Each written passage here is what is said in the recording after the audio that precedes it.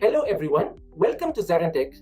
In today's interconnected business environment, seamless communication between different applications is essential. Today, we're diving into SAP PIPO, which stands for Process Integration and Process Orchestration. SAP PIPO plays a vital role in integrating various systems, ensuring they work together smoothly. SAP PIPO is all about integrating different systems and orchestrating business processes within organizations. It's like the conductor of an orchestra, ensuring every instrument plays in harmony. SAP PIPO tools enhance operational efficiency by up to 40% in adopting businesses. Trusted by over 60% of Fortune 500 companies, SAP PIPO is integral to modern business management, optimizing operations from customer experiences to data management. Mastering SAP PIPO isn't just about technology, it's about transforming business functionality in today's digital era. Today, we'll cover everything from the fundamentals of PIPO to advanced integration techniques. We'll explore how it enhances data flow, simplifies processes, and ultimately drives business growth. But before we begin, please subscribe to our YouTube channel and hit the bell icon to receive regular updates from us. Now, let us look at the agenda. Agenda 1. Introduction to SAP Process Orchestration. 2. System Landscape Directory. 3. SLD Manages. 4. Architecture of SAP PI Dual Stack. 5. Integration Builder Directory. 6. Enterprise Service Builder. Let's dive in. Are you aware of NetWeaver stacks? Basically, have you worked in SAP NetWeaver before? Do you know how many stack types are there? Okay, we did use the NetWeaver, as I told you, if you go through, I maybe recall all those. Okay. So what happens is basically, in earlier version, basically this is called SAP PI, Right. Process Integration. In new world it is called PO. And this is, I'm giving you an introduction, but not on the theory piece of it, but I will give you introduction basically with the practical, and then we will go through the theory part of it as well, and then if there are anything that needs to be deep dive, we will go through that as well. Okay. So this is basically till NetWeaver 7.3. 7.3 basically it was all PI, and this was a ABAP stack basically in NetWeaver, and there was a Java. Now what ABAP means is, like your SAP GUI. You go to SAP GUI, you log in basically, and that's where the ABAP system comes into play. It is all written on a language what SAP uses, which is your SAP ABAP, right? And when we use basically Java, Java is all on the URL based. What it means is URL based is, have you worked on SAP Portal, SAP PO before? Have you seen that, or do you want me to explain that too as well? They give us portal, you have to log in and transfer all these. That's what you're talking about? Right. So SAP Portal is URL based, so you always have URL, like your google.com, Right. You have your server name and the URL basically for the Java system, so this is more of an online based. But ABAP systems, which is ABAP stack, basically what we call as a NetWeaver, so this is through your SAP logon. Server system, yeah. Right. So this is called SAP logon, and through which basically you do that. Basically SAP logon is let me, SAP logon, right? Have you seen SAP logon pad? Yeah, we have to log on the system. Yeah. So when you log in from SAP logon pad, you always log into an ABAP stack. Basically there is no GUI basically for Java. There is one, but we don't use that basically on day-to-day basis. And Java is basically always a URL. So in SAP PI, it was always, it was a dual stack basically. So I will mention that over here, D stack, right? DS, right here. So when we say a dual stack system, that automatically means it is your ABAP plus Java, right?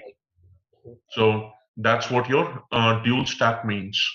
Now, this was a history, this was back in the days, almost in 2013, 14, it used to be PI stack which is a dual stack basically, and that is sitting on NetWeaver 7.3.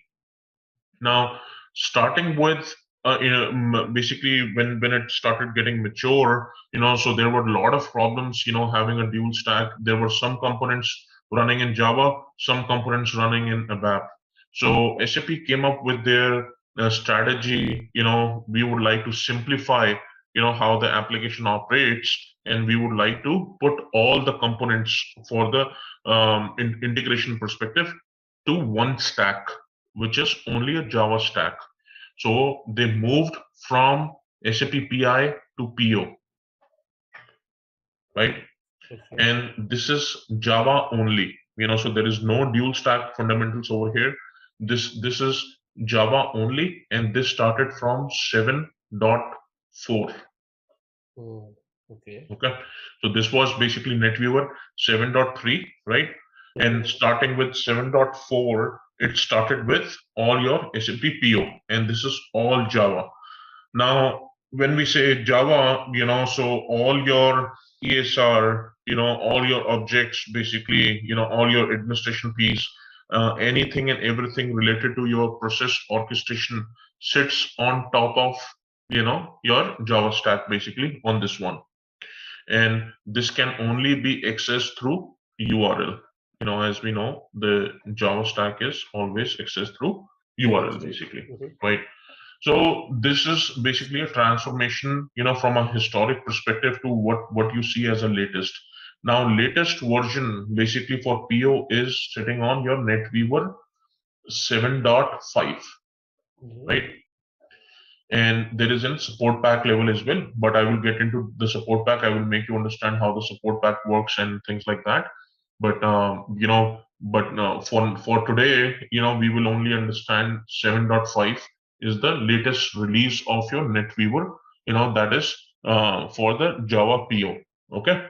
Now this is basically what the latest and greatest looks like. Now we will get into this diagram. We will go over here. There are a couple of diagrams basically. Now, if you see, it started with what is new in processed orchestration. You see 7.3, 7.3, 7.3, and there is an SP level as well along with it.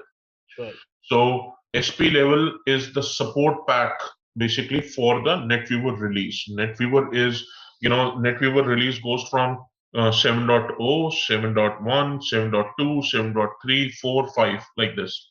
Then, there is a support pack level basically with each and every release, which is, it's a bunch of notes. Are you familiar with SAP notes?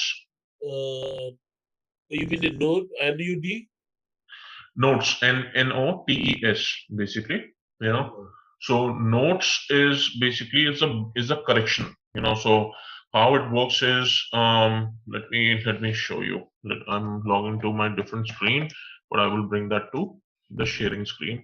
So there is this SAP Market Support Portal, right?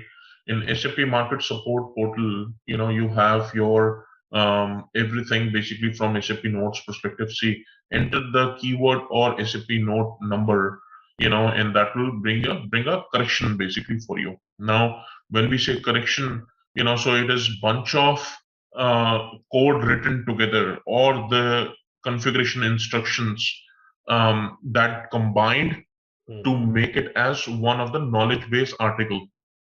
Like people like you and myself, if you're running into an issue, there will be a note against that basically, and we will see there is an SAP note, for that, and I will show an example for one of those over here.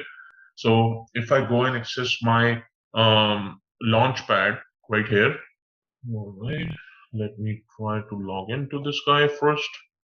I am logged in now. I will go back to this guy. Then I will show you the access, how to access your launchpad. Now in this launchpad, you have multiple, tiles like this 1, 2, 3, 4, and which is equivalent to all these descriptions you are seeing over here, basically. Now in SAP Launchpad, you can search for SAP Notes, which is a bunch of correction, and when you combine 100 or 200 SAP Notes together, that makes a support pack. That's what the support pack looks like. So what SAP do is basically they combine thousands of release of the correction, for the bug fixes, your corrections about the release, and they combine that and they send that as a support pack, basically. So that's called support pack, basically, from that perspective. So what's new in SAP support pack? That you can see what type of a correction coming in. So if I go and open this guy, it will show me these are the corrections, which are already been taken care. What's new? So there are basically this interface, this. There are some BPM functionality. There are some analytical outbox which has been introduced. There is a dashboard that is coming across. There is a new monitoring. So all these new features are coming along with your support packs, or the corrections basically coming along with your support pack, basically, right? So that's called the support pack. Now the latest one is 7.5, and support pack, I think 18 or 19 or 20 is the latest one. So but we can check that once we know more. Now one thing to check over here. Let me SAP PO architecture. So this diagram we will be using quite often, basically. So SAP PO architecture, this is what we will be using on a daily basis, for referring to this. So you help me understand this one, basically. Now there are multiple components, so all the components what you see over here, and I will get to each one of them, one by one, basically. But today we will be focused on very high level architecture of SAP PO, and what it means, what all the services are there in SAP PO, what you can do with SAP PO, all that, basically we will see that. So first thing is we will take care of what is inside this box. There are two pieces. This box is divided into two pieces. One is your design and configuration time, and the second one is your runtime. So what's the difference between that, basically? The difference between basically design and the configuration time is that you are developing something, developing an object or developing an interface, for example, and you are doing a configuration designing for that. Basically, you are not doing any, and you are not running or executing anything basically in the system.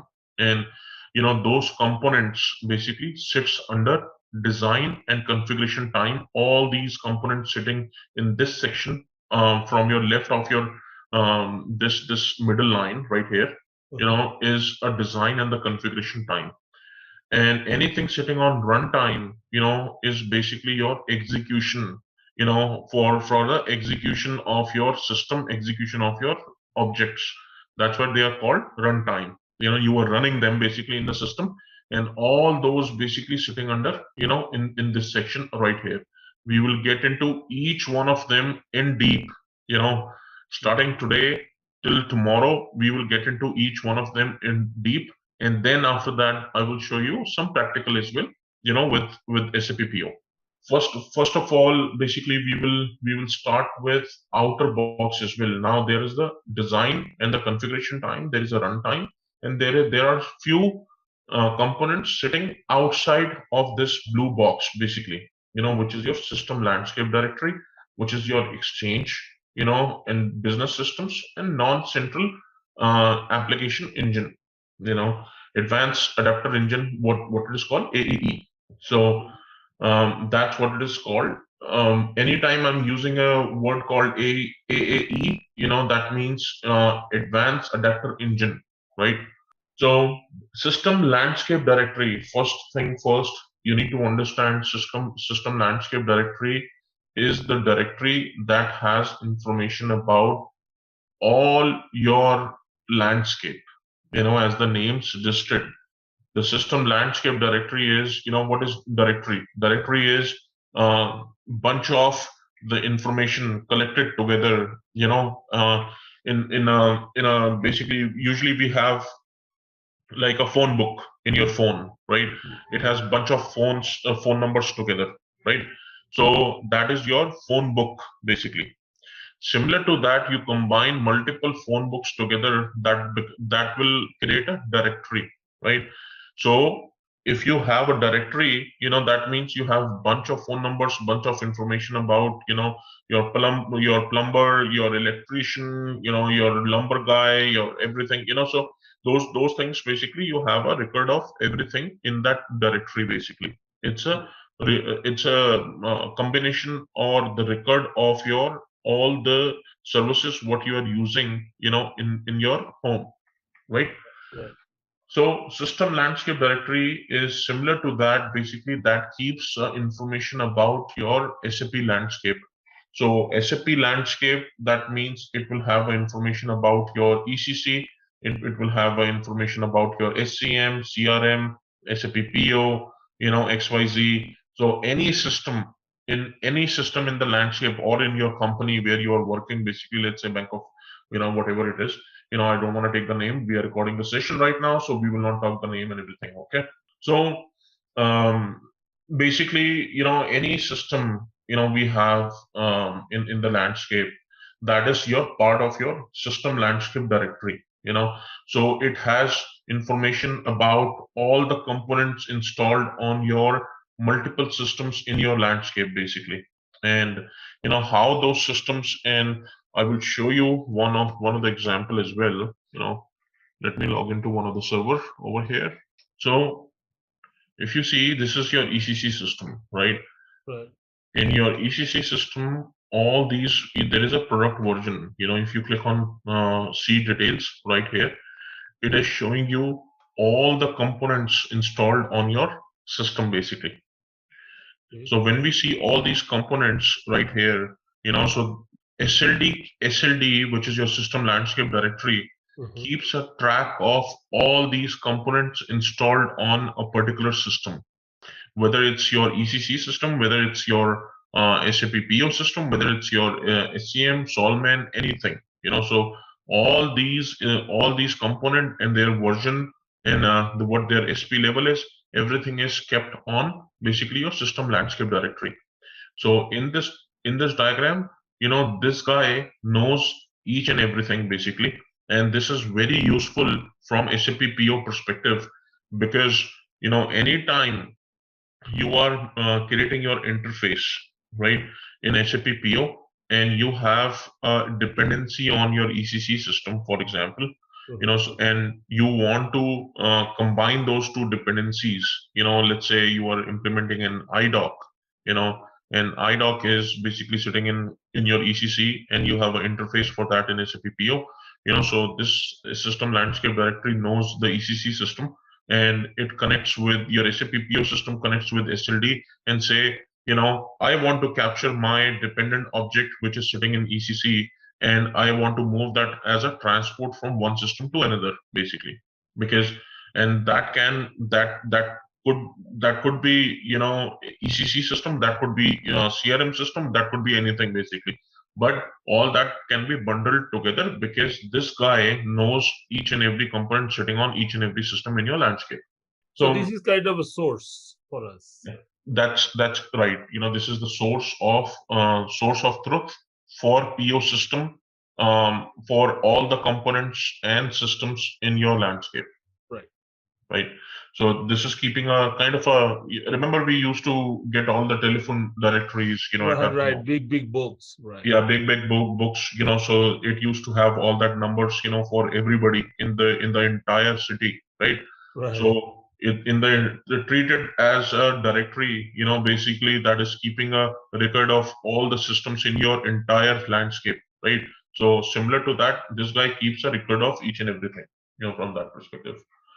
Now, moving to a business systems, so business system remember, we remember these terms, SLD, business system, non-central AE, remember these terms, because when we're gonna do the practical, I will show you where these components are used, and what is the significance, what is the importance of these components, when we are doing a configuration within the SAP PO.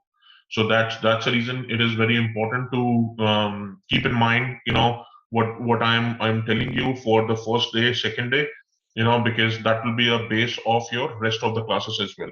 Okay. So business systems could be your any satellite system. When I say any satellite system, so we will go back to the paint right here, and I will choose another new one, or don't save. Okay. So this is my SLD, which is, let me, SLD, we discussed about it, right? Right. This is my ECC system. I will type that as a E, right? This is my CRM system, CRM. And this is my SAP PO system, basically. Okay. I'm saying SPO, okay? Okay. SPO is connected to this guy. Right. And when we say business system, any system in landscape which is a satellite system to your SAP PO, in this case, SAP ECC, CRM, it could be anything else as well, SRM system, for example, or S4HANA system, right? So these are called business systems, basically. Anything where you are doing your transaction for the business, that is called your business system, basically. Okay. And SLT is connected to this guy, SLD is connected to this guy, SLD is connected to this guy, SLD is connected to your PO as well. Now SLD is basically keeping a record of each and everything, how it is talking to ECC, how it is talking to SRM, CRM. PO is going through SLD, your system landscape directory is a key component from where it is talking right now, right? That's a one way how it is talking. The second way is basically it can do a RFC connection. Are you aware of RFC connections? RFC connections, basically, those are kind of a TCP/IP connection. The TCP/IP connection means, if you go to CMD right here, and let's say I want to ping, basically, ping www.google.com, but in your case, assume this is your ECC system instead of www.ecc.com. So it is, what it is doing is it's pinging over there. So this is maintaining a TCP connection, which is your TCP/IP connection, basically. And in this case, RFC connection runs on TCP/IP. So it is telling, basically, I am pinging you. Are you available? Are you available? So it says yes, I am available. Basically, do you need something from me? So SAP PO is requesting from ECC, it will send the information back through RFC connections, basically. So that's how they talk basically with each other.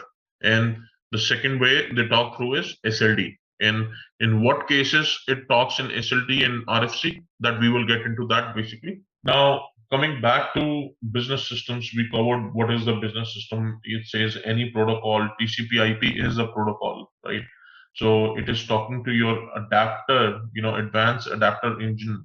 Basically, your business system is always talking to your advanced adapter engine, and that is talking through TCP/IP protocol, which is your RFC connection. Okay. Now, it non-central AAE components, they could be any non-SAP components as well. Now you want your SAP PO to talk to your SAP non-SAP system, which is your mainframe, any Java system, .NET system, any custom developed application within your landscape. So those are also a business system, but those are non-SAP components, right? So there is no rocket science, similar to business systems. These are SAP's business systems. There could be non-SAP business systems as well, which PO can talk to. And the mechanism how they are talking with each other, it remains the same. It is the TCP/IP connection. So there is nothing changing from that perspective. It is same thing, basically. When they are talking with each other. let's talk about what is inside the design configuration time. We will come to runtime. Runtime is an important component. And this is what you will be dealing with day to day in your operational type of environment. But when you are into an implementation, you will be building a lot of objects by your own, right? So both of these are important, but both of them plays a different role. Now, let's talk about your business process management, your BPM. So BPM, is the business process management that consists of your everything from your advanced adapter engine extension as well. So it consists of everything from there on. And if you see, this is assume this is you, right? Okay. And you are an integration expert, and which you will be after this training, because you have to work into SAP PO. So this is integration expert, and this is process modeling. Basically, what this integration expert is doing is it is asking a model service which is sitting in your business process management and the process composer to model the process. So when we say model the process, there could be, I will give you one of the example for the business process over here. And so you go to Walmart, right? You go to Walmart, this is your where you pay. So let me say this is your point of sale, POS. Right. And now you go to Walmart, basically you are paying over here. This system is talking to your interface. This is interface, basically. Interface, when we say, so what it is doing is it is what it is doing, it is sending the information in a file format, to an interface over here, which is your file. Excuse me for my writing, this is, I'm typing all from my mouse. Okay. Now this file is there with the payment information that customers are doing at the POS at Walmart right here. Okay. And this file is getting, basically talking to your SAP PO system. And I will explain you a scenario, but let me complete the scenario first. Okay. This guy, which is your ECC. This is your ECC. This is your SAP PO. So now this is basically a customer, right? That is you. You bought a packet of chips, from Walmart. You paid through your card over here. Your payment information is made to an interface, which is your storage, somewhere in the file format. And now what PO is doing is PO is coming over here, picking up this file, and processing that file within PO, and sending that over to ECC for the GL posting, or AR, basically, which is your account receivable, right? And you are coming from a finance background, so I'm just giving you a finance example, basically, in this case, so you can relate that to your, from that perspective.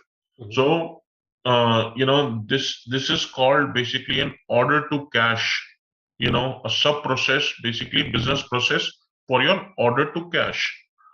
So you made an order, basically. Now this is a sub process. This is not a complete process, but there is an order to cash. Now the customer is ordering something, basically. You have placed in payment. It is going to a file is picked up by your PO is posting that to ECC in backend. So PO is playing its own role, because you have done the configuration over here, and this file is coming from a this POS system, which is getting placed over here, which is your prerequisite. But you are processing this file within PO, and how you are processing that, basically we will see that once we have a practical example, right? Now in the ECC, once you post that, that is also be done by your PO. So ECC cannot pick up file automatically. So it's important. So PO is doing that basically from that perspective. Now coming back to your business process, if you see business composer, business composer basically is you are modeling, let's say, there is a modeling, you are modeling the business process that I'm making a payment to a POS, and there is a file coming in. Then you have basically your EPO that is picked up the file, and then it is posting to your ECC, right? So it is called the model service, and you are processing that model. You are modeling the business process right here, and that business process is talking with your ESR, for the content and the service builder. ESR is your enterprise service repository. But I will take a pause over here. And I'm going to ask you: are we clear on the process composer and the business process piece? Right. So from point of sale to ECC, this is my acting right here. Mm-hmm. Right. Mm-hmm. So this is the number one package, like we just completed, right? Right. Right. Like if somebody come to the Walmart, buy something and transfer to the interface, and go from there to my final destination ECC by PO. So this whole transaction is my process composer, right? Right. Right. So all the transaction that is happening in ECC, that is your business process composer. You are feeding SAP PO basically, telling this is my business process looks like when the customer is buying a packet of chips. This is the series of step it goes through before the payment is posted to your ECC.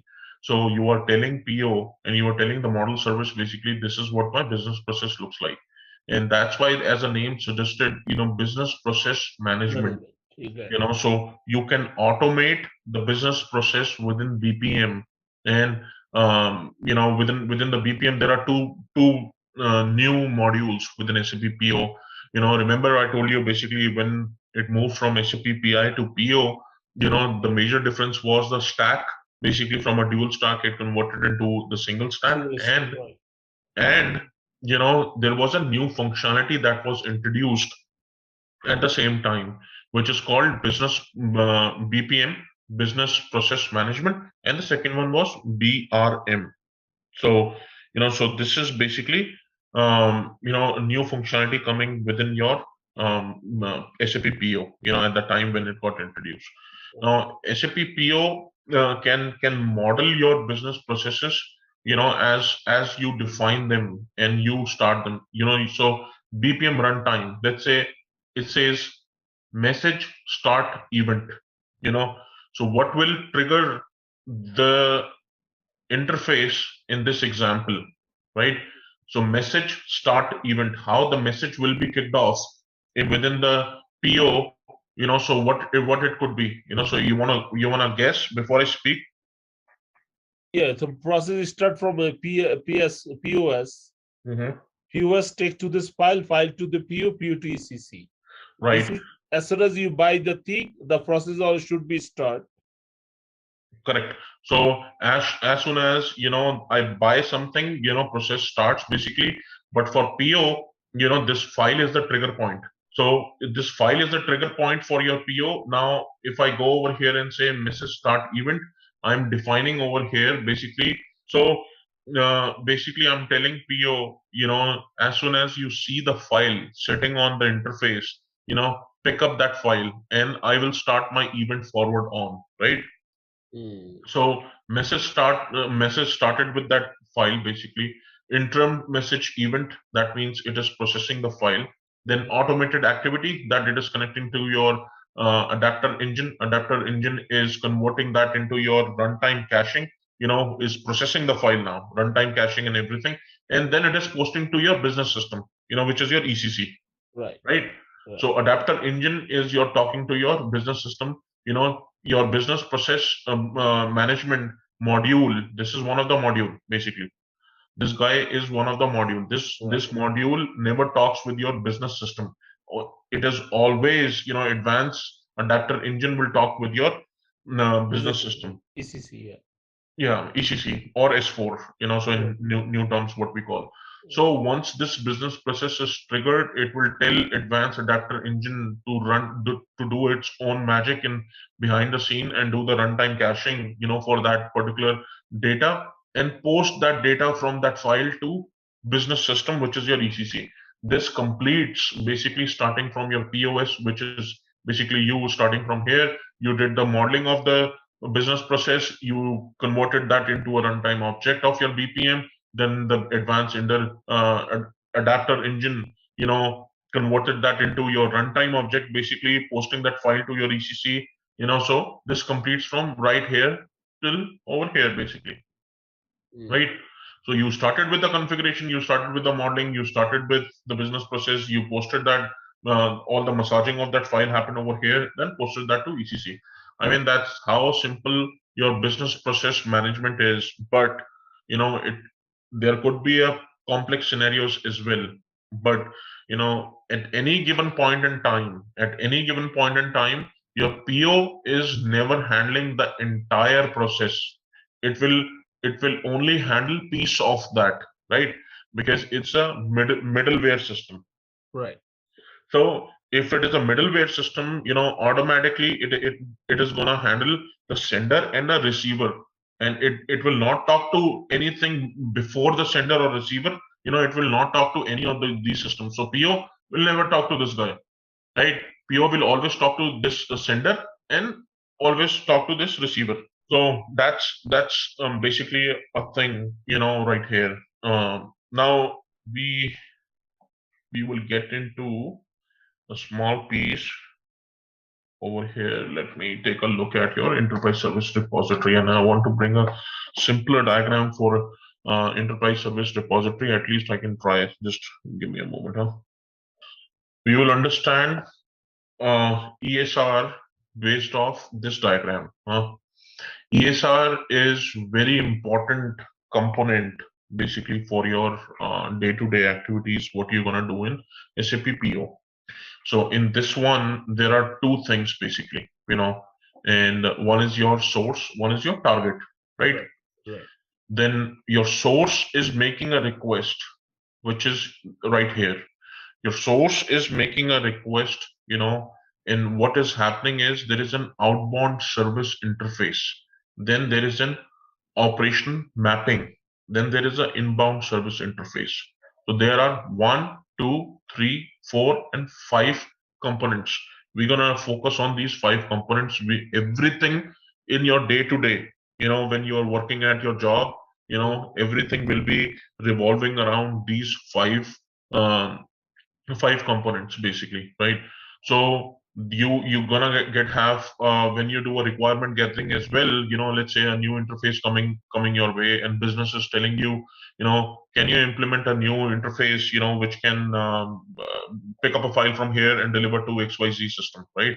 So, or maybe it is a RESTful service, or it is a SOAP service, or it is basically any REST API basically from PO, right? Anything and everything regarding those things basically will be revolving around this concept, and what the how to do it technically, we will see that basically when we get into the system. You have a source, then you have a outbound service interface, which is your outbound service interface is always, your MT1 is your message, MT3 is your message type, right? So MT, and wherever we are using M, that is your message type. Wherever we are using D is your data type, right? So in this request, if you see, this is the request is coming to your outbound interface. Outbound service is telling basically, I have MT1, which is my message type 1 with the data type, 1.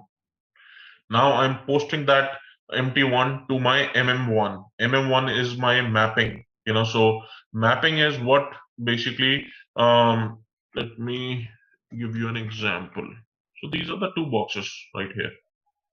You have a message, coming from your file, basically. Let's say it's divided into multiple components, right? You have multiple fields in that. So you have one of the field which is defined as character value, right? Mhm. You have a character value over here as well, which is called char. You have a decimal value over here, basically. Mhm. You have a decimal value over here, you know. Mhm. And then you have, something called your PO type. But when you want to post that to your ECC system, that will convert to PO number. Now, what I'm doing is I'm doing a mapping, basically one-to-one mapping for these fields, and that is all done basically within your PO. And I'm mapping character to character, I'm mapping decimal to decimal. But when I'm saying uh, convert my PO type to my PO number, right here, that's where the magic starts basically. We are hiding the source and we are converting the message type into a readable format that it can be read in the ECC, because Okay. ECC doesn't understand your PO type. It Yep. only understands PO number over there, right? Okay, I get you. Okay. So it is your third party system, which is your outside of your company, right? It is coming from some other, let's say, bank, right? XYZ bank. But this bank is telling us, I will send you a file, in a certain format only, and this is the format what they said. This format I will be sending into, and my ECC system doesn't understand the format what they're sending me. So what I do is I will do a conversion of that by doing a mapping. What my system understand is this guy, right? And what you are sending me is this guy. Now I am doing a mapping basically. Whenever your PO type is coming in, convert that into your PO number automatically. Mhm. No brainer. If it is coming as your character, so convert that to character, decimal to decimal. I understand same thing, but I don't understand PO type too.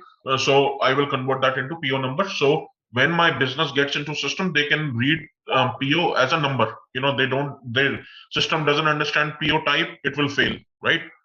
If I post that.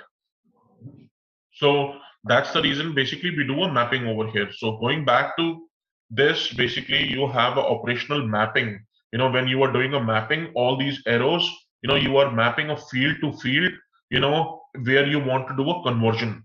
So if you see example number 3, which is your message type MM3 right here, you are doing one-to-one mapping, straightforward. You can do one-to-many mapping as well. You can do 2 or 3 mapping as well. You can do end-to-end mapping as well. You can do end-to-one mapping, end to infinite mapping. So there could be a case, where you can do that as well, basically. Operation mapping. Mhm. Use an operating mapping to relate an outbound service interface operating with the inbound service interface operations. You can also relate IDOC and RFC interfaces within entities of the same type or with the service interface operations. This is an following example, it is showing you. My outbound is outbound interface operation. Basically, I'm doing operation mapping in middle. I'm doing an operations over here in my inbound, basically. So when you are doing it is messages going from your process component to process component, you are doing a mapping in between right here. So how many types of interfaces and mapping are there? There could be a synchronization communication. There could be a async com as well. You only need one mapping. What I was defining to you just right now, you can do one-to-one, you can do one-to-many, you can do n-to-one. What that means is, if it is a sync communication, we usually we call it, it is the sync interface. When we say a sync interface, a synchronization operation, refers to a request or response in one of the case that fault the message. Therefore, in general, you have to define a mapping program for both request and a response time, where you are defining a mapping program basically for both incoming request and the response what you're gonna provide to that message. Mhm. So async interfaces basically are those interfaces where you are sending to, let's say your PO is sending to ECC, right? And you send it and you forget about it. That's called async. But once you get the response back from ECC to PO, that is called sync interface. That means it is synchronizing basically with each other, right? So this is sync communication. Async communication is you only need one mapping program, which is So just one way. one way, right? And you do only one way and forget about it. Whether it is delivered or not, you don't care, right? So that kind of a setup is there basically. But what I will tell you is go through this operational mapping and message mapping, basically a theory piece of it. Read about the data flow editor, target field mapping, and once we do a practical, we will go through all this. But if you go through this beforehand, before we start with the practical, this will really help you to understand what needs to be done basically on that one. Now, reading through that, and then we will discuss about your describing the SLD system as well. So we will discuss about that as well. But let's go back to this guy first. Now, you have done the mapping. Now you have your inbound service interface, right? Inbound service interface is basically, as we discussed, if you're getting a response back, you know, you know basically it is a sync interface. If it is one way, that is an async. So you are sending that mapping to your receiver system, which is your target system, and you are getting a response back from there on, to your source, that my message has been successfully delivered, right? Yeah. So that's basically where it is called basically sync and async interfaces, and that's how the mapping is defined within your ESR.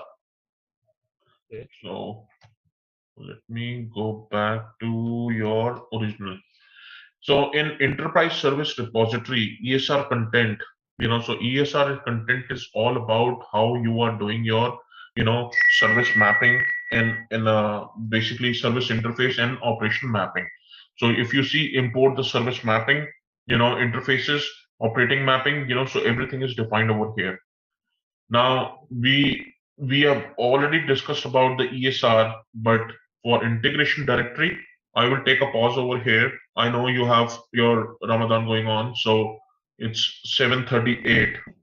Do you want to stop it over here? Are you okay with that, or you want me to cover this? You could cover this. We have time for it.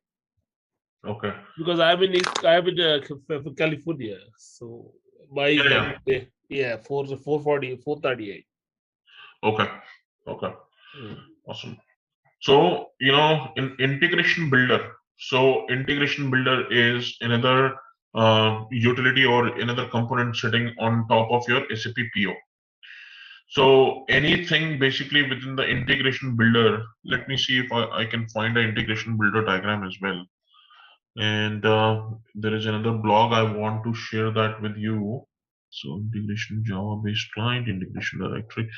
Anyways, so the in ID you can configure a business process that you have modeled and specified in ES component.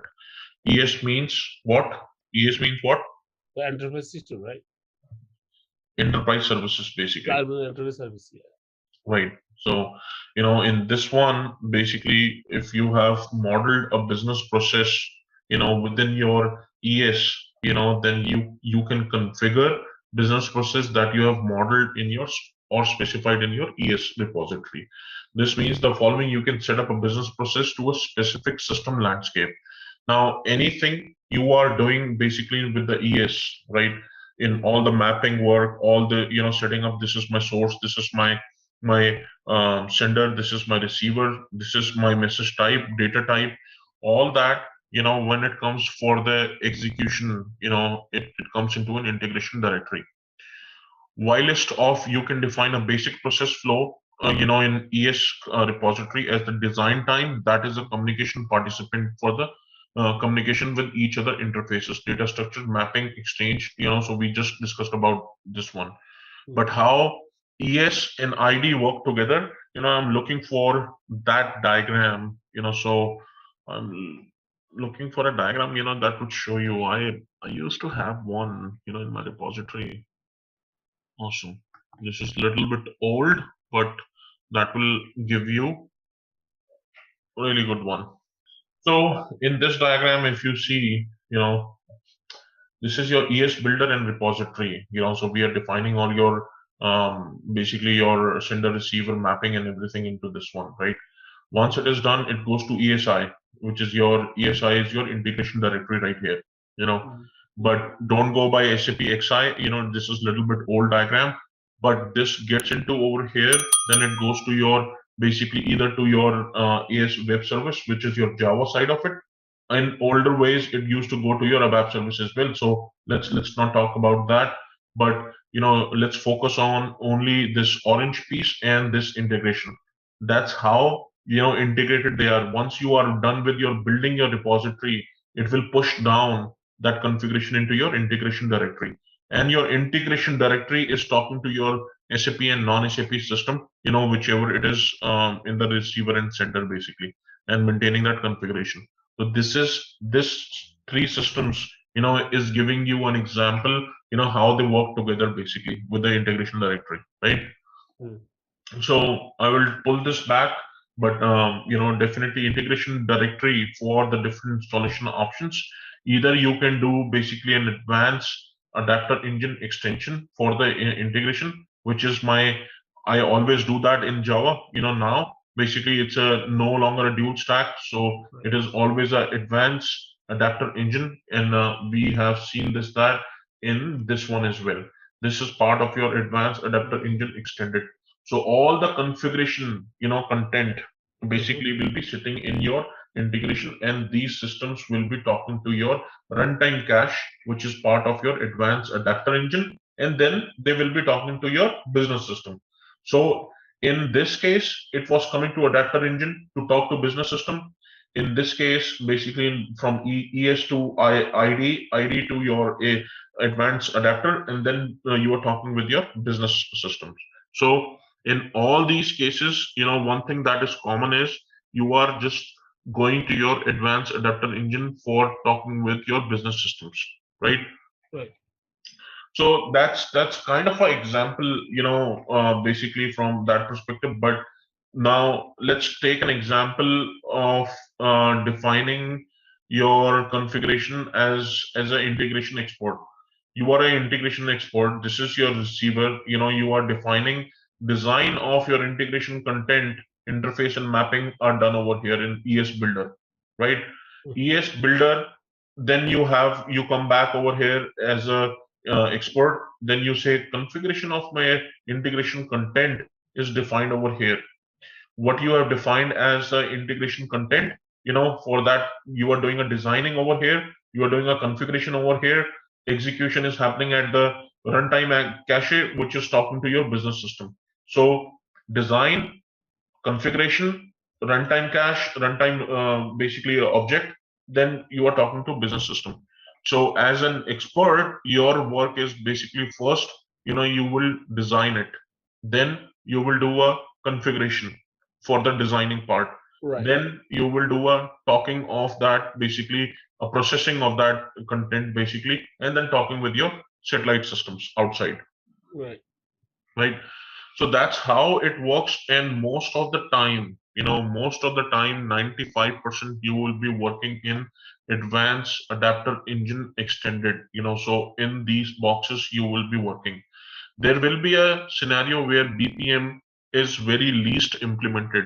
BPM is not widely implemented as of now because people use EDI in most of the business process, which is your Gentrin. There are a couple of other non-SAP applications which are much more mature in those areas.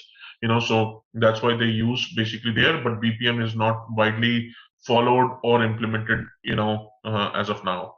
But advanced for your advanced adapter engine extended, this is something widely implemented. Most of the time you will be working over here in this space, and you will be working on this space in this system landscape directory. So this completes your overview of your architecture basically, and the components of your SAP PO. All right, let's test your knowledge. Here's a question for you. Which of the following is not a component of SAP PI PO? Option A, integration server. Option B, enterprise services repository. Option C, system landscape directory. Option D, material requirements planning. Take a moment to think, and when you're ready, choose the correct option. Remember, each choice holds a key to unlocking the answer. Good luck. Type the correct answer in the comment section. Hey there, want to get good at integrating systems? Our SAP PI PO course is here to help. You can take it at your own pace on our platform. In this course, you will learn all about SAP PI PO. It's like a toolbox for connecting different systems, from making sure data flows smoothly to automating processes. Our course covers everything you need to know, from the basics to more advanced tricks. It's made by experts who know what they are talking about. Your teachers are pros who have been doing this for ages, and they are here to help you learn and answer any questions you have. And don't just take our word for it. Our students love the course too. People just like you have found our course super helpful. Best part? It won't break the bank. This awesome opportunity to learn is affordable. Ready to become a SAP PI PO Pro? Sign up on our page now. For more info, check out ZaranTech's website. So this is your SLD, and in SLD, when we go to the URL, you see a landscape. The first one over here is your products, basically, right? So there is a landscape, then there is a software catalog, and then there is a development, right? So this is called your system landscape directory within your SAP NetWeaver. When we say technical systems, right here. So technical system can be anything you want to define basically within your SAP PO, which is, for example, it could be your RFC connection, which is your TCP/IP connection to your SAP ECC, CRM, SCM, S4HANA. So all that you define over here. We will get into the theory piece as well, but first understand what piece goes where. Very basic of it, right? So this is your SAP ECC, CRM, everything. You can define these technical systems, and how to do that I will show you basically within the system as well. Okay. So then there is a landscape. Landscape, as the name suggested, so view and configure the groups of system. So landscape is basically you have you own a home. There is a front yard, there is a backyard. Then you do a landscaping on top of it. You put a grass, nice green grass, flowers. Then you have trees. Basically everything is collectively called a landscape, right? Right. So similar to that, basically we have view and configure groups of systems. Basically when you have all those CRM, SECC, CRM, and your S4HANA, Solman and things like that. So everything collectively within one group is called landscape, right? So that's a very simple definition, basically from a layman language.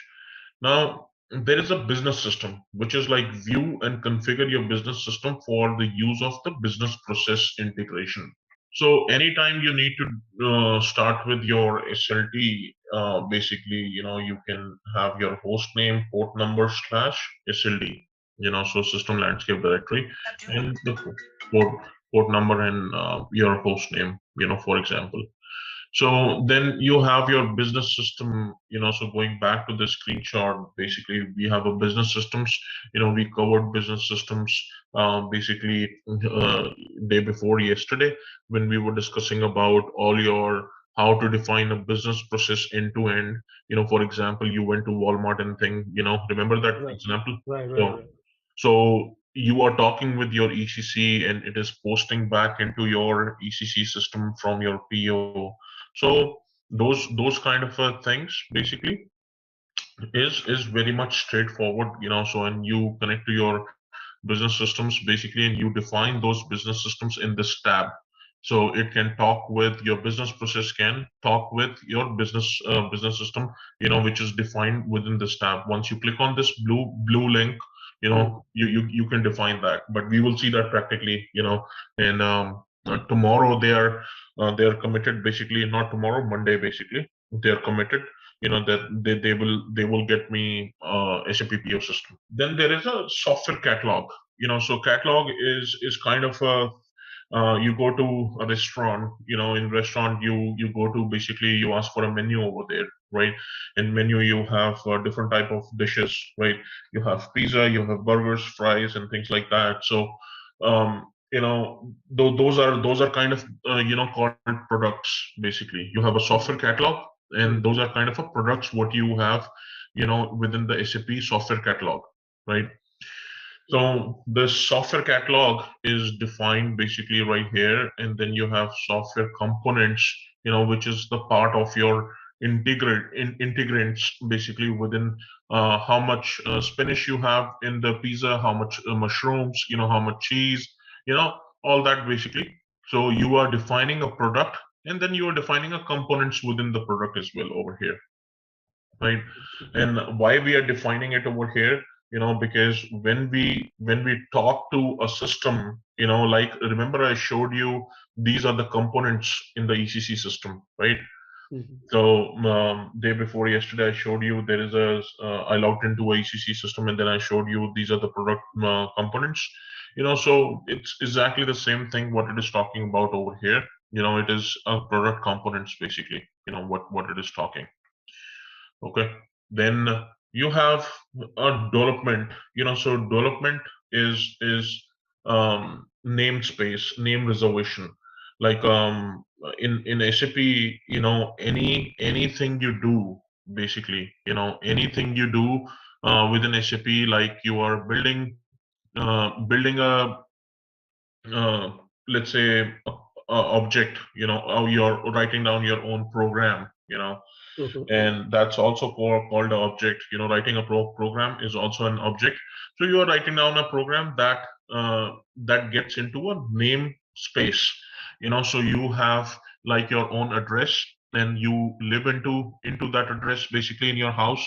Similar to that, basically you have a namespace instead of your address, and you put your custom code in that namespace. Okay. So it can be identified, this code belongs to this namespace, this address, right? So, and similar to that, basically, we have sim version, which is your sim instance, and this is something we don't develop. So what SAP does is, let me open up Paint over here. So this is your sim. We call it as SIM. Okay. Then you have your own development, which is your namespace, right? Okay.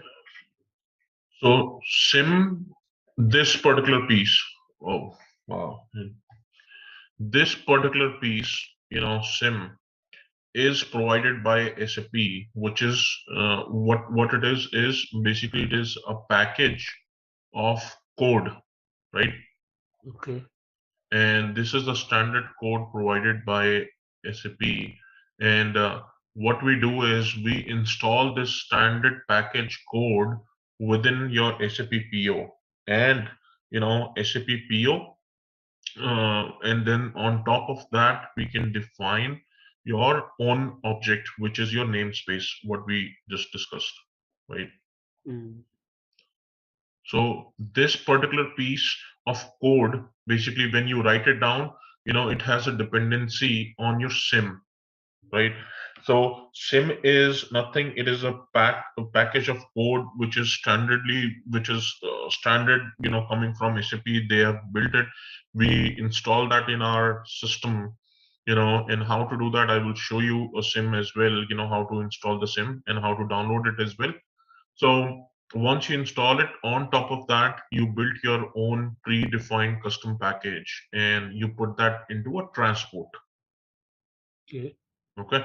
So when you bundle that, you bundle basically your code, you are bundling basically everything, your custom code and sim. This is equal to your transport, which is a TP, right? Now you have done this coding basically in your development environment, and you want to move from development to QA, and then to production, right? This Right. is how the transport goes basically. Mhm.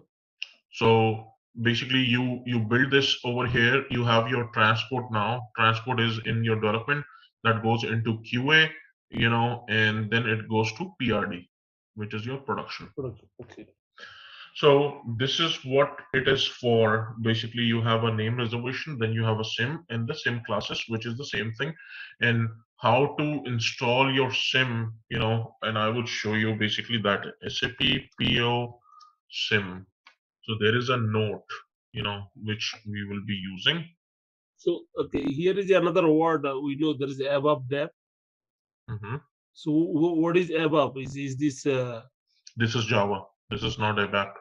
okay? So this is Okay. basically Java, and this piece, what I'm showing you, is Mhm. very, kind of a rarely used, right? Oh, okay. And it is not on a very often basis, but it is a little bit complicated to understand. So I'm taking some time on this one, just to show you, right? Okay. So just give me a moment. I'm logging into my one of the system just to show you, and logging to this guy as well, basically. Okay, I am unsharing my screen for a minute. Okay, I'm going to put my username password, so this note is basically, tells you how to install your PIPO SIM classes of association, you know. So how it happens is once we click on this picture, right here, SIM instance, and after that it will take you to this screen, what you see in my on my this screen Mhm. basically. And what what it happens is basically it has, however, you have removed all the associations and everything, so you come over here, you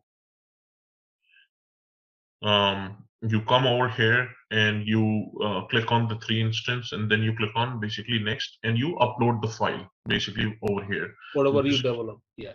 whatever you have developed, or the standard code, what it is coming from SAP, right? Mhm. So Mhm. once it is done, basically, then the same classes are installed and you can develop a code on top of it. So this is the procedure, basically, how to do it on that piece. Correct. Now, this covers your SIM piece of it. Now, coming back to your technical systems, so we will talk about the technical systems over here as well. How it works is basically, first of all, there is an SLT, which is this piece of it. Then there is a SLD bridge, and then there is a RFC server. Then there is a SAP gateway, and I will cover all of this. Remember, I told you about the RFC connection, which is your TCP IP, like you are pinging, to mm, pinging that to basically your business system, which is defined in your RFC. Now, as soon as you have SLD defined, then there is a SLD bridge, so which is bridges, like, you are connecting the two pieces together, so you are connecting SLD and SAP gateway right here. So once it is done, it is the data supplier ABAP, so RFC connection to is getting connected with your SLD basically from that point onwards. Once it is connected basically to RFC connection, then your bridge is helping basically to connect to SLD. And once it is connected, you can have all the information, from SLD into your SAP PO. Mm. Okay.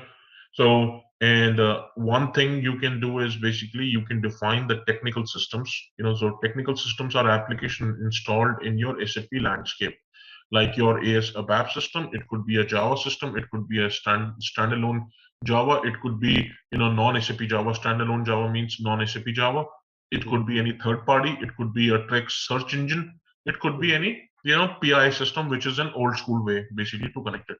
So it is, you put the username, you put the host name, port number, username, password, and boom, this is defined.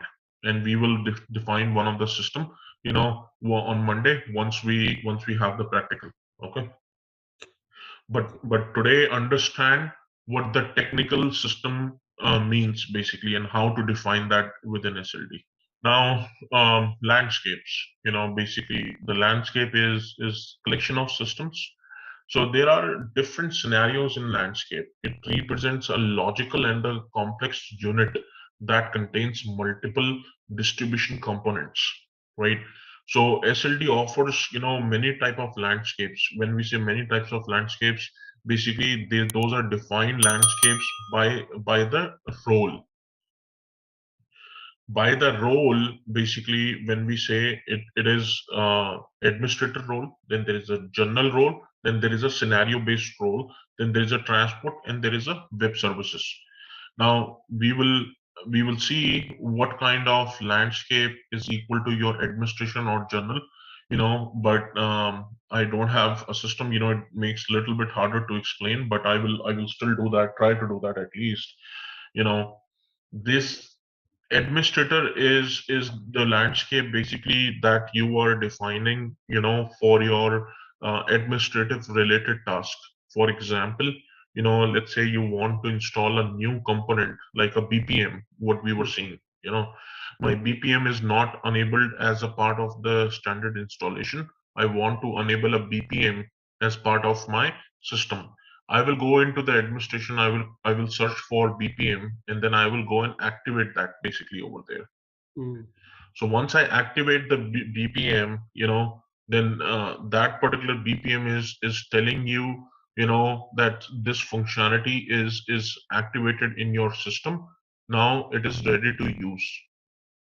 Mm. Okay, so that's one of the tasks basically you can do from administration.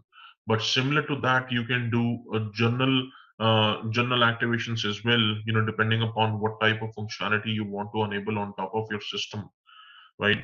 Then basically after that, you can have scenario based, right? Then you have scenario based can be BPM as well, or BRM, which is your business relationship. You can do that. Then there is a transports as well. Basically the transport example what I just gave it to you for the development. You are doing a development in your development system, sending it to QA, then to basically to your Right. production environment. So those Mm. those kind of CTS plus configuration, which is a transport setup, can be activated from here.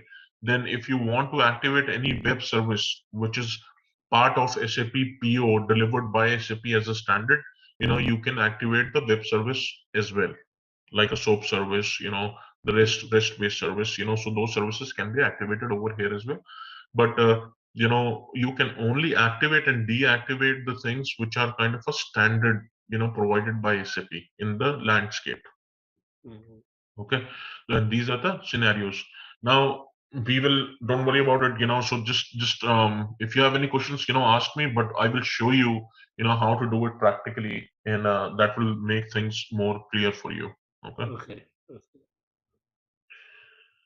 Now, business systems, we have discussed day before yesterday as well.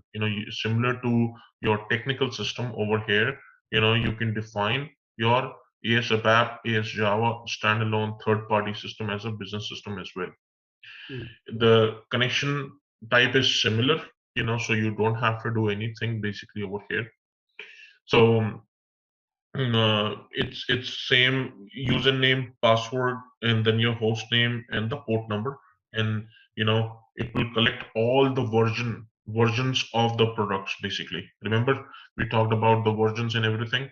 Right. So it will collect the versions of those products, all the components installed on your ECC, CRM, any type of the system you are connecting to, and it is a unit that is delivered and visible to customer and can be installed and renewed. Basically, a product correspond to a technical component.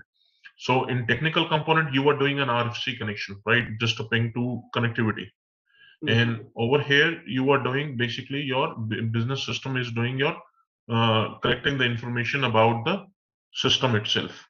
Mhm.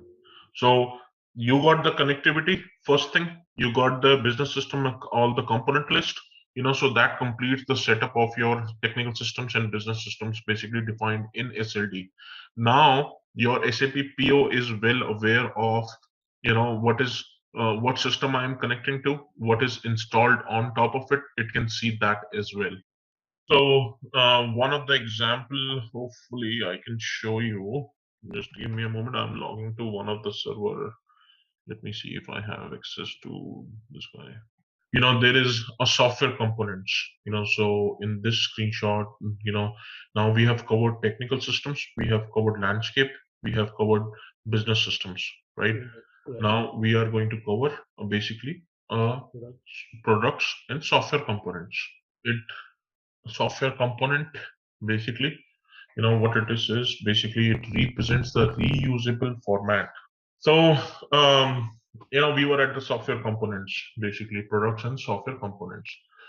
So these product versions, if you see, basically it is a collection of all version of the products. Basically, as we discussed, it is a collection of all the products, simulated into one bundle, basically, and then it is installed and renewed basically on those product levels. And how to see that, in the screenshots, basically when you click on the products over here, so it will show you all the SAP software catalog. So in this case, basically when you upgrade your system, when you upgrade, at that time your software catalog will change, because there will be some additions to the products, there will be some deletions. So SAP, whatever the standard products they have, they do report that over in the products, basically, in that case. So that's very normal thing. It's just for the information. We don't have to do anything when you are working on SAP PO. But just for your knowledge, you should be aware of where to see the products basically of all SAP, right? Right. So another thing is the software components. It represents the reusable module of the product. You can upgrade them and install them of the patches of them. So anything related to the products, over here, for example, is represented within the software component over here. And if the product is there, their components are also installed and you can see them.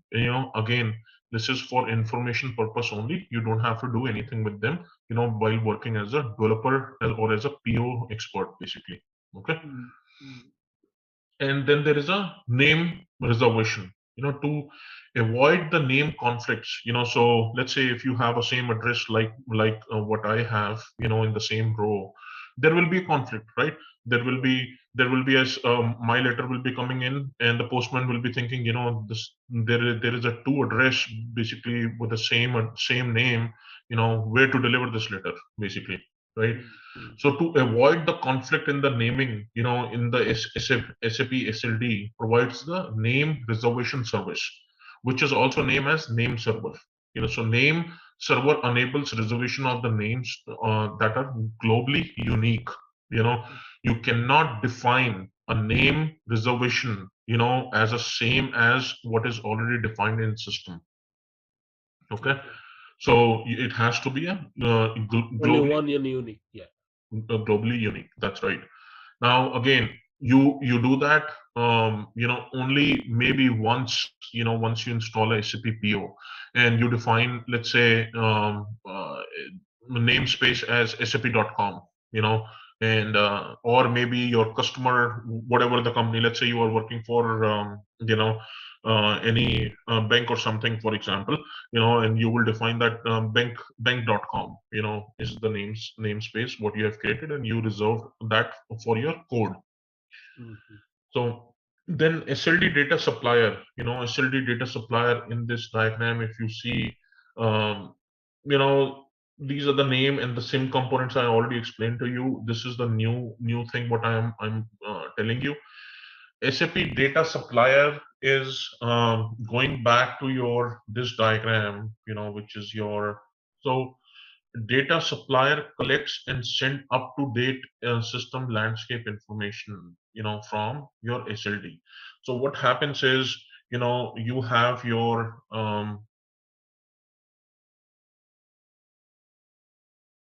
have your ECC system over here, then you have your SLD over here, then you have your SAP PO system, right? So this is your PO, this is your ECC. Now this is your SLD supplier, let's say. So SLD is connected as a bridge to ECC. Now it is collecting all information, basically what all components are installed on this guy, like SAP FI is there, then you have then you have basically CRM, then you have SCM, then you have a couple of other components installed on your ECC. You are passing all that information to SLD, right? And SLD is passing that information to SAP PO, right? So SAP PO has all information, coming from your SLD, and this creates the bridge basically, which is called data supplier, right? Yeah. So this is SLD bridge is the data supplier, which is collecting information from ECC about its component and passing on to SAP PO, right? So this is something basically, so data supplier, which has, now if you read about it, data supplier collects the data of SAP system like SAP products, which is the components, database parameters, host name, client, and also any third party component or the product installed on that particular box. So, and it could be a data source as SAP.com, or it could be, something basically with the SAP.com or third party, or anything that is, let's say you have, you worked in finance, so are you aware of any third party components like SAP Concur, SAP SuccessFactor is there, Blackline is there, all these third party components are installed on your ECC, so it collects that information as well, right? So this, any questions, Babu? No, no, you're good. You're good. Yeah.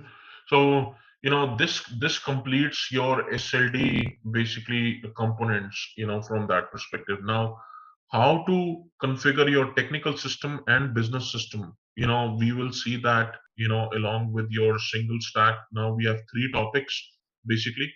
One is your single stack, one is your business and technical system components. These three topics we will see practically, and because as a developer, as an expert, it is, for you it is important, to understand, what my technical system means and business system means, and how to use these technical and business system, that I will show you, when we get to the next topic, which is interface object and ECR. Hey there, want to get good at integrating systems? Our SAP PI PO course is here to help. You can take it at your own pace on our platform. In this course, you will learn all about SAP PI PO. It's like a toolbox for connecting different systems, from making sure data flows smoothly to automating processes. Our course covers everything you need to know, from the basics to more advanced tricks. It's made by experts who know what they are talking about. Your teachers are pros who have been doing this for ages, and they are here to help you learn and answer any questions you have. And don't just take our word for it. Our students love the course too.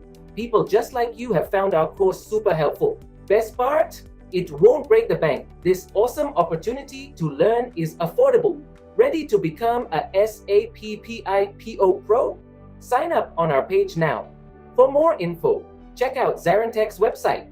So we will start with SLD, so last time we left with SLD on doing some theory about it, right? Right. Now we will continue with that in a practical. Then I will switch to NWA today. So these are the two topics what we will cover, and then tomorrow we will switch on to ESR. Okay. Okay. So as I mentioned, basically, so there we were seeing a screenshot in our last class, basically. So we have a landscape, then we have a software catalog, and the development right here. So landscape means, your technical systems, your landscape configuration, your business systems, that consists of your landscape basically. So when I click on technical systems right here, so that will take me to configure my technical systems on top of it. When I say a technical system, that could be a satellite system like ECC, CRM, SCM, S4HANA, anything. Now, how to define a technical system, basically, so once I click on this guy, new technical system, and what type of system I'm connecting to, whether it's a AS Java, whether it's a AS ABAP, or whether it's a standalone or a third party, basically. Most of the time, you will connect to AS ABAP, basically, right? And once you click on next, you will provide your SID, which is your AS ABAP SID. In this case, let's see if there is information about your SAP GUI. Yes, there is information about that. So let's go to SAP GUI. Let's log into this server, and then we will maintain this server as a technical system as well. Okay. So this is S4 HANA system right here. And S4 HANA system has PO user 02. Then you have a password. So the SID of this system is SI3, right? Now, what we will do is we will maintain the SID, which is your SI3, right? And installation number for this guy is how to check the installation number. So if you right click on this guy, go to properties, you will see an installation number, which is 03. So that's an instance number basically already there. Now I will maintain 03 over here. Then it is asking me what is the database host name, basically for the AS ABAP. So how to check the database name? If you go to systems over here, go to status. Over here, you will see a HDB and you will see a host name, which is BW HANA. So I will maintain my host name over here. Then installation number must have exactly 10 digit or the value initial, basically. Installation number, it is asking me installation number.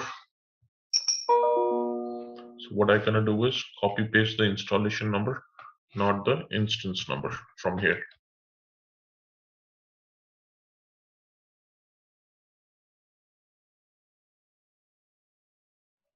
SI3.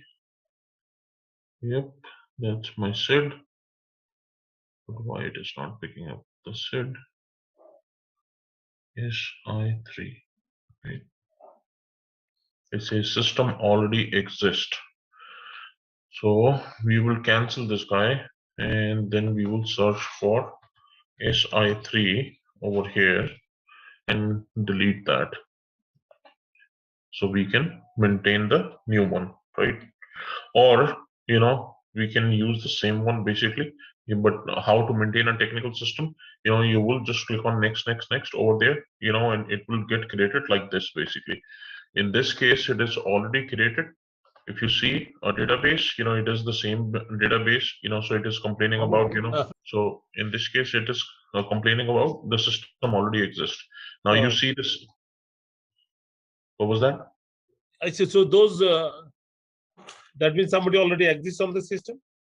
Yeah, there's somebody already created this one, but we can delete it and we can recreate that as well. So you have access to this system right now. I should. I'll check after you. Yeah, check after the class basically, but delete it, recreate it basically, and that way, in next class, if you see any issues, we will cover that. Okay. No problem. So in database, it is picking up all the database release version. It is picking up the system host name. Now it is picking up the client information, which is like 800, 810. Everything is maintained over here, right? Now in the message server, it is picking up automatically. You don't have to do anything. Application server is picking up automatically. You don't have to do anything.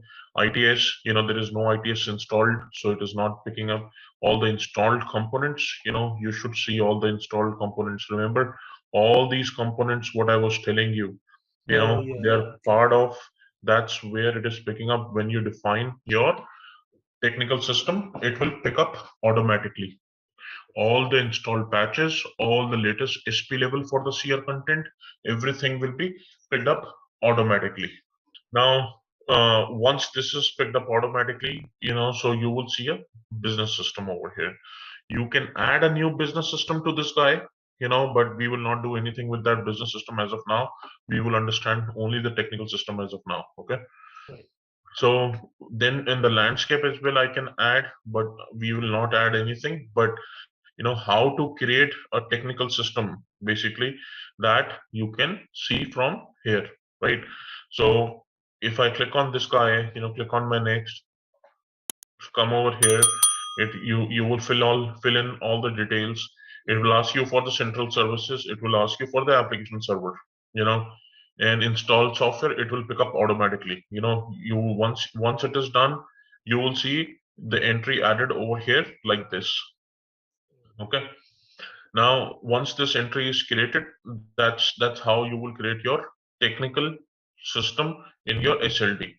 Now you will go back to home, and then you will go back to landscape. Now we will see how to define a landscape.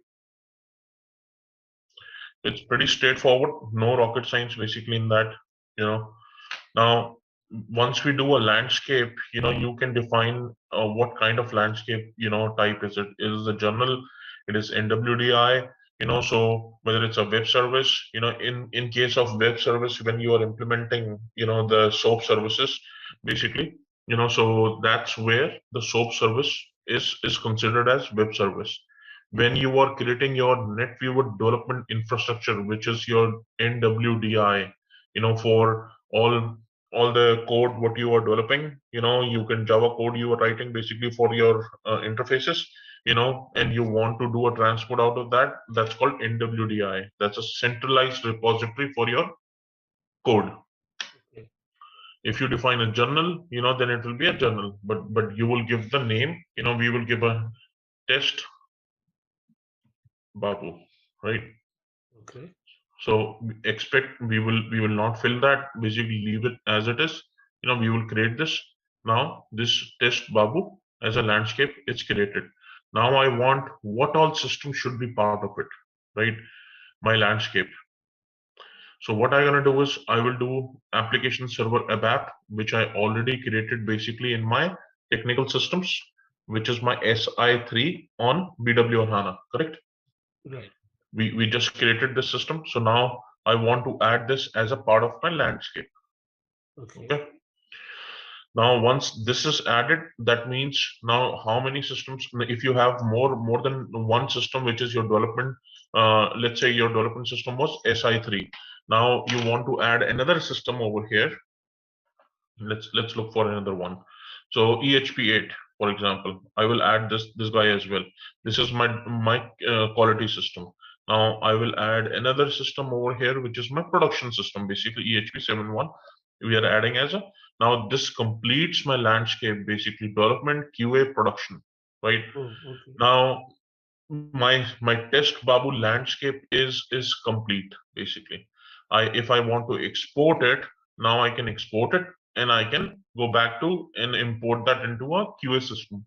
Now this landscape is basically can be defined. Let me open a MS Paint over. So you have development, you have quality, then you have a production system. Now you have basically development to QA transports going on, QA to production transport going on. Now you have defined your SLD, and you have defined one landscape inside your SLD, right? This is your SLD. Right. This is your test Babu schema. Right. And in this test schema, you have development as one system, second system as QA, third system as your production. Right. Now, basically, if I am developing a code, right, which is my Java code over here, and I will deploy that as a NWDI, which is my NetWeaver development infrastructure. Okay. This is separate system. We don't have that system, so I'm just giving you an example.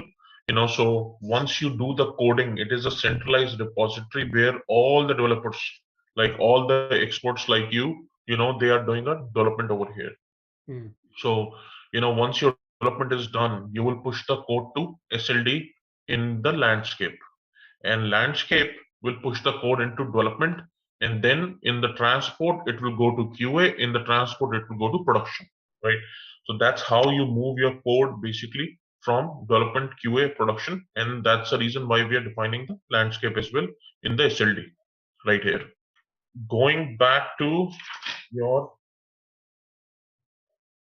landscapes, once your landscape is defined, you can come out of it, then you will define the business system. Okay, so view and configure business system for the use of process in integration. So once I click on this guy, I will define a new ASAP app. I will click on next. I will say I have my system as SI on BW, right? Now I have a client 000 on SI3. My URL is this guy.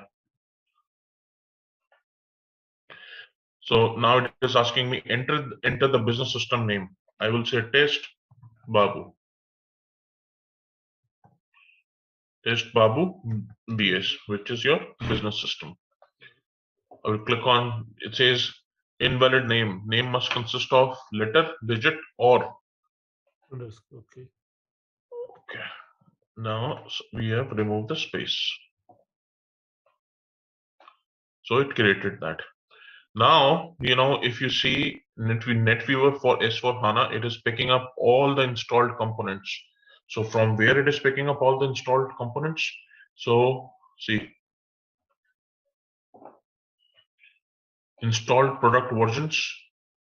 See, all this basically exactly this one, right? Installed product versions. Right. It is picking up over here. See, 16.10, 16.10 on SI and front end server. So it says front end server 16.10, 16.10, right? All these versions have been picked and it is installed product version. Now my business system is aware of what all products are running on my business system. Now, if you see the components, all these components, if you come back to installed software components, all these components right here, these are part of your software components. It is automatically picked as soon as you create your business system or the technical system, right? You don't have to do anything. It is automatically gonna pick the components. Now, if you click on next, it is asking you now business system role, define that. Basically, it is an integration server or it is an application server. Now you have to define basically an application server basically if it is a third-party component like S/4HANA CRM. Now in case of if it is a Java system, where you have an integration server running on, specifically like SAP PO itself, can be an integration server, you will select an integration in that case. But in most of the cases, you will define application server over here. Now, related integration server, it is asking what is my related integration server. So it is picking up automatically. It says integration engine Java, right? So it is basically a self. If I click on next, now the business system test Babu BS has been created successfully. So this is created successfully right here. Now, if you see the integration, basically now it is connecting to your application server, which is sitting on SI3, right, on HANA, and this is connecting to integration server on SI3. Now, if you see the transport route, you can add, delete the transport route over here. Similar to this diagram, you can define the transport route, development, QA, production, basically. 3 systems you can add, and then you can import all your business system changes directly from these target groups, right? Then you have installed softwares. Everything what I showed you, basically from the software in the product version, it is getting picked up automatically. You don't have to do anything. Okay. So that's how you define your technical and the business system. It's so easy. Basically, you just need to provide the information and click on next, next, next. It is getting picked up automatically from there on. Okay. Okay. Any questions on this one before we move forward? So, basically, mostly when you finish technical side, other is very simple. Am I right? Now, software catalogs. We will read about, software catalogs. We have already covered the theory piece of it. I just want to cover the practical of it before we move to NWA. Okay. Okay. Now, if you see the products, basically the products over here, is installed on the particular server. There are product versions 7, 8 to 9. Software types are installed basically on PO right now, and all that you can see it from here. This list, basically, this list goes on, right? So anything you're gonna install on your PO server as an additional software component, that you can see it from your SLD, and you can see that from the product version basically. If you click on by product, if you click by product version, it will show you product version over here. It will show you vendor as well. Now, you can create any third-party components as well. Like these are from SAP.com. Remember, I told you can create a SAP.com. You can create basically Babu.com as well over here, and you can create a new component, create a new version of an existing component, create a new product and a version. So when you create a custom object, right? So when you create a custom object, you create a product and its version basically. You will come over here, you will click on new product and version, you click on next, basically you give the product name. Let's say test Babu is my product name, right? Who's the vendor? Babu is the vendor basically, right? Then what is the product version? It's 1.0, right? So if I click on next, now it is asking me instance name. I will give the instance name as well. Say it's just click on next. So it is asking basically what is the name of your software component version to the non-SAP product. If there is any. If there is nothing, basically you can leave blank. But in this case, we will just for the software Babu non-SAP. Then what is the version? 1.0, right? Once we click on finish, it will go and create the new product in your list basically. So successfully created a product version test Babu 1.0 for the instances. Now basically if you click on refresh and you click on basically test Babu, see it is listed over here. Okay. So now basically you will, anytime you are developing your own code, you will have your own product version basically, and any development you're gonna do, basically you will be creating a new product for yourself and then you will be doing a development on top of it, right? And we will see these examples when we cover the ESR and in the integration directory, so we will see these examples, but understand the concept, why we create a product version, why we create a product basically over here, so understand that piece first. Okay. Yeah. So you have your own product. You have your own product. Now if I have a custom code which I want to develop and I want to write down a custom code, I will assign to my own product, not to something which is already provided by SAP as a standard. Right. Okay. Now you have done this basically. Now you will go back to home, so product and software components are covered, in this example. Now understand the name reservation. Now you can do a name reservation basically, for your software components, software component name. You can do a filtering on that, or you can do basically a DB field name, for example, local temp. You can create your own new naming fixes as well. But these are rarely defined So you will never encounter these ones unless and until you are doing the SLD merger with your NWDI. So disable this SLD as name server for NWDI. So you cannot have a namespace, for when the NWDI is in place. But if you don't have a NWDI in place, it is always beneficial to define your own namespace over here, basically, right? Mm, mm, And installation unit, so all that you can define, basically new name prefix, you can define as soon as you click on this one, you can define your own. So you can say test Babu and test, right? I will say define. So it already defined. You see it is there, right? mm, mm. So you define the object server, basically used by a developer, see. But if you click on test, used everywhere. But if you see this guy, used by the developer, right? Okay. And who created it? Owner is PO user, because I created that from the user I am logged in. Right. These are the standards basically coming from SAP.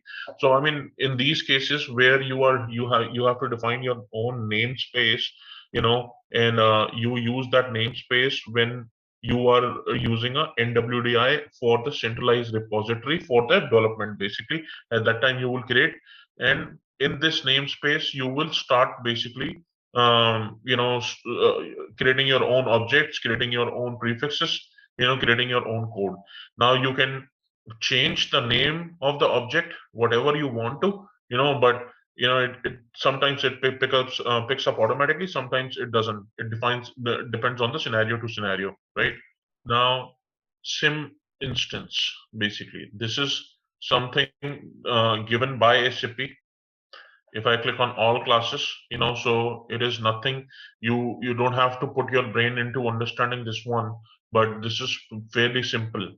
So all classes, then you have a subclasses. Basically, you have a .NET system classes. So all these classes are delivered by SAP as a standard package. And how to upload this? Once you click on the administrator right here, so it is called sim import export. So upload and download the sim model and the data.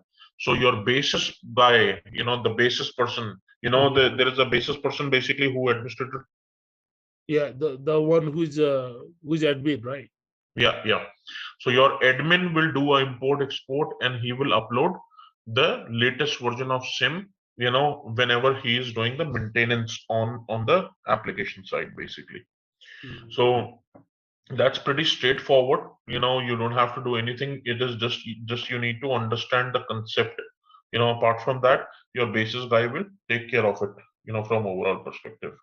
Plus, if I do it, I have to do something. I have to communicate with basis, right? Right. So if you click on administration, this is usually used by the basis guys, so you can see the logs, you can see the details of the logs. Basically, you can see the settings, data supplier, system messages, import, export, synchronization, changes, namespace, maintenance, data carrier. All this you can see, but most of the time, for you as a developer, it is beneficial to see logs. So what is happening with your product? Let's say we have created a product, which is your test Babu, which was reserved, so it is asking us, it is giving some error messages over here. So whenever you are creating anything in SLD, you are working with SLD, right? Mhm. So it is important to see all the logs basically from here, because if there is anything wrong with your work that you are doing in your SLD, you can see those logs from here on, right? So you can do a component filter, you can do a display for those, you can do a settings basically. But in the component filters, for example, you have com dot test Babu, for example. There is nothing, right? By test Babu. So if I click on like test, something, there is nothing basically from test as well. Now I want to see only my logs basically from sap.com, the components which are listed as .com SAP. So I will just click on this guy and I will say, what is the filter level? I want to see errors. I want to see warnings. Basically, I want to see a debug level information. I want to see basically a warnings only. So depending upon what you want to see, you can filter these, and you can put the basically refresh, and then you come to display. You will see only those errors Okay. or your warnings, basically based off what you are selecting over there. So as a developer, you should be aware of how to check the SLD logs. So SLD logs, you come to administration, you come to logs. Basically, you can see that from here, right? Hmm. Now, as a developer, you should be also aware of how to check details, information about the server. So if you click on the server basically details over here, you can see what is my SLD version level. This is very important when you're compiling your code, you are packaging your code. Basically, it is very important, right? So you need to know how to check the SLD server version. 7.5, Hmm. 17 is the patch level, right? Okay. Then it is running since when? 27 days it's been running. How much JVM memory it is there? This is all for the admin basically, but still you should be aware of how to check these ones, right? Hmm. Now the data basically, what is my SIM component level? Remember I told you the administrator can go and import export the SIM. So once you import the SIM, you can see the SAP CR 15.8, from here. Got it? So this is how you check your version basically for your SIM. Oh, okay, I get you. Okay. Yep. Okay. Now, basically, once we go to data supplier. Now, if you see the data supplier over here, you have a couple of information. You have your data supplier as SLD, which is UNUC, which is non-Unicode, and you have SLD as UC, which is your Unicode, right? And now you have the server name, which is the server name for the SAP PO where it is running. See, 820T, 820T, right? And Hmm. you have your gateway server mentioned for your SAP PO. Okay. So your SLD data supplier is this guy. So your SLD is getting a data supplied from here. Now, if you check, basically there is a server.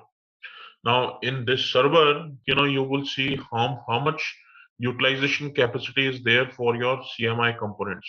The CMI components, which is a standard code, it is this guy, 380 SIM classes.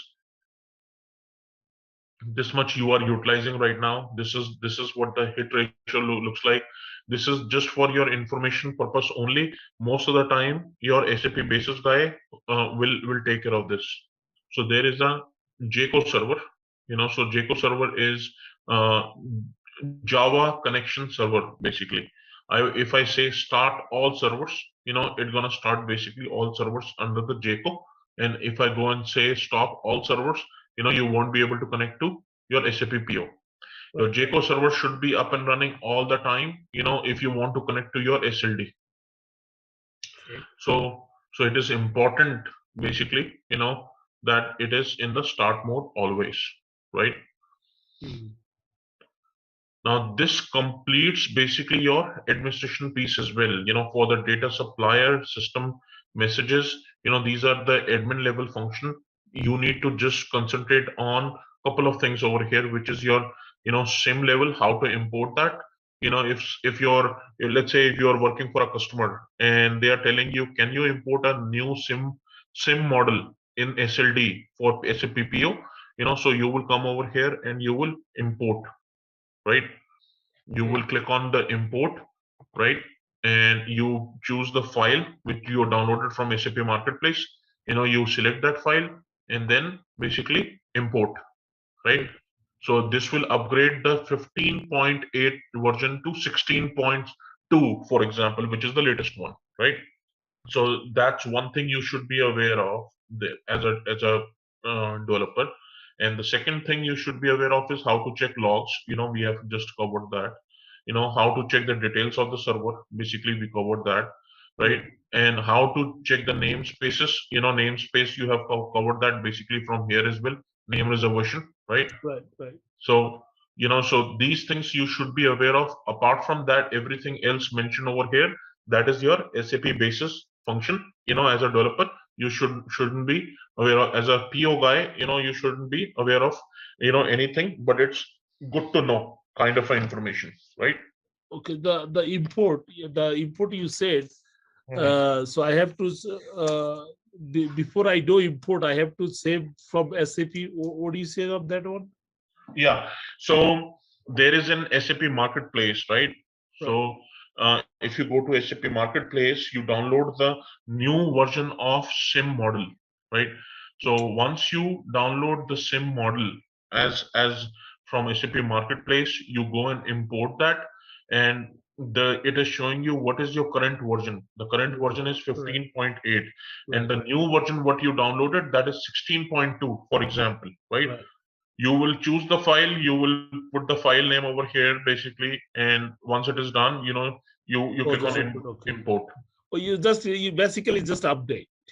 You are updating, correct. Okay, You are not taking any backup of something, but you are updating basically. Now this covers basically your SLD, so one of the key topic basically for your as a first step. We covered the architecture, we covered basically the SLD. Now so if you go to NWA, which is called NetWeaver Administration, NWA, right? So NWA is your NetWeaver administration basically. And once you see there is a NetWeaver administration piece, so you log into system, you will come over here as an NWA admin. Then you click on basically availability and performance. So and Adobe function no longer supported. Why is that? No, it's a crazy thing. SAP doesn't support within the Chrome. Sometimes it's a Chrome issue. So when you go to the real office, those covered by the security, right? What was that? If you go like at work, those covered by the security people, like This guy? Yeah. No, this is not covered by the security. Usually, what happens is your SAP PO opens in a web URL, and sometimes it is not compatible with the latest version of your Chrome. So if it is not compatible with the latest version of your Chrome, it will not show you the content over here. I will not click on the performance, so that way I will directly go to your operations. At least we can cover that piece, and I will check basically what's happening with the availability and operations piece. So once we go to operations, there are basically a couple of tabs over here. One is your application server, application manager. An application manager that provides a basic management for your installed application and their functionality. So you can manage, application basically that is installed on this server. So, see, let's say, there is an Adobe document service that is already installed over here. It has some dependency issues, so it is showing you what is the runtime status of your application that is running on your server. So if tomorrow, if you see, if you're deploying a code or, your functionality is not working, you can come over here, you can check basically, what application is the status it is in. It has a dependency issues, it is running okay, it is in a fail to start status, so you can see that from here. Now, let's say your application is in start mode, you want to stop it basically. You will click over here, basically you will come over here and you will say using a default behavior, click on next, right? And you click on finish. Now your application is stopped. If you BI consumers, see, it is stopped, right? Now similar way, you want to start something, you will come over here, you will say default behavior, you will say next, basically click on finish, it will start. So anytime you are installing application which on top of your SAP PO, which like, for example, Adobe Document Service, which is installed over here, right here, right? So it is saying your dependency issues. So what are the dependencies it has? Why it is not able to start? So I will click on the dependencies over here. It says the required functionalities. I will say dependent functionalities. Nothing is coming up over here. See, so that means this status is a false status, basically. So, and if you see the required functionalities, if I go and click on required functionalities, now I see this is partially stopped. Java Foundation is the partially stopped.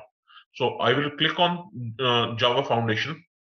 Now in my Java Foundation, I will see what all is not running over here, basically. You see there are so many dependencies which are in error reported, error reported, error reported. Right. Now how to check what is the error behind it? Simply go to that, click on this guy, then you go to the Java Foundation and you click on basically this guy right here, and you click on basically stop Java Foundation right here. This is the Java Foundation, right? Right. And if I go to my summary, this says Java Foundation SAP NetWeaver. So it is partially stopped, basically. Now I will go to my monitored functionality all, right? And I will go to my Adobe Document Service. I will simply go and stop it. So if I see, it is stopped. Now you see all the dependencies not started, all the dependencies has stopped as well, same time. Right. Now what I'm gonna do is I will do a clean start of this application. I will using a default behavior, yes, and I will do a finish.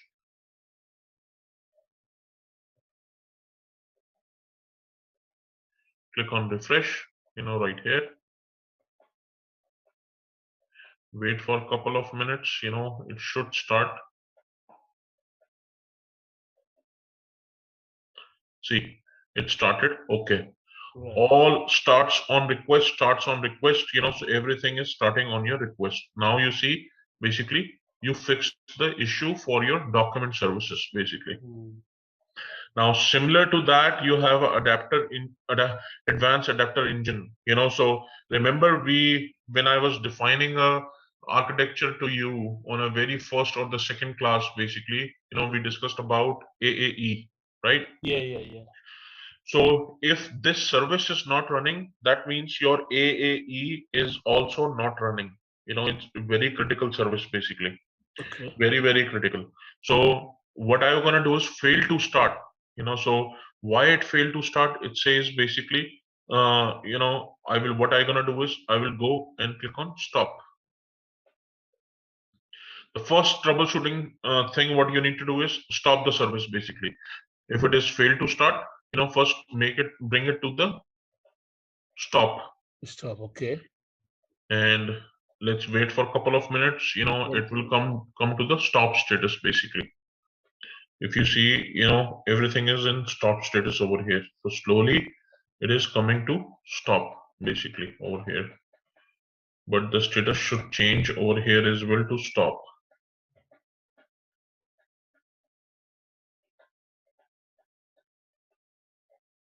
Oh, yes. Yep, this one, basically. Right. So what I'm gonna do is I will say start the application, only this one, or I will say restart the application. Right, so it says application restarting asynchronously. You can see the current status by refresh button. So if I click on the refresh, now it says my implicitly stop dependency failed. Okay, which is okay, better than the previous one. Now what I'm gonna do is I will go to my Java services. I will go to my AAE.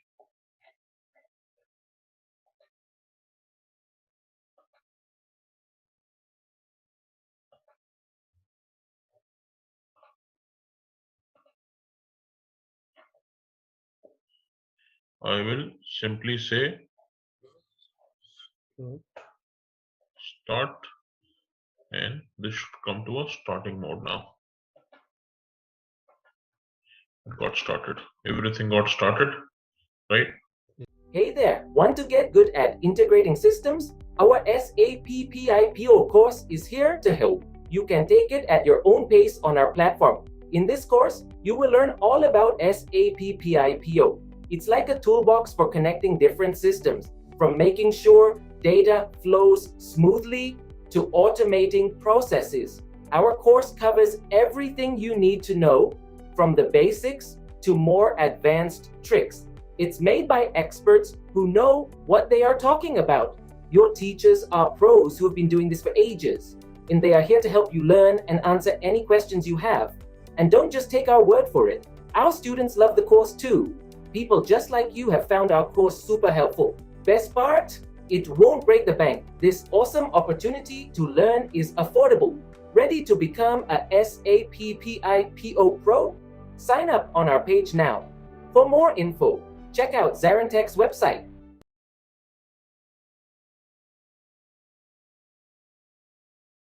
Now I will go back to my home. Then I will go to my operations, go to my application manager one more time. Now, if you see AAF, basically it is dependencies not started. Still, dependencies are not started over here. So what I'm gonna do is basically more actions. I will say start application right here. All these dependencies one by one, one by one. I will come over here and I will keep starting these ones. That's how you wanna resolve the status basically for your any stopped service. Fail to start, now let's say you did everything, now you are not able, still your services are not getting started, right? Right. So you click on this guy, you go to more actions, you see what's happening with it. We see view logs. As soon as I click on view logs, it says connection refused. The connection refuse comes into play when there is a parameter not defined on the OS level. Now, there is no parameter defined on the OS level. That's why it is showing you this particular status. Getting my point? So Yeah. that is something basically we need to ask the system installation guy to fix it, and define that parameter over here. So, parameter, and after that you will be able to see the logs in the application manager. Basically, now if you see these dependencies, if I go and say unable debug logging, so it will do additional logging as well, why it is not getting started. It will say runtime, so all these services are not getting started. I know this is something basically it's not getting started, so I will keep on starting one by one and all these services, and finally my service will get started now. This is how you do a Java application start and stop, and you can see those logs from here. So I will ask the installation guy, to maintain the parameters so we can see the logs from here. And you can see when you log in from your user ID password as well after the class as well. Okay, but I need to contact him, so he can maintain those parameters just to see the logs. Now, how to start a service? So one thing you need to understand, there is single stack means there is only Java process running, basically, right? So if the only Java process is running, which is you see on my screen, all processes running, and this is a Java instance. Okay. If you see a ABAP instance as well running over here, that means system is a dual stack instance, and it will have a ABAP like SAP logon as well, basically. Not the Java, but also a ABAP system as well. That's This is a dual system, right? correct. Now, Java instance, you will see how many nodes are there. There is only one node over here because it is listed as 52 instance number this. There is only one node running. You see that nodes one right here. Right. Right. So that's how you check basically a single instance and the dual stack, basically, all that. So that is something you can do. Now You can do node 1. You can, how many nodes are running. If someone asks you, so you can see that from here, right? And then if you go to Java services on top of your instance, there is a services running. You can do a stop and start of these services. These are the standard services comes along when you install it, basically, with the installation.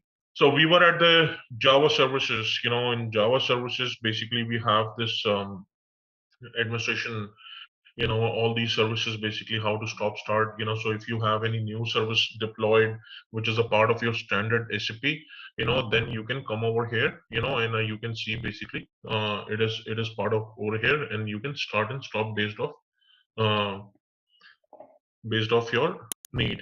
So administrator adapter, your clients, your configuration APIs, so everything basically can be started over here. So most of the time this task is taken care by SAP basis.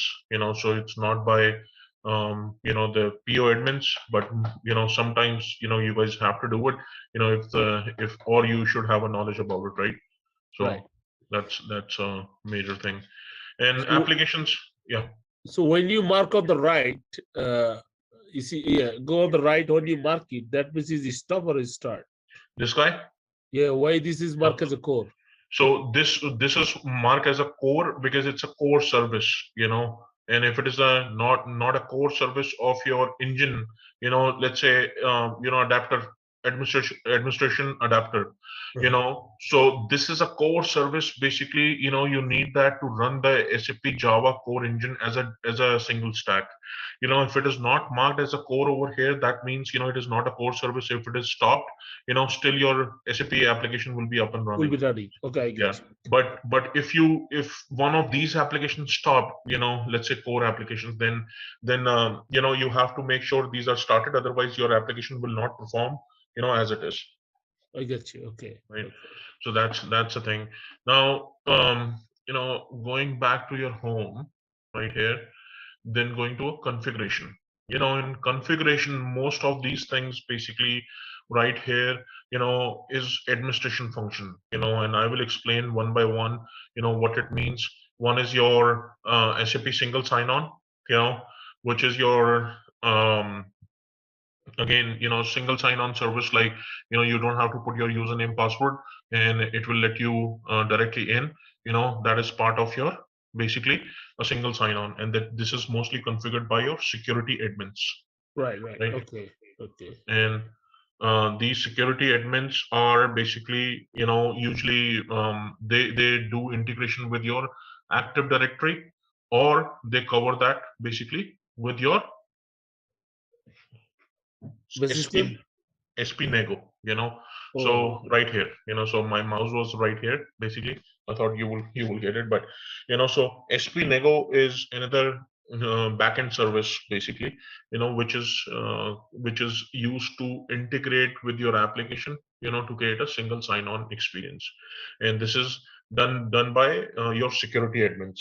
Another one, over here is identity management. And identity management, basically, when you create a username, password, all that can be created from identity management. So if I click on this guy, so let's say you have users, and you want to create a new user, for example, right? And your new user can be created, from here. So in this one, basically what you can do is, let's say I am logged in as PO star. So what is our username? PO user 02. PO user 02, right? So this is the PO user.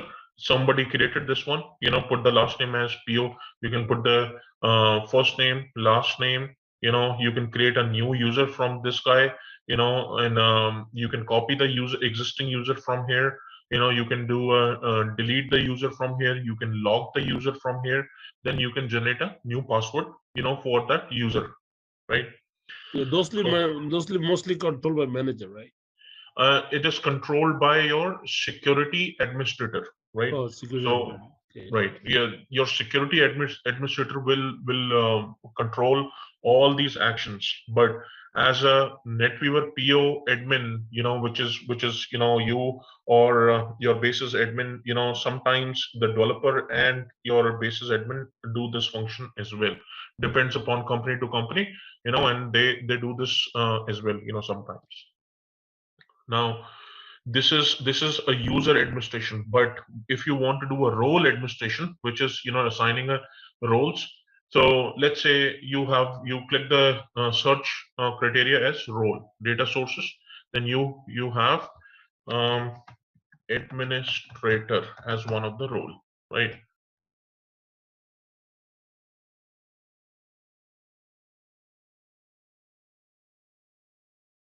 So this is the admin role, which is defined by SAP as a standard user role, basically given by SAP.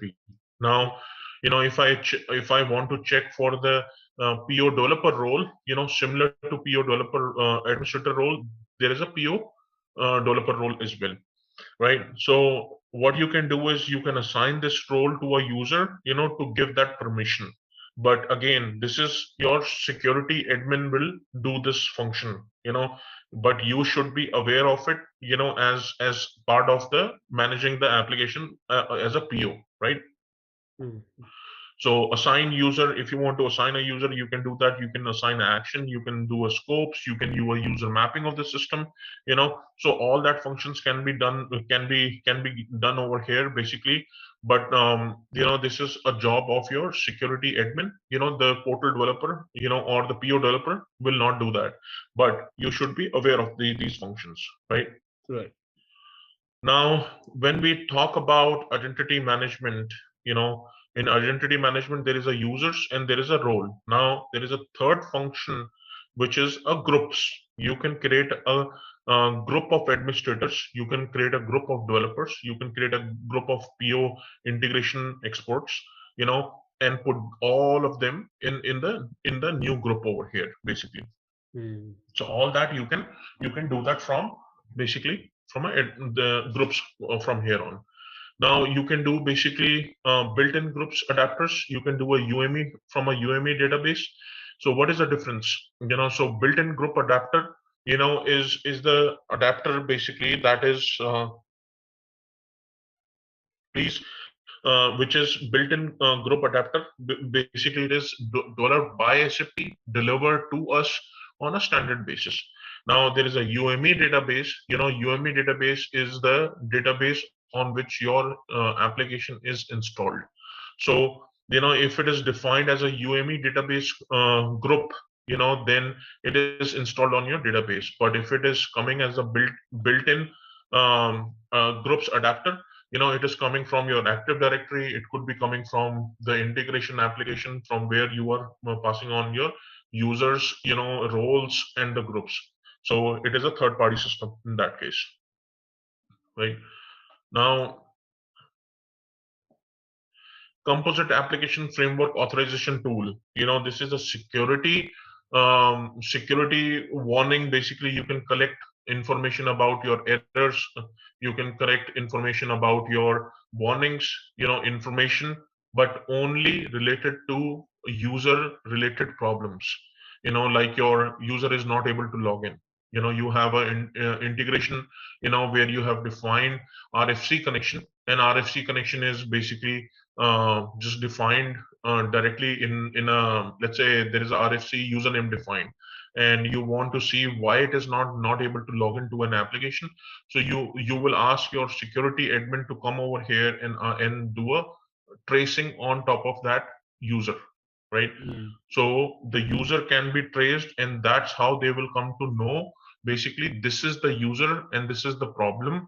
That's the reason basically they are not able to log in basically from here on. So that's something you can do it from here on. So that is again, a security admin will do that. You don't have to do it, but you should be aware of it, because tomorrow if you are running an integration and you run into an authorization problems, so you should go back to your security admin and say, I want to see the trace on this user, right? Mm-hmm. So, and you have a business rule access control management.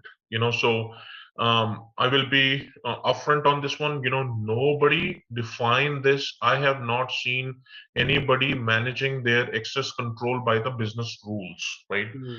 And business rules are basically, but how to define it? Basically, you can have, let's say you belong to SAP FI area, and you have a specific business rule defined, so you can directly have it basically over here, and you can define the business rule over here and assign that to a particular user which belongs to SAP FI area only. So uh, the user who belongs to SAP FI area, they cannot see basically any other area basically. For example, you cannot see a data of your SAP R2R, and you cannot see the area of your AP GL. You can only see the area which you are assigned to, like your account receivable, for example, so you can see only those interfaces. But that is a too complex way to define the security in SAP PO system. So that's the reason nobody uses this kind of a methodology, within the business rules, in the authorization section of SAP NetWeaver. So it is not recommended to use this way. Okay.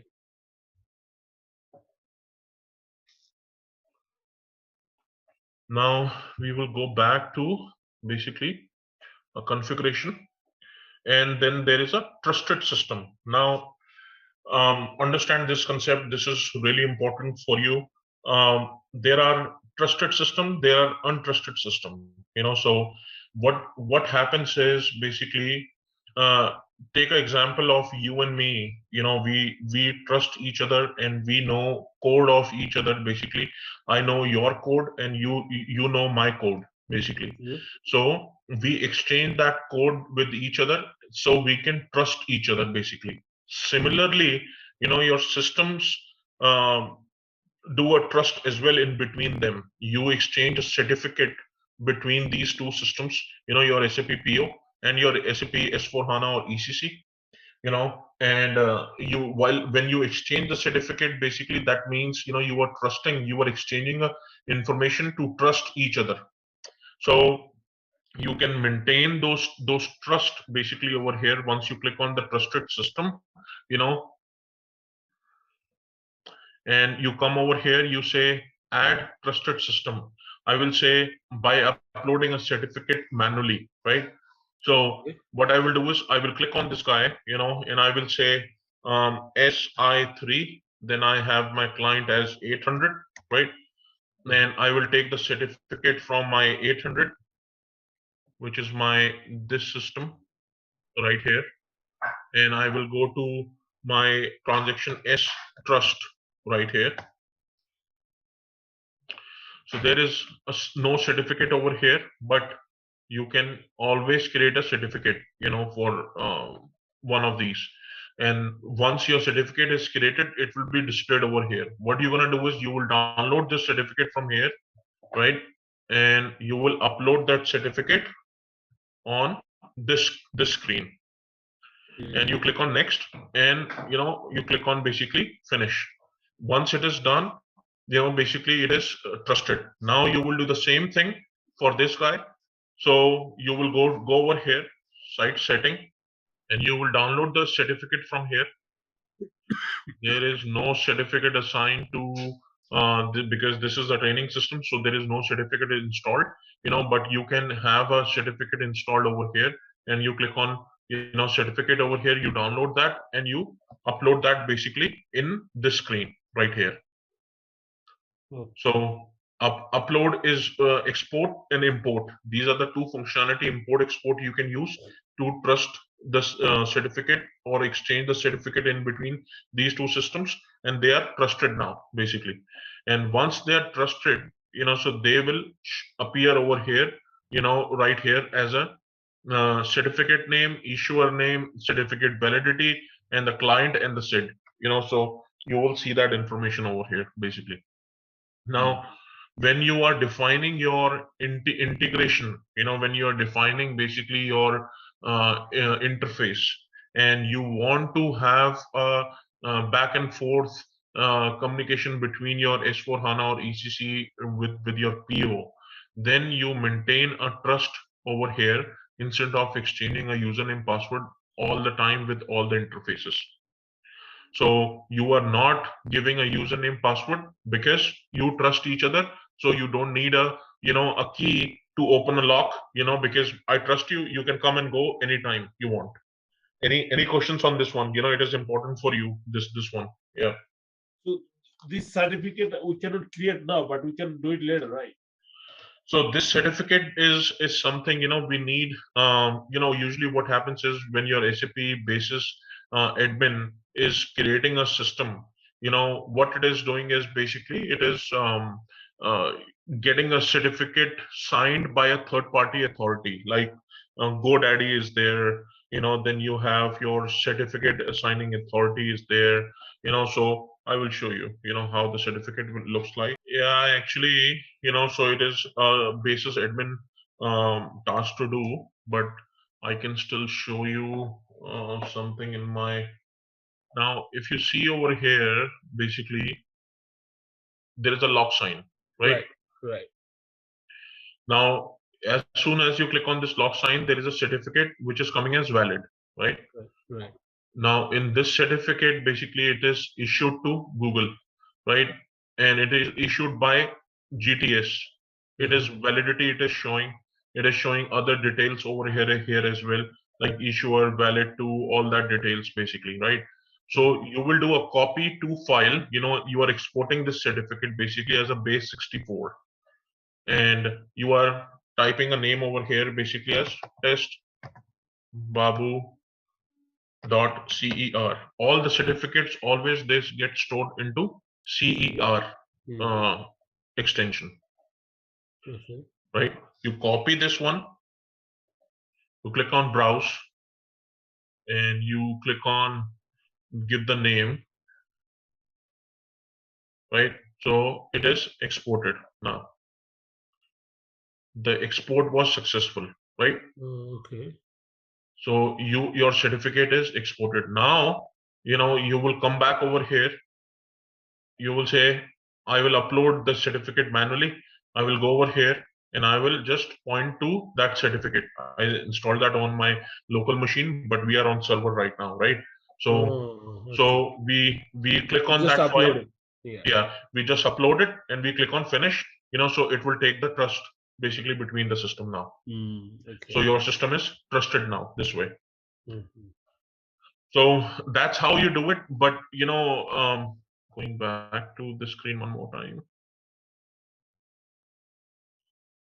Now you have a subject DN issuer basically, who issued the certificate. I just showed you that information, right? Right. And validity of the certificate, everything will be published over here in one line, and it will show the system name who you are trusting to basically. So that's how you are trusting it. But most of the things, since we are in a training environment, we cannot replicate those production like scenario, I will say. But you can what was that? Yeah, I get you. Yeah. So those things basically, and when it comes to practical, in production, it is pretty straightforward that way. Now you have a SAML browser, which is again, it is a SAP basis admin will take care of most of it. So SAML browser is basically you have a single sign-on installed, and in single sign-on you have a partner keys. Every time I gonna log in, let's say I go to 8 my domain XYZ. Now I go to my NWA, right? NWA, right? And boom, it is not asking me any username password, right? So that's how the single sign-on works. But if I go to my incognito mode, it is asking me for my username password, right?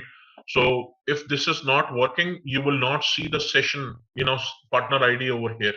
Basically, if it is working, basically it will show you a partner ID from which this single sign-on user has been logged in. inbound partner and there's an outbound partners basically. These keys are defined basically with the inbound and outbound partner depending upon what type of your interface it is. There is an inbound, there is outbound, right? Right. So depending upon that, these artifacts will be populated over here.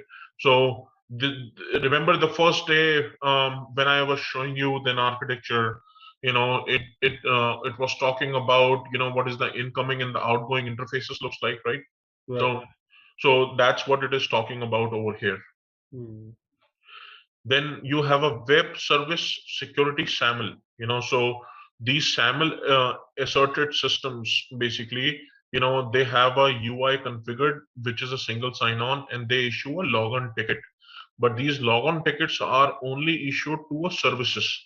So if the user is coming, it will be a partner key. If the service is coming, this will be a logon ticket UI. And this is a temporary, right? This is temporary, and this will go away as soon as your basically connection goes away. Okay. The login ticket. Yes. But the other one is stay with that, right? Right. Now, talking about your troubleshootings. Your troubleshooting is your Java, your database, your logs, and your Java services. Basically, it's most of your system performance stats, basically how your system CPU, memory, those things are doing. This is basically your again SAP basis level task. So this is on a daily basis. They check how my CPU is doing, how my memory is doing, what is my system information looks like, what all components are installed. This is the component level information, and all these components are installed on my Java system. These are my components name, these are the version names, these are the publisher of that component. Now this is pretty straightforward, from overall perspective. You can export that to spreadsheet. These components are installed by SAP basis. You don't have to do anything. But when it comes to your code is not working or something is not working, basically, then you need to check which component is installed over here, which component is not installed over here, all that. So you need to check that basically, right? Okay. But this is straightforward. Once you come to component info, all these component infos are listed over here basically. Now in the system information, you have your database, you have your SCS, then you have your instance basically. Database, SCS, instance, basically SCS means your central services. You have your database installed for this one, then you have your instance installed for this one. If you have another node, we have seen there is only one node installed on this single stack, right?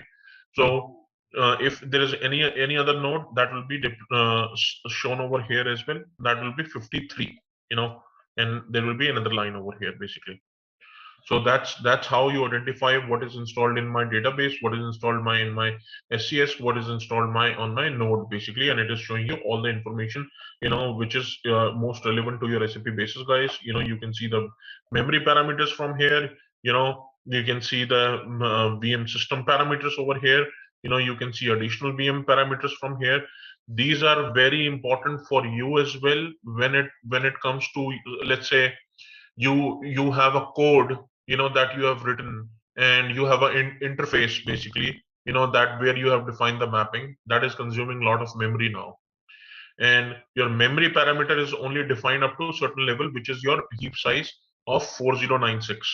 If your integration or the mapping wants to consume more than 4096, it will not be able to consume, it will bring the system down. Right. So, you have to make sure you check the heap size of the new system. If you're working on, let's say, in your parent company where you are working, you want to make sure what is my heap size looks like, what is my CPU size looks like. Based on that, you will perform the actions, right? So these heap size and CPU parameters, either you can go and ask your SAP basis admin, what it looks like, or you can come over here and you can check that by your own as well. So this is nice to have information, but you should be aware of this information before defining your code or the integration in the system.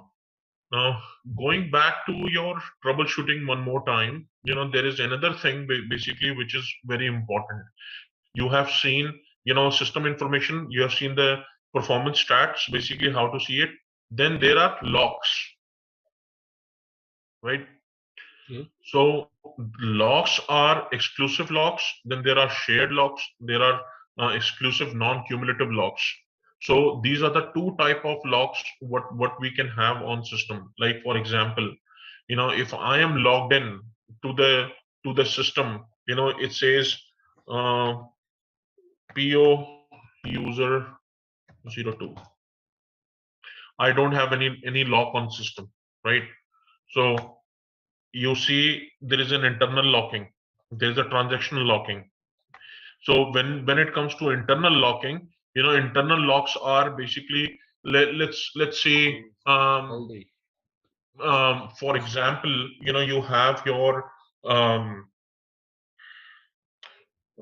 mesh technology, so let me draw that for you. Might not be aware of the mesh technology, so um, so what it is, and so this is your Java system, right? Mhm. In Java system, when user number one logged in, one, user number two logged in, user number three logged in, and there are 100 users logged in this way, right? Right. So each one of these user will hold a lock on system, right? And once you logged in, that means you are consuming one thread. So one thread is consumed on Java.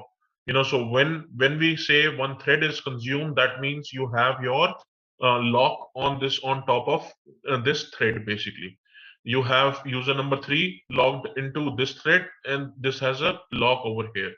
User number two logged in, you have a lock over here. These are the user locks. Now we have a internal locks. Basically, you have this thread, and this thread is calling a dependent thread as well, like a dependent services what we were seeing, or the dependent application, right? Right. Mhm. So it has dependent threads, one, two, three. So basically three dependent threads are there now. These three dependent threads are basically usually called as 1, 2, 3, and they are called basically as dependent threads, which are called internal locking, Okay. similar to what we see in system now. Internal locking, see, Oh, okay. internal. So these are the internal locks. Now you can have a similar type of locks basically on your um, database as well, right? These are the application level. Now you have a database over here, and you have one thread created by user three, and user three is calling your database as well for accessing some information, on the table level. It is creating another database thread over there. Now it is called the database thread, DB thread, and that is called the DB lock. DB lock, right? So if you go back to this, you will find internal locks, then you will find exclusive non-cumulative locks, and you can find database locks as well. Right now, we don't see, there is a transaction lock as well, which is a database lock, kind of a database lock. So this is something very much, from overall perspective, this you can see. Now, if you see message processor DB, right? Right here. Oh yeah, So MBT. Uh-huh. message processor, DB, these are the DB locks basically, Right. right? Okay. So there is a transaction lock, there is an internal lock. These locking and everything, they are represented by your user when they log in into system. And now there is a possibility that your application, is logged. You are running an interface, and your interface is logged now, and it is complaining on the screen basically with the error message. Your internal session is logged. So what you're going to do is you will come over here, and you will find out the user, from which your application is running, and you will click on remove lock, right? Okay. So once you remove the lock, basically, or you will go and ask your SAP basis admin, I want to remove a lock. and they will remove a lock on behalf of you, basically. So this is something, when you see a integration, when you see there is a interface, basically, which is not running, and that is giving you a locking error message, basically. So you can see that. Okay. Correct. So that's what the locking looks like. Now going back to your troubleshooting. Troubleshooting, basically, message server and everything, these are basically admin level functions, purely admin level functions. So I will not get into these ones, because these are not a developer related functions at all, right? So these are mostly now. Tomorrow we're gonna see advanced troubleshooting, and then we're gonna see basically logs and traces and the databases. So in troubleshooting, we will see a little bit more further, how to do a troubleshooting when your interface is misbehaving, or you have a problem with your interface or something. We will see that thing. Okay. We will also cover ESR or maybe DIR, right?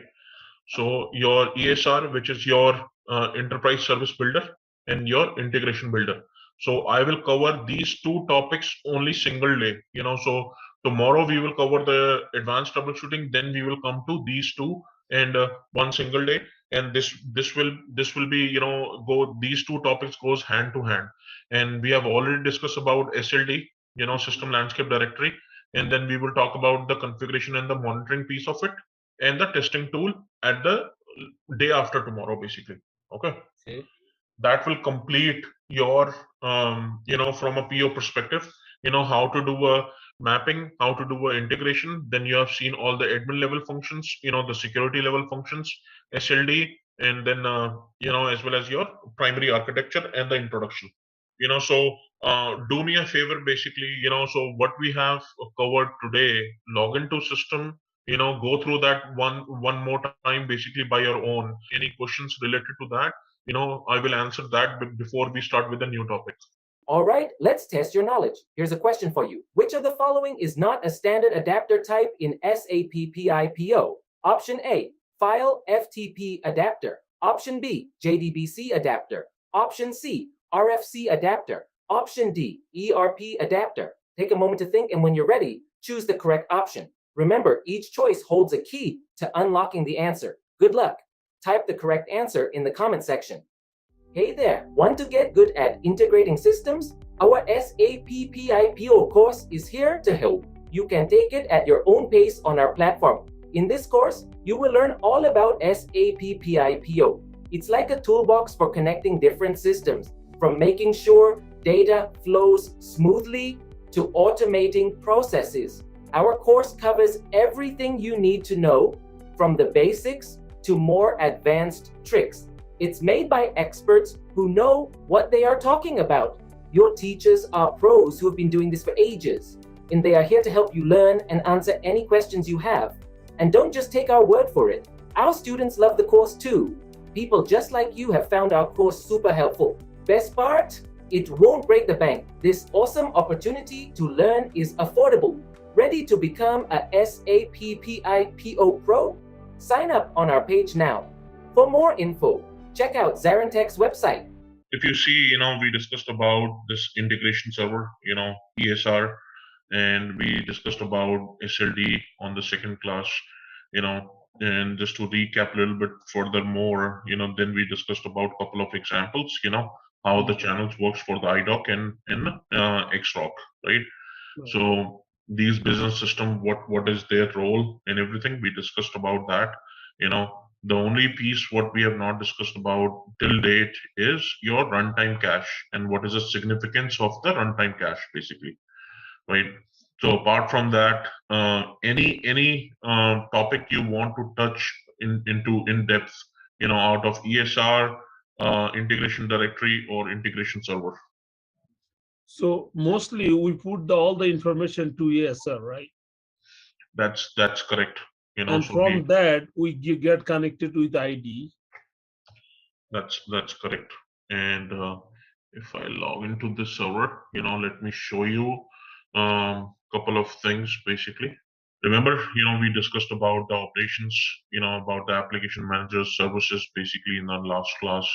Then we discuss about the database and jobs, right? The configuration. Do you remember all these options or no? These options I kind of forget, I think. Remember I showed you about, how to start, stop the services within the Yeah, I know configuration. that part. Yeah. So we will talk about the configuration, today, basically. So this was the last time when we were discussing about, your services. Remember, there was a single stack. What I explained you about the single stack, there is only one Java node, right? Then we discussed about the Java services, how to start, stop, right? Right, we did. And then for the Java applications, how to start, stop, and how to check the dependencies as well for these services, right? Yeah. So we discussed about all that in how to see the logs, how to start, stop, all these options we discussed on the last time, right? Right. Now, basically, let's talk about operations. In operations, basically, you have data and the databases. So anything related to your database, so we talked about the system, which is your start stop applications, application manager. Now talking about the database, which is on your POS running. So you can see ILM store browser, which is your information lifecycle management store browser, right? ILM, information lifecycle uh, management browser, basically. So for this, I need a special role. So I will assign that role to myself in a minute. Let me show you the security feature of that as well. So it's called user management experience, UME. So identity management, under identity management, you will go to overview. Okay. And you will enter the username, basically, which is your PO user, right? So what part of California you are in? I'm here by, the Tracy. Have you been in California? Yeah. By part of Tracy, Modesto, like, central part. So near like to 70, 80 miles from San Jose. Okay, that means San Jose. So you are away from Los Angeles, basically. Okay. No, Los Angeles almost 4 or 5 hours. Oh, gotcha. We are going to close to the San Francisco area. San Francisco area. Okay, got it. Mhm. Okay, so operations. We will come back to it. For the databases and everything. Tomorrow, because I need to take the access for these things. But for the configuration, so these things are important, right? So the first one is single sign-on. How to configure a single sign-on within your PO server. So if you click on this guy, so there is an option for login modules. The login modules, is basically SAML. So if you see SAML 2 login module, which is you need to enable, once you click on this one and then you click on edit, you click on add basically over here, then you add the metadata directory, right? So how the single sign-on works is, let me show you through the paint. I will describe you while drawing that. So this is your PO server, right? Okay. This is your IDP, which is your IDP. What it stands for? Identity provider. Okay, and this is called SP. This is called SP service provider, right? Now, service provider and IDP should be talking to each other. So it is a two-way communication. What happens is basically you do a certificate, cert, which is called certificate exchange between these two. Okay, that's your first point. The second point you do is metadata exchange, right? So what is metadata? Metadata is data about data. So for example, you have your name, address, your user ID, all that is part of your metadata. So you are taking that file, XML file from here, right? And you are uploading that into SP. Then you are taking a metadata file from SP and you are putting that in IDP. So this guy will exchange file with this guy will exchange file with this guy, basically. Okay. Then the second thing what we do is certificate exchange. IDP certificate will be uploaded to a service provider. Service provider certificate will be uploaded to IDP. So now once your certificate and metadata is exchanged, now you have basically a trust in between these two. Like you and me, we are saying hello to each other, right? So we said hello to each other in the similar way. IDP and SP is saying hello to each other. They are exchanging hello as a word, in between themselves. Now they know each other. They trust each other, basically. Now, basically, I will go back to this server. Now, what I will do is I will add the new login module, which is I will say, this is my SAML, SAML2.o. Okay. And I will set the value as true. And I added it. Now I will go to module basically, which is this guy.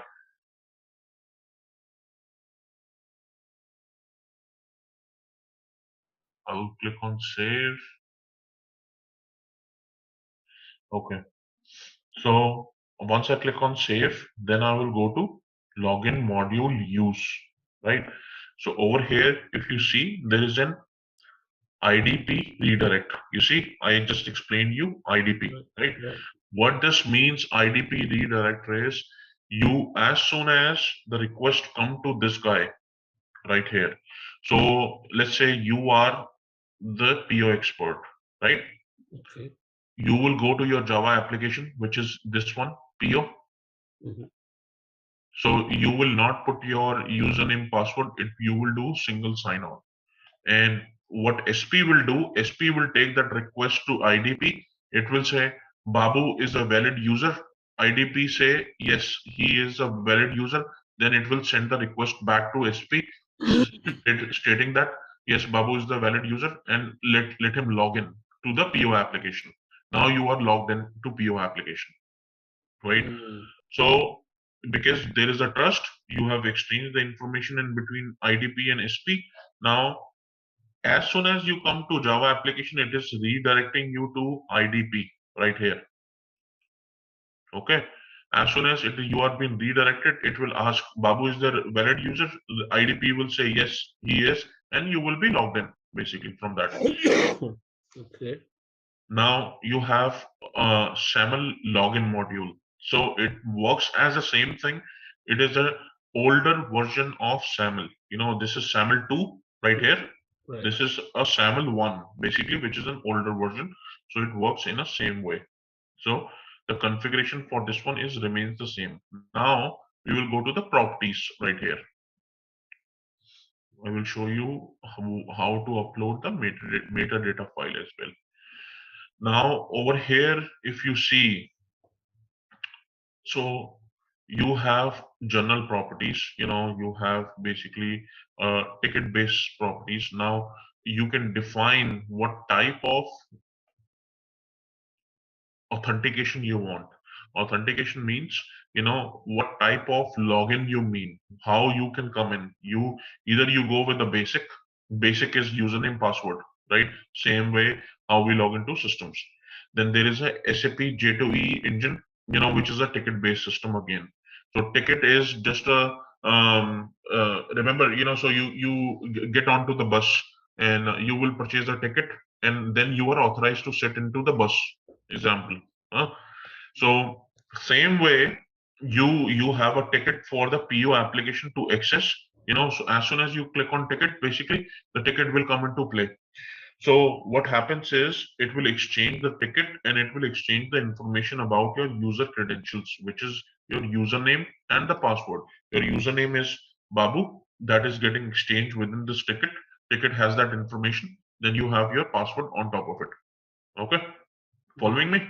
Yeah. So it is like authorizing clearly. Exactly. Yeah. Exactly. If you have any questions, stop me in between, so before I go too far. Okay. No, you're good.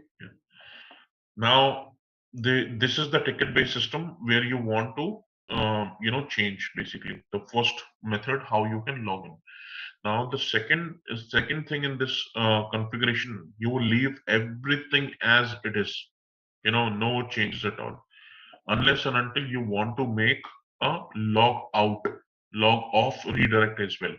It says UME log off redirect silent. If you want to log off, then you click on this check mark as well, basically, and say, yes, I want to at the time of when I click on log off from here, it should take me out of system and redirect me to UME log off redirect silent mode.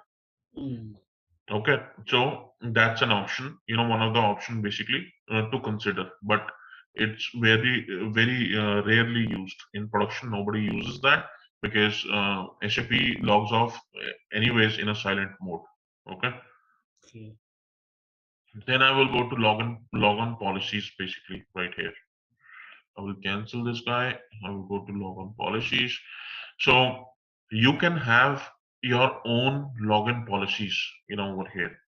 What you can do is basically you can have logon policies and you can create your own rules. What your logon policy means, um, let's say you have a user, by the name of Sam.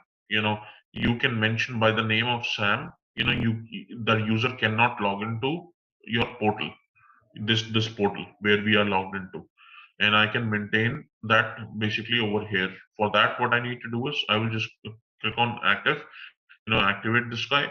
Then I will say, name of this policy as Sam, for example. And then I will add the rule, for this policy. What the rule means is you can add Sam, you know, mm, no login. Okay. Okay. You will add a condition, and condition is allow or deny. So you can deny because you don't want the SAM to come into. Then you can define user, role, group, anything out of this. If you define IP address of your machine and you will deny over here, that means you cannot log in from your machine. I can do that, but I'm giving you an example for the user.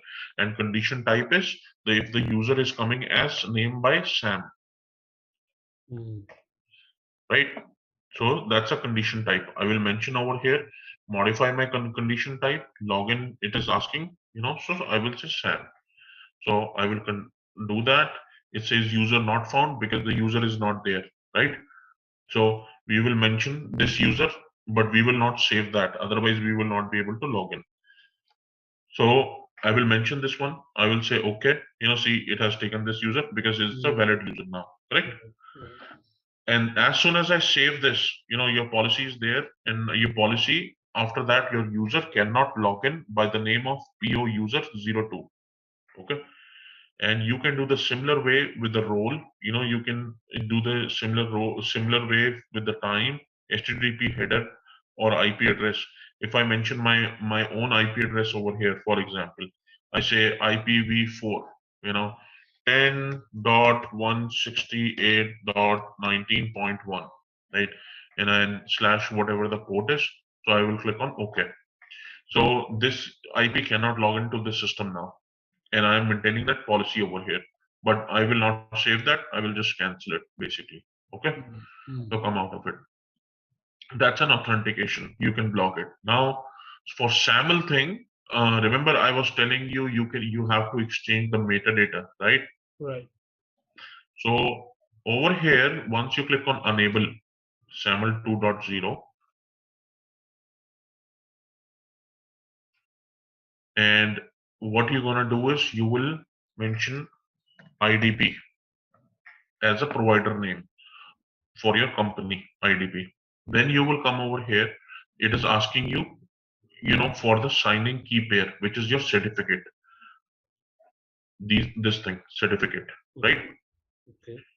So you will go to signing key pair. You will go to encryption key pair. You will upload the certificate over here, and it says include the certificate in signature.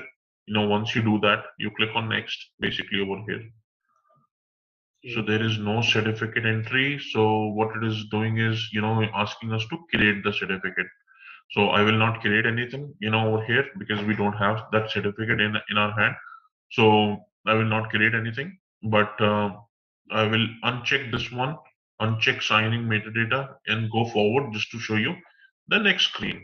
Let me go and create a certificate. Let me see if I have authorization. I want to show you something. So let's not store. Here is the SAML key store.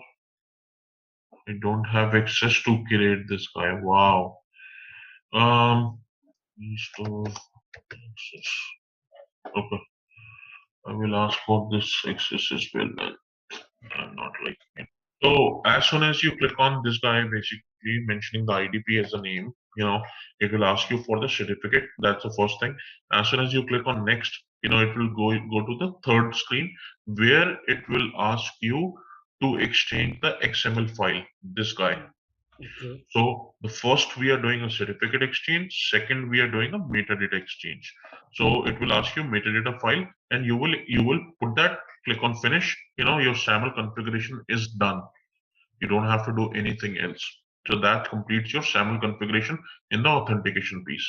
That's the one way to configure your single sign-on. The SAML configuration is the one way to configure, and the second way to configure your single sign-on is through SP Nego.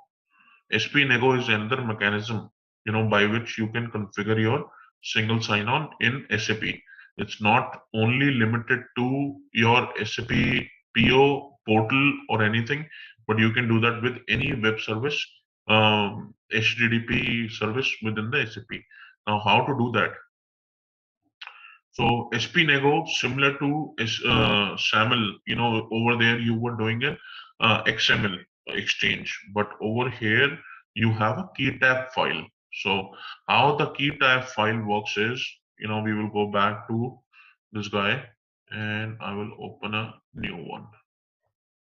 Don't save. Now this is your PO server. This is your Microsoft AD, Active Directory. Have you heard of this? Yeah. Okay. This is your PO.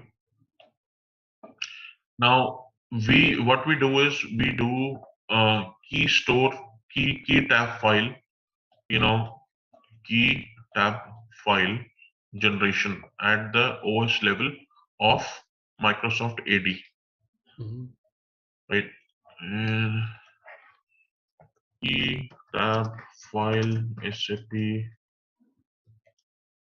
SP Nego. So it will bring you creating a key tab for the Kerberos based authentication. So I will mention this guy. So over here, if you see at the OS level, it is asking us to go to SLL directory, right? And then it is asking us to set the secure directory variable in the Microsoft Windows. You are setting up the this parameter, set secure directory and the directory instance name, basically. If it is a Unix or Linux based system, then you are setting up the environment variable, set env, which is your environment variable, secure directory name, basically, right? Now, if you are doing it for Microsoft Windows, you will go to this path and you will put this command, key tab -p, all this is, you don't have to remember all this, because this will be on this page, and that I've already posted that. Okay. Now, Linux, in Linux, you have this way, and you can do @example.com, which is your putting the username, password, and your SAP service name for which your service is running. Now, this part is usually done by your SAP basis guy, not by SAP PO. Okay, so you don't have to worry about it, but you should be aware of how things work. This is part of your training, so you should be aware of how things works. But anytime you need help as a PO developer, you should go to your SAP basis person and tell him, this is what I would like to do, and he will provide you this file to upload that into the server level, which is right here. Any questions, Babu, so far? No, this is clear. Okay. So you will upload that file over here. You click on next basically after uploading the file. Let me put the dummy file over here. So it says, the file keytab file is not valid, so it will not go forward. Then what it do is on the next step, it is asking for realm.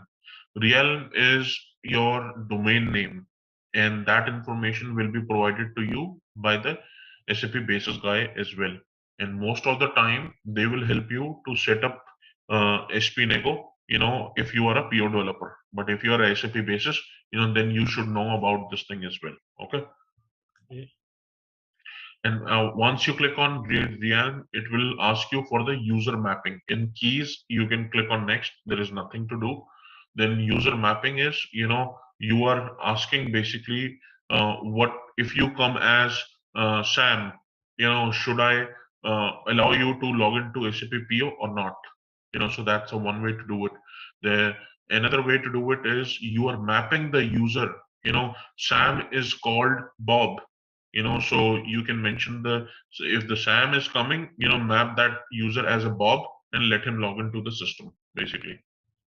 So that's a second way to do it, and you can do the user mapping, and it's very rarely used. Nobody uses that. So you click on finish after key tab and realm is defined. Step number 1 and 2, you click on finish basically, that's done after that.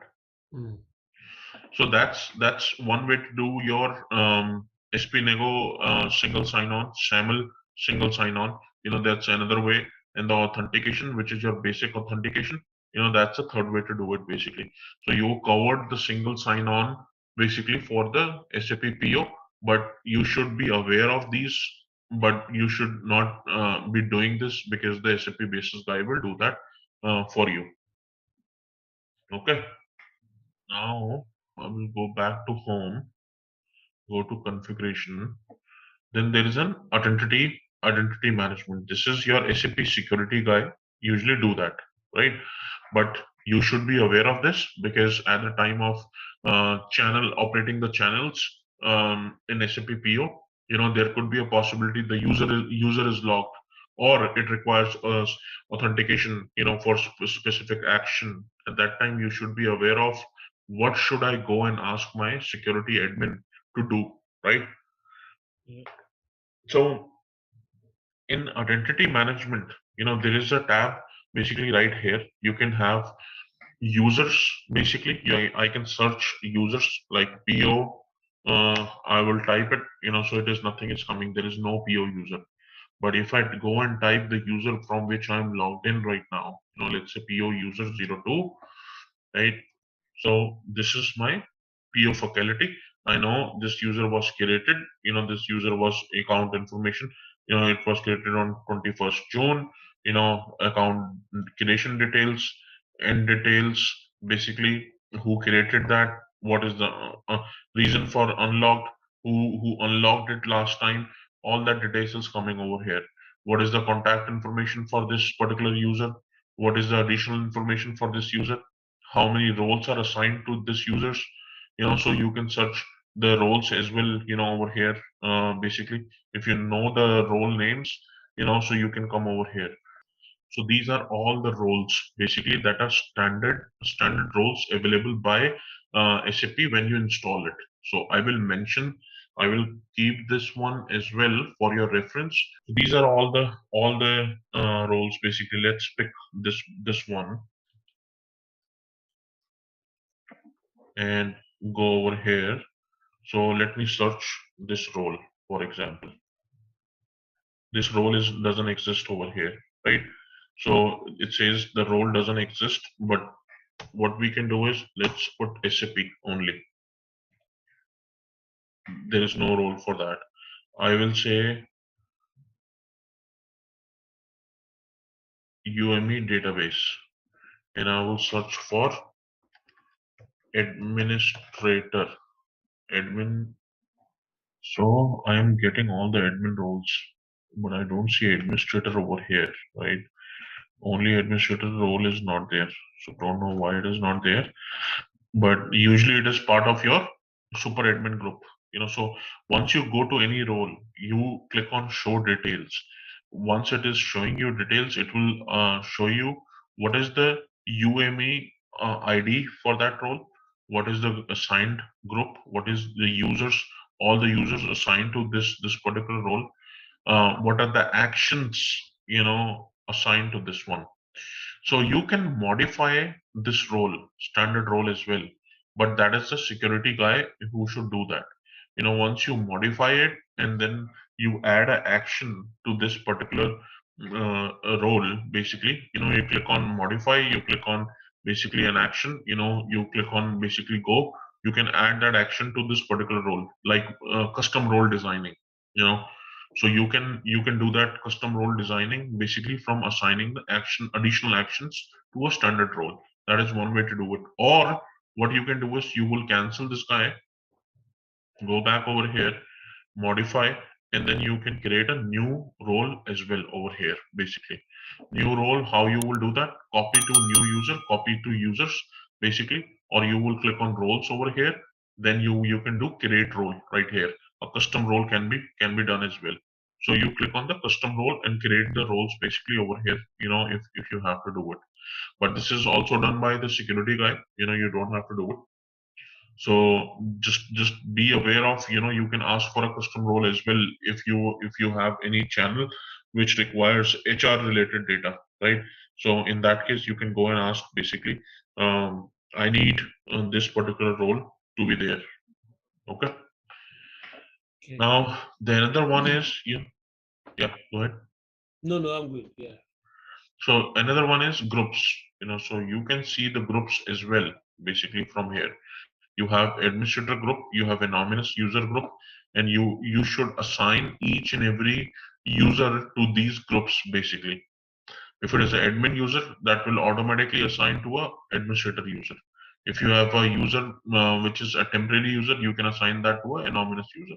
If you have another security user, basically you can assign that as a authenticated user. You know, and if it is a general purpose user, so you can assign it to everyone. So these are the groups basically, but you should be aware of all these options. Now you can do an actions as well. All these actions basically are there. So let me display this result first. So you can uh, create a new actions as well, as we discussed in a custom role designing. But these actions are already there. Basically, you can see the action. For this one, SAP J2E engine upload.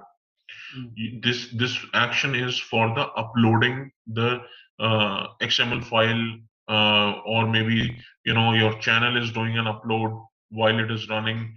So that is where it is being used.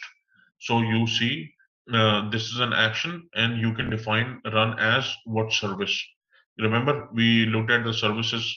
So this particular action is running under JMS underscore service action basically. So all these actions are defined basically as a standard, as a part of your services. Each service own these actions. Now it is important to understand this concept, because once we go to channels, we will talk about how to use these ones, right? Okay. Now there is a trusted systems basically. Trusted systems are basically how, remember the business systems. Yeah.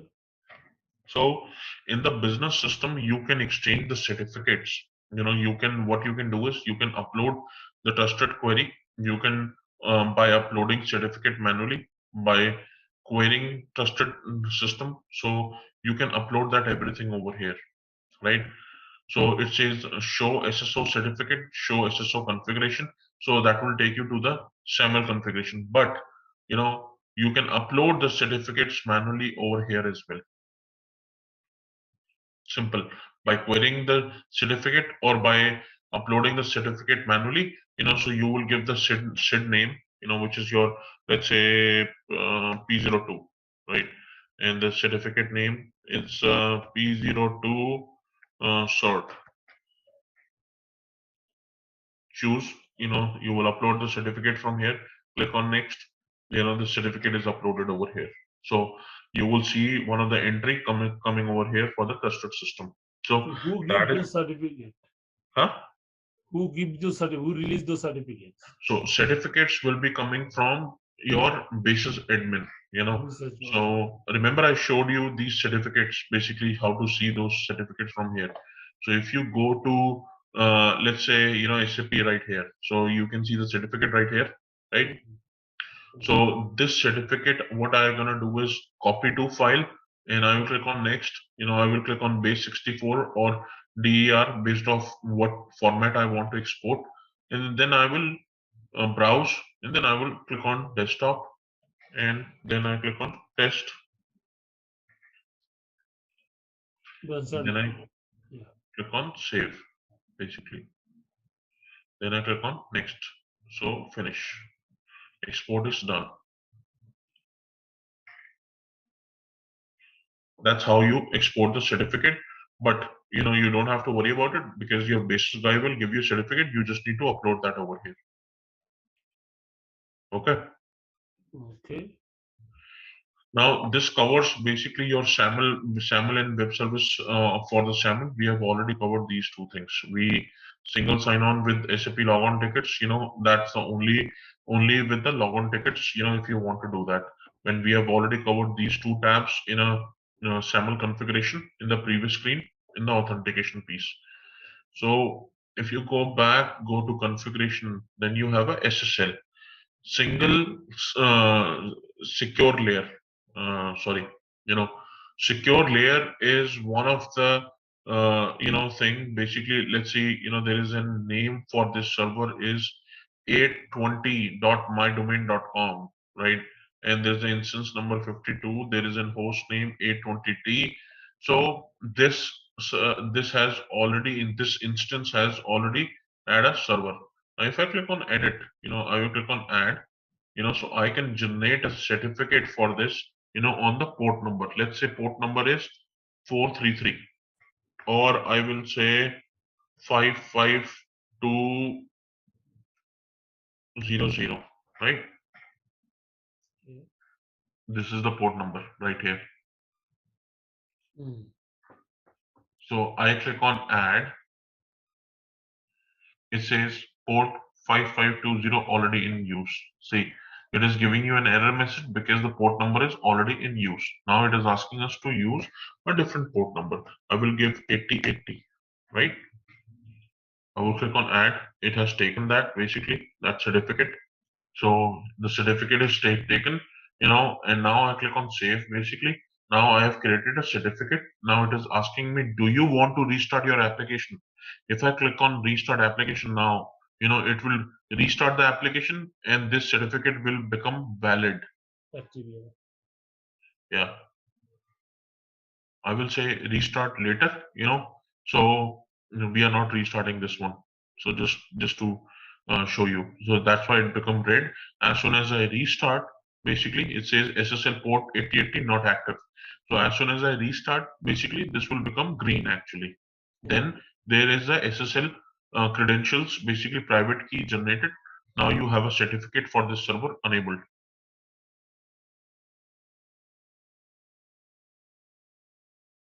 That's how you generate your SSL certificate, for the PO server itself.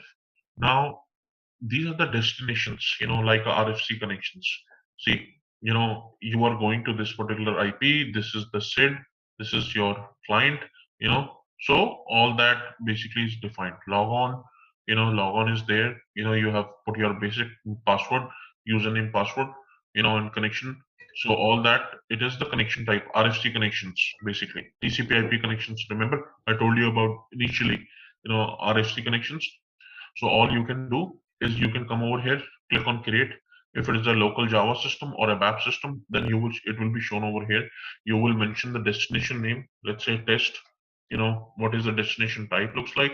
It will give you options, what HTTP, RFC, ODBC, JDBC, you will do HTTP most of the time. But if you are connecting to any database, your channel is connecting to any database.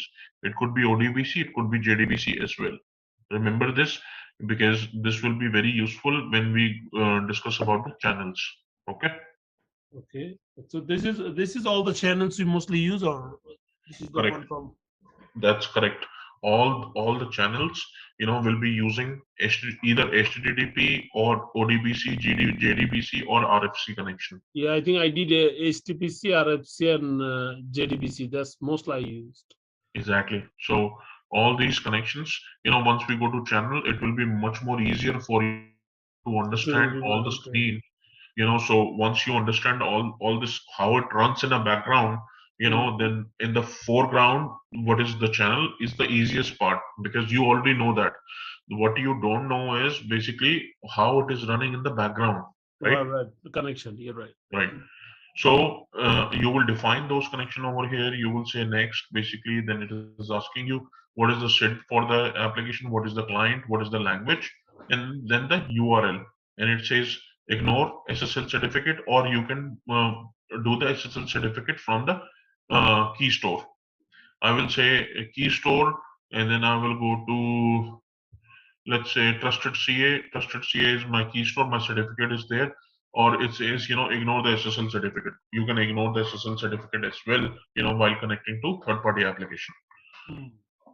Now, if you go to next, basically it is asking you what type of authentication you want. You can do a authentication basically based on the ticket. We already discussed about the ticket. We discussed about the basic username, ID, password. We discussed about login tickets as well.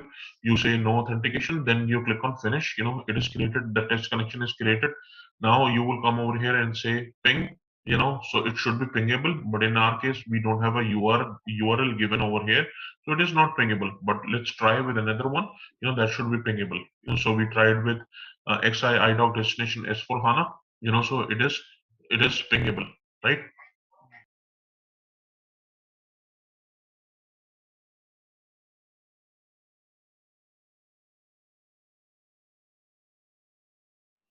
Now, certificate and keys, certificate and keys, this is the, so in this key store, what happens is basically all the certificates, remember I explained you how the trust is built. So you have one system which is SAP PO, second system is SAP ECC. This is your ECC, right? This is your PO. When you exchange a certificate in between these two, Right. then the trust is built. Now, in the previous screen, this is the exchange certificates basically.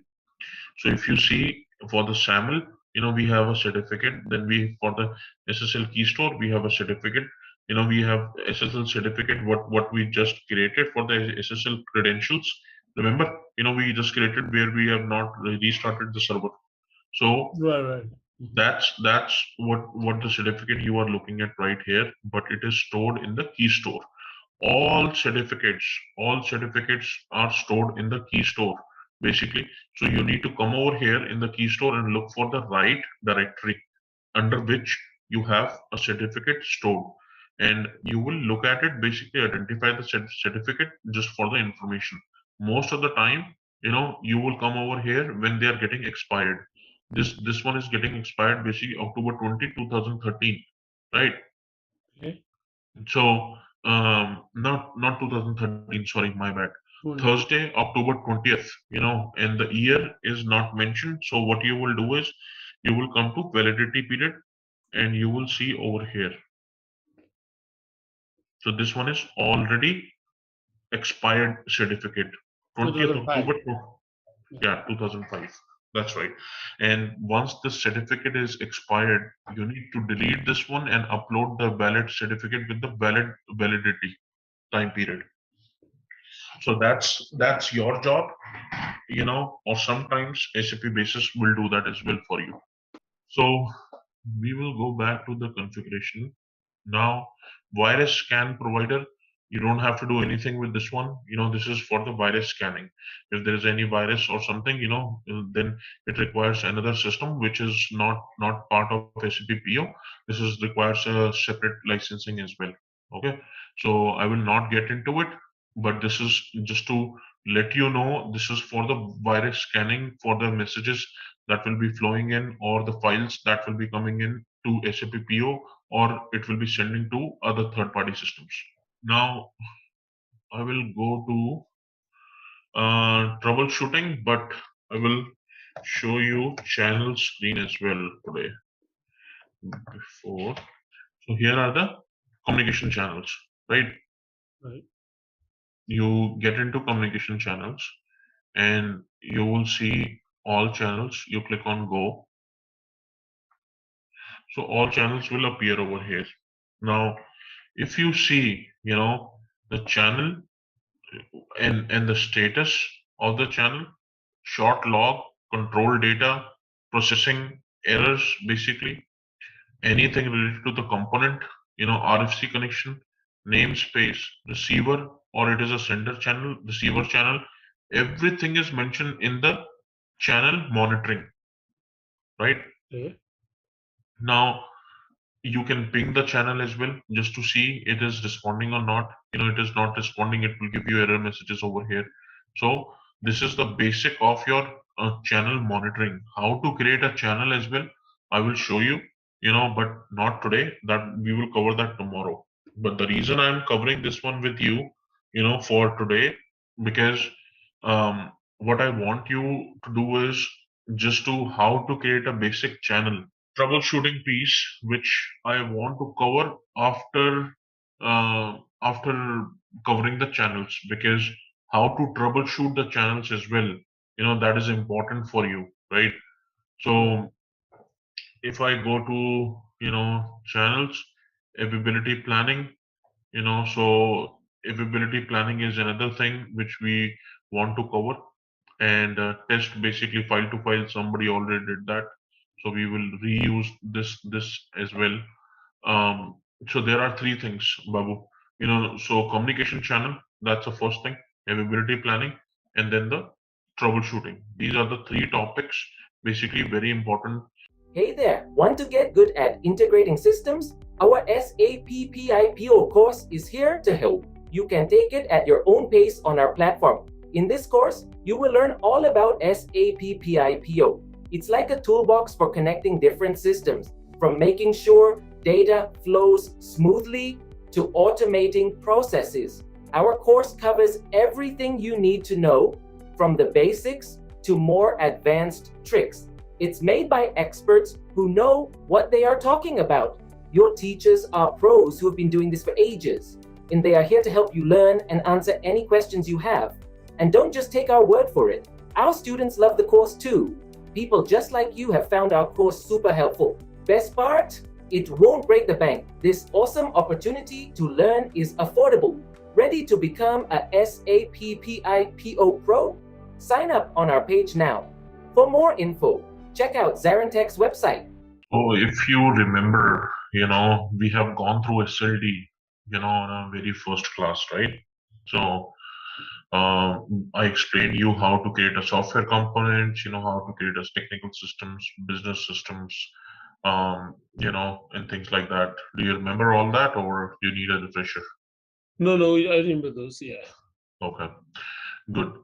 So today, we're gonna learn more about your Integration Directory and ESR. So basically, so this is your integration builder, right? Right. So your integration builder is basically, that's where we're gonna define most of the things. If you right click on it, click on new, you will come up over here basically, right? So you can define basically a configuration scenarios, you can define the folders, you can define alert, changing list, this is the administration part of it. Now, if you want to define a sender agreement, receiver agreement, that's something what we can define from here.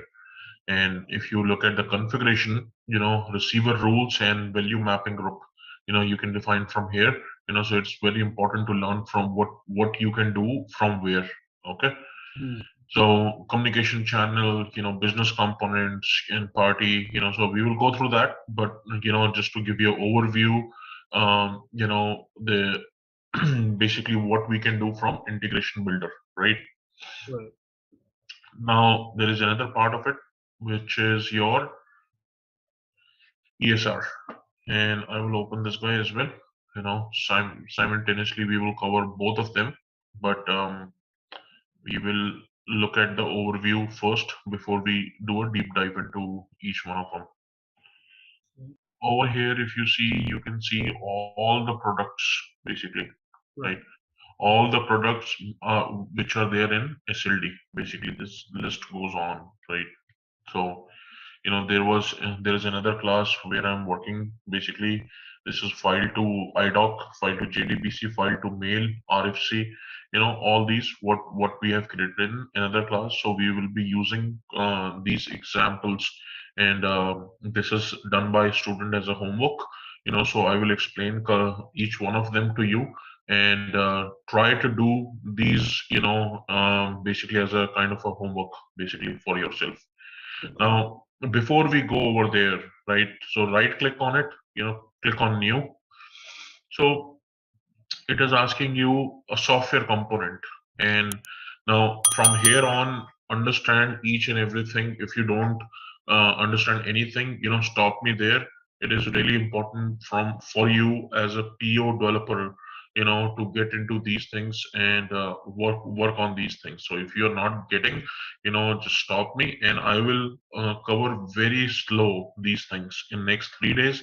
I will cover very slow, so you can grab it, you can do some homework, and then you come back with most of the things, right? Okay, so this is really practically start. Yeah, yep, yep. And this is the practical stuff. What you're gonna work on the job when you're on the job, basically, right? Right. And rest all the things what we have covered so far, that is part of your architecture, SAP basis, SAP security part of it. You should be aware of all that, but you should not be expert in all those things. But now onwards, what we're gonna build all the channels, logging, troubleshooting, all that, basically you should be expert into that basically, right? Now, software component version, you can have a local software component version. You can give that name over here as a test, which is what that means is you can create your own, at the time of creation of the software component, and click on create. Or the second option is import from SLD. And if I click on display, it will display all the name, vendors, version of those objects, and all that can be configured within the SLD. So you go over here, you can define the software component, you can define the technical system, business systems, products, basically. All that can be defined, what we have done. So remember, I created test SAM, one of the component. So basically, that's still gonna be there, basically. Or I think I created test. Yeah. So these are the test ones. We will be using one of those Can basically. you check? I think you queue something, Babu. Babu. Okay. Let me check. Yep. No. Oh, yeah. Yeah. This is of Babu, right? Test baby. No, this is not something. No, it's not. No. Okay. No. Anyways, Anyways, we will use the existing one, but I will let you create it at the time when you are practicing yourself. Create these from very scratch. So you get the version of it basically, right? So when you do an import from SLD, right? So import from SLD, you will see all those software components listed over here. So if I type Babu as well, so the same one should come over here basically, and it's searching for it right now. Okay, so you see the test baby it's one Babu, right? Okay. The same thing what we were seeing from the SLD side. Now, if I click on folder, I can give the folder name, for the software component namespace as well. So, but I will leave it blank, for this for now. I will create this as test baby UN non-SAP. I will create this one.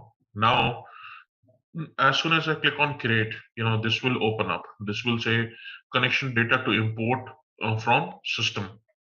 Right. So it is asking me what system I want to import the data from. I can give basically, let's say I will open another one over here.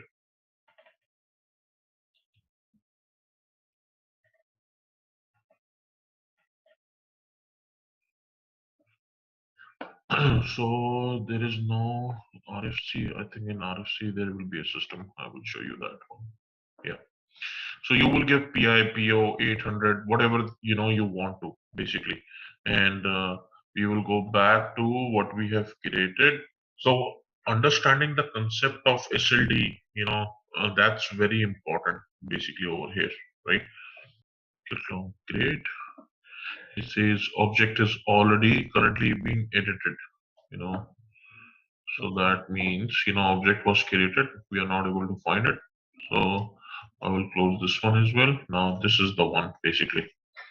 So I will give POPI, let's say, name, and client is 100. The message server is test.test.com, and group we will leave the blank basically. And now we will look at the details of underlying software components. We can add the underlying software component by clicking on this plus sign. So I just clicked on it. Let's see.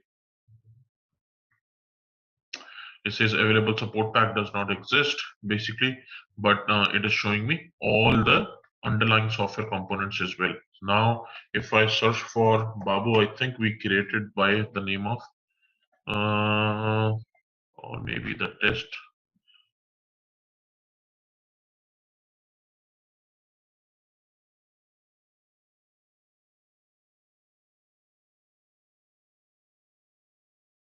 Last time I know we created a couple of them, right? So anyways, just to give you an example of this one, we can pick any one of the tests, basically test one. We are picking up in this case, we are putting a test one as a component, underlying software component version, for this particular one. Now, if you see, this order list is already there. So what it's gonna do is basically it will execute this particular one. If I double click on it, it is showing me all the details, basically test one of SAP.com. Then you have details. Basically these details already exist.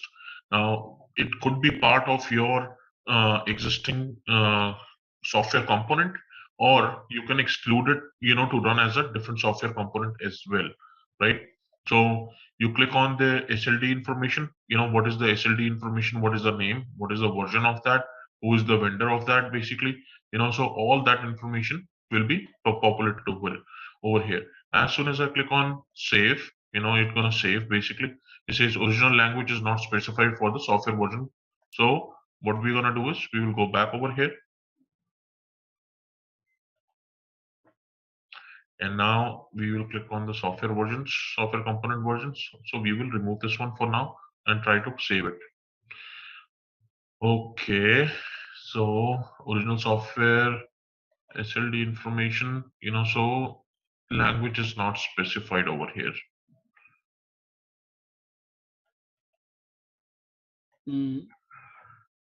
I will say English, right?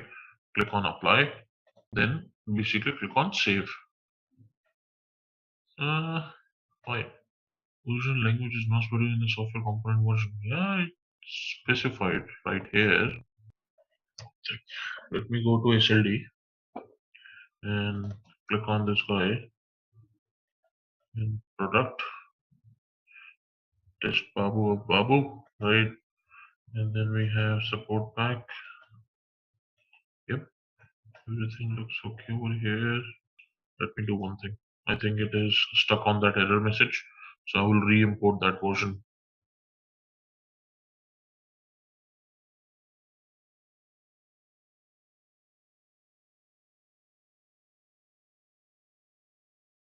So most of the job we import, we don't have to do that, or even we have to do it. They who give me those information.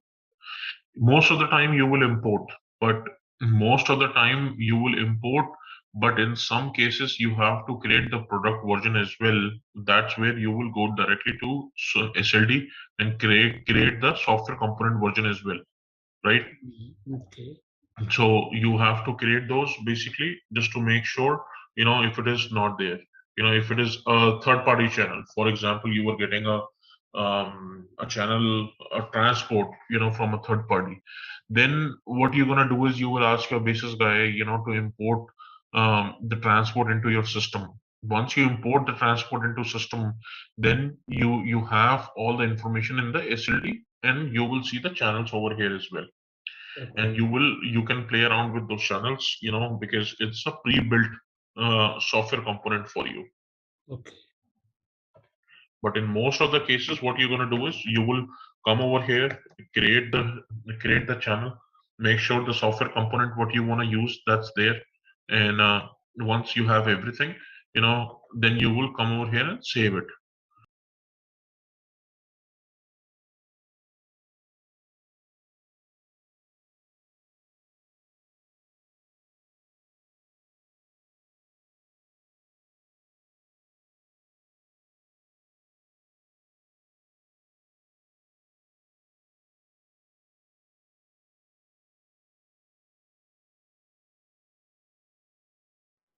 So once you define basically a language, over here it is saved now. Now what you can do is basically you can come to details in underlying software component.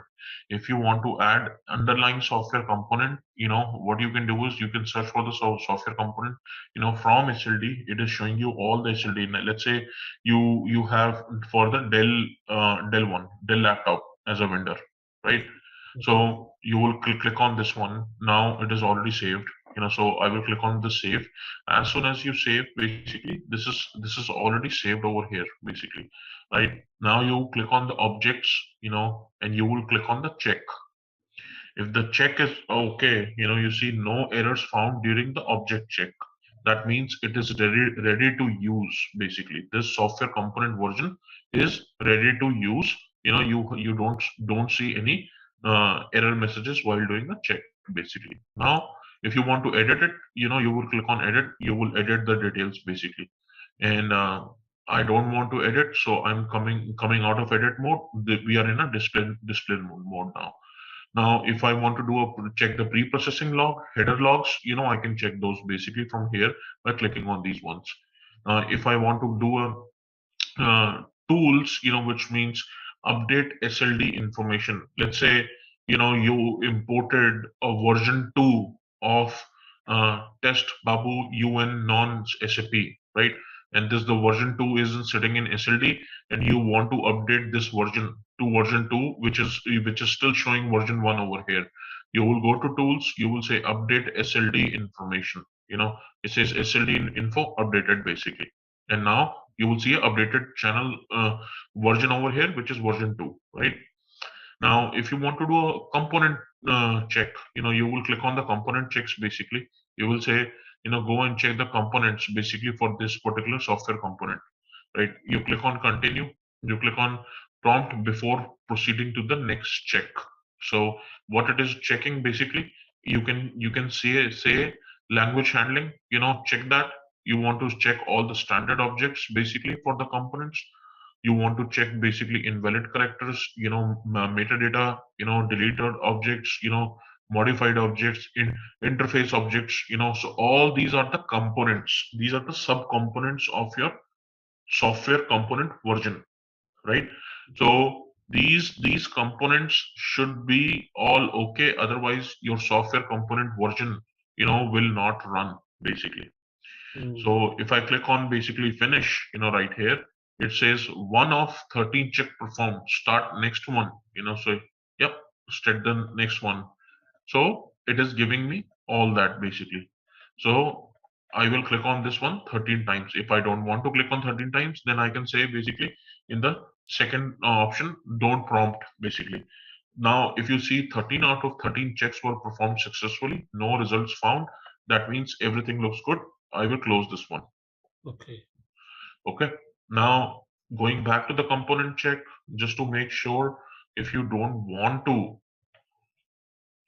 prompt before proceeding to the next step, don't select this one, so just unselect this one and select this one, basically click on finish, so all 13 performed without any prompts, right? So but if you want more information, you need to go back and check mark that option, basically. Now, I will click on save, just to make sure everything is saved. Now, if I want to check the information about this software component, but for the particular object, this is the object ID changed on Thursday, June 3rd, basically that is tomorrow's date, right? And who created this, basically, it is giving you information about who created this object. Similarly, for if I click on this guy right here, which is orange. If I open this guy, click on this. If I click on this guy, it is giving me PO user 14 created that, right, on Thursday, 29 April. So it is giving me all that information, so if you see all these details are there, and they successfully created, basically, vendor India, SC Orange, somebody did that, basically what we are doing as well. So I'm just showing you another example, right? I get it. Okay. Now, another thing is once you click on this hat, so this is a view. So it will not show you name and ID. If you click on this one, it's gone. So it is just for the view personas of the screen. Now, if you click on this sign, that means the processing logs are visible. If you double click on this one, that's gone. You will not see the processing logs underneath. Okay. So this What is about the next next to IP? Yeah, this one. This one? Yeah. Yeah, this is grayed out. This is for the where do you use list. So this is more for the information like a help documentation. Okay. So it is not really an option. It is just for the documentation purposes. But most of the time, it will be highlighted gray. So it's it's of no use. All these 4 options are of no use. You need to focus on these 4: object, edit, view, tools, basically all that. Okay. Now, once you have created, let's say this object, now it is already in your design objects right here. Right. These are the design. You have designed the object. Right. Right. So I will go over here in the change list, change list for the PO user 02, which is, showing me what all changes this user has done as of now, basically. So it seems like this user is used by some other people as well, right? So all these changes, it's showing over here as a change list or the change log, you can say. So if you click on basically either one of them, ed to file to SOAP, so it is giving you information about your software component. It is showing you basically who activated it. Then it is showing you basically object in the change list, which is your ed file to SOAP. Ed file to SOAP, it is defined. So it is kind of a change list for the user, in this tab. But hardly you're gonna use any of these options basically for the change list. It is there, just for the knowledge, but it will not be there, when you not be very useful basically. Okay. Now you can search for the object in this directory as well, like this. If you click on the search option, you do basically test, right, and it will take you maybe. Yeah, it is asking for the full name. So what we're gonna do is we will take the full name right here.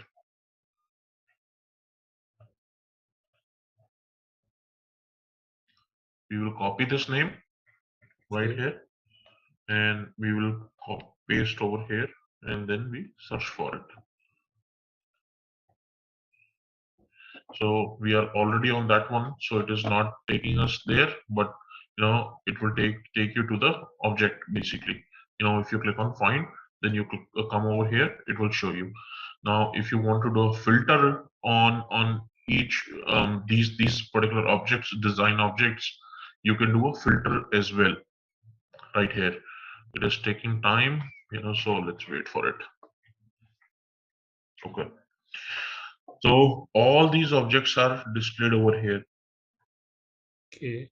If I uncheck, all objects, and I want to only see basically my own object, I can filter that on basically. Let me show you. So, right here, I want only my. I say apply. I say okay. So it is only showing me my objects now, basically what I have filtered on. Good. Okay. So it is showing me basis object, which is my Dell, right? Right. And it is showing me imported objects, basically what has been imported as a Dell laptop version, imported objects, if any. So it is showing me my objects basically for each one of them, basically right now. So that's and if you have imported basically any transport and you want to see that list over here, so your basis guy will import it, and then you click on refresh. Once you click on refresh, everything will be displayed over here. Now another thing is basically, this is an object right here, and you come over here, you will say, I want to close the object basically, and it's closed. So it's, you can close it directly from here. You can close it directly from here as well, or you can do close all. Once you do close all, everything is gone. So these options are there. These are kind of a primary, not very rocket science to learn, but these are the shortcuts basically, you can say. Okay. Okay. Now, important thing. Basically, if you click on tools, there is a send system message. You can send system message to other people who are already logged into the system. Let's say, please log off from system, right? And I say send. So everybody else will get that. Everybody must have got the message, stating that. So I will say import data types, so if I want to import a data type, for any other software component, then I can do a data type import as well. In this case, we are looking at test Babu. So we will go to test BB Yukon on Babu, right? I click on apply basically, right? I click on next, and now you see a source of XDF file. So it is asking you import data type. If you know basically from where you want to import the data type, or if you have any file, then you can do that. Or what you can do is, I will select the H drive and I will say continue, right? And now choose XSD for import. So there should be a file that you have imported in the previous step, basically, in this step, this one, and that will displayed over here, right here. And you click on finish basically. After that, it says 0 files imported because we have not provided any file for the data types. Right. And data type could be your character, your decimal, anything basically. Your data type, and I will copy this one basically for your reading purposes. Okay. Okay. So if you see, decimal, string, and you can have a simple type, you have a built-in type, you have a complex type. Basically, there are different types of types, but understand, there could be character, there could be decimal, there could be string, integer, and so on.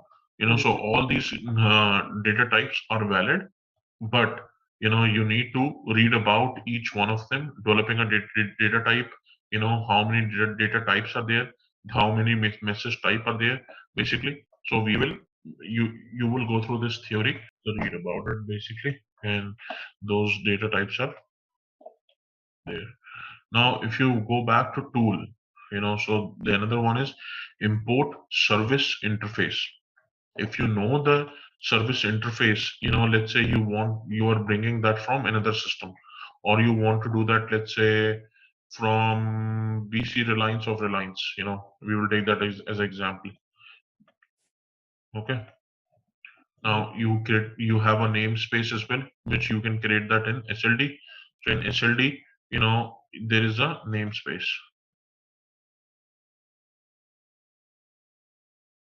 Name reservation. So you can define those namespaces over here. Remember that first day we have created the namespace by the name of Babu. So same thing. We will be doing that. And for the software component, all these namespaces are already there, and so we will be using one of those basically. Now, if you see, there is a namespace called Reliance.com, right? So for this one, and there is for the BC Reliance one, there is already there. So what we're gonna do is we will click on that, we will apply. Then say namespaces Reliance.com, and in your case, we created Babu.com, right? Initially, yeah. I mean, if you check basically, I think we did that by your name or that by test. So. Or maybe we did on dummy. That time we cannot log in the system, remember? Maybe. Yeah. Because he was struggling to log in, didn't give us access on the thing. Yeah, maybe. You draw me all these things, and I understand. Yeah, but what I will do is I will I will cover SLD one more time for you. Okay. Oh, great. Okay.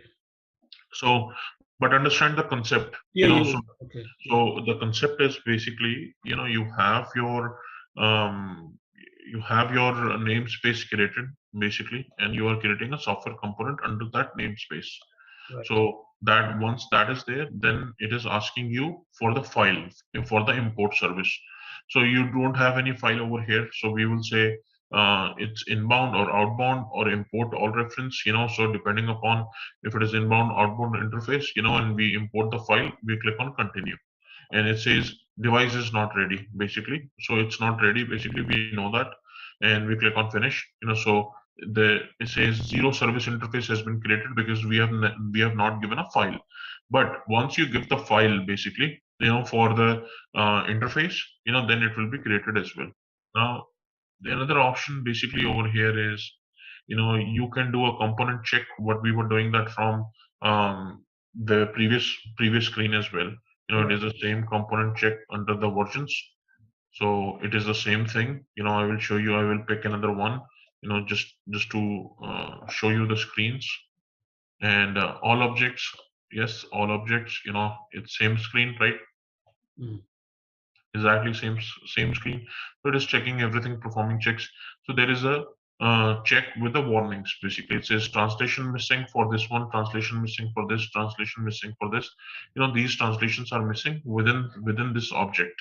So how to fix these error messages? We will go back to SLD. We will maintain the translations for those basically. So I will show you once we cover the SLD. I will show you all that basically. Okay. Okay. So I click on save, it's saved. If I click on close, it will be closed basically from that on. And update the product main instance. You can update the product as well. If you say, let's say you have a new version of, SAP PO or the NetWeaver, so you click on all that. Basically, it says EHP1 for SAP. If you have SAP NetWeaver 740, and the EHP version is 00. To click on finish, it is importing all that. It says product version updated successfully. Product version updated successfully for the SAP POS as well. Main instance is EHP1, with the server name. So these server names are updated basically. You will update the application component very rarely, and when I say very rarely, that means after upgrade you have to do it, but on a day-to-day basis you might not do that basically. Okay, let's say if your basis team comes back and say we are upgrading the SAP PO, and they upgraded over the weekend. Now Monday you will come in, you will see my application components are not updated basically with the latest release what the basis team has put into system. So you will come over here, you will update the application component, and it's just a single click away.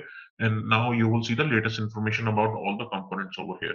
Now, another thing, if you see, there is a personal settings, so these personal settings are basically for your, how you would like to see the screen, replace symbols, how you want to see the navigation, how you want to see the input help, you want to see this or not, you want to see the find, what kind of a display you want to see, add a text work area or abdominal window, so all this basically, these are the cosmetic options, and these you can select as per your need, how you feel, how you want to see all these screens basically.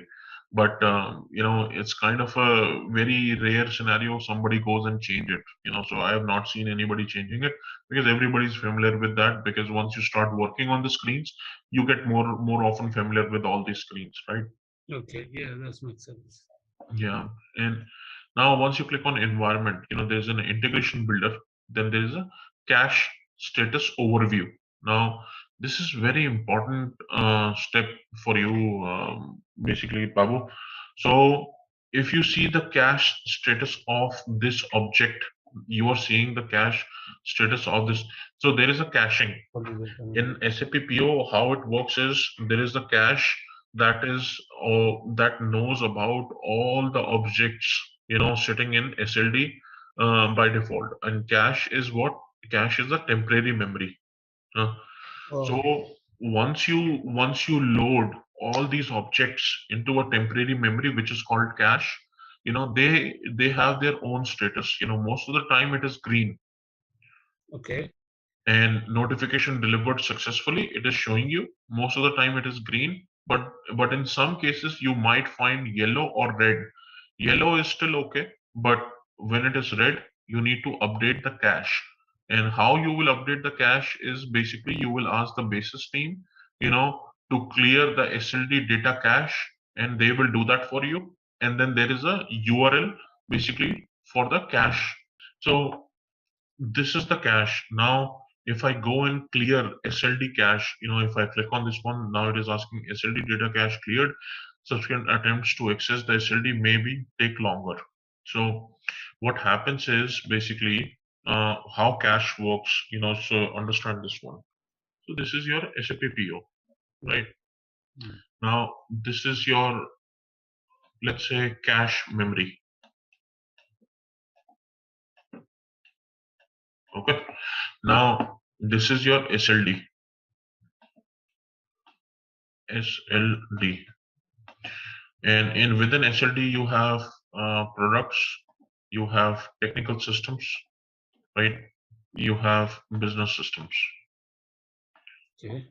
So all these products, basically, all these products are loaded into cache, and Is it like a temporary file, right? it's a temporary memory. Yep, temporary file or temporary memory, you can say, right?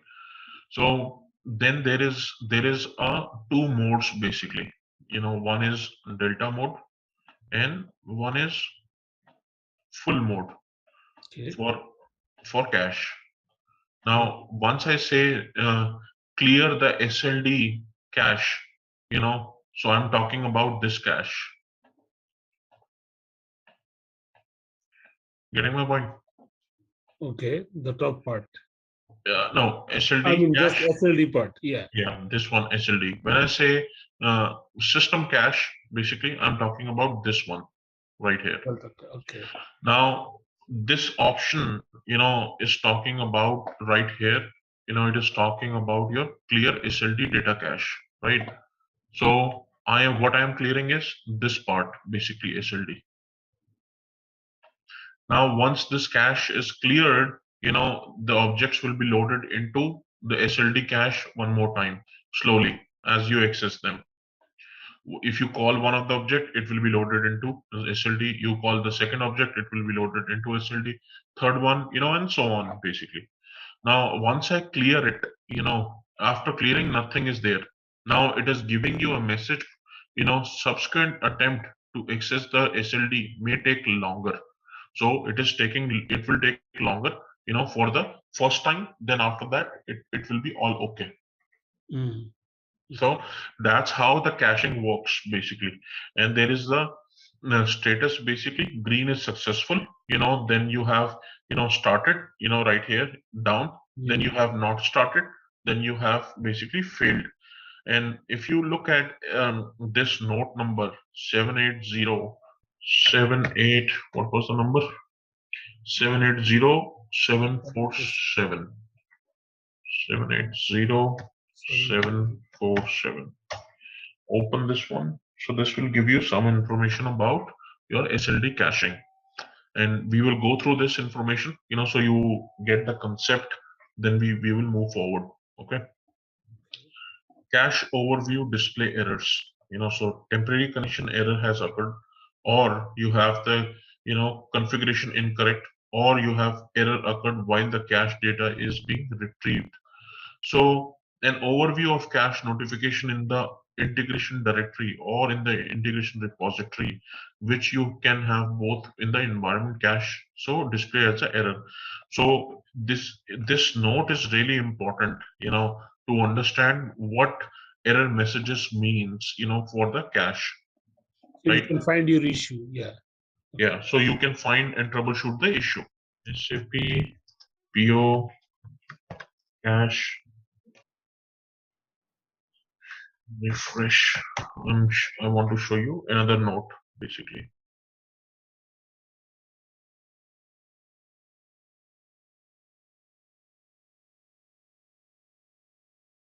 So when I gonna know I need to clear all those cache when I have those issues, right? Oh, yeah. So when you will come to know about it, I will tell you. Okay. In those scenarios. So here it is. The answer to your question is well. What are the symptoms when you have to clear basically full cache refresh? You have a process or PO. You have a PO system with the multiple integration flow or the integration configuration interfaces, right? You have also configured at least wildcard ICO, which is also working fine. You are using a wildcard in your SAP PO channel. So that's what it means. If you execute a full cache refresh, then these indicate may not be working. So what it is telling you is basically in what scenario you can do a cache refresh basically. So when I see this situation, mostly I have to tell the basis to clear it, right? Yes. Okay. I'm not clearing, they are clearing it. They will be doing the clearing. That's right. Oh, good. Okay. But you should be aware of when to ask, when not to ask, right? Right. I get it. This is the old one. This is not PO, right? This is for the PI, old school. So we will not look at this one, but let's find another one. PI. We don't want PI. We want PO. Looking for a note, that will give you that information basically. So you have that handy with you, but I will explain that anyways, when you need to do that. If it is documented, then you will not lose that, right? Okay. Seems like there is no note about it. Let's say we are looking at this object, okay? And if I go back to overview, now I see this one is in the not started status, right? Let's assume that. Or this particular object is in the failed status, right?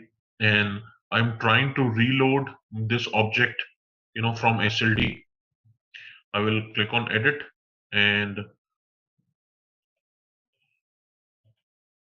and then I will say basically update information from SLD. Okay.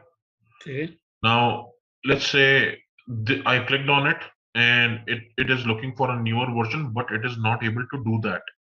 And now it is not able to do that because it is not coming as a 2.0 version right here instead of 1.0, and somehow it is not coming. And I see this status is still in a failed or not started. In that case, what I will do is I will ask basis team, please refresh delta cache for me. Okay. Okay, that's the condition. So that's a one of the condition.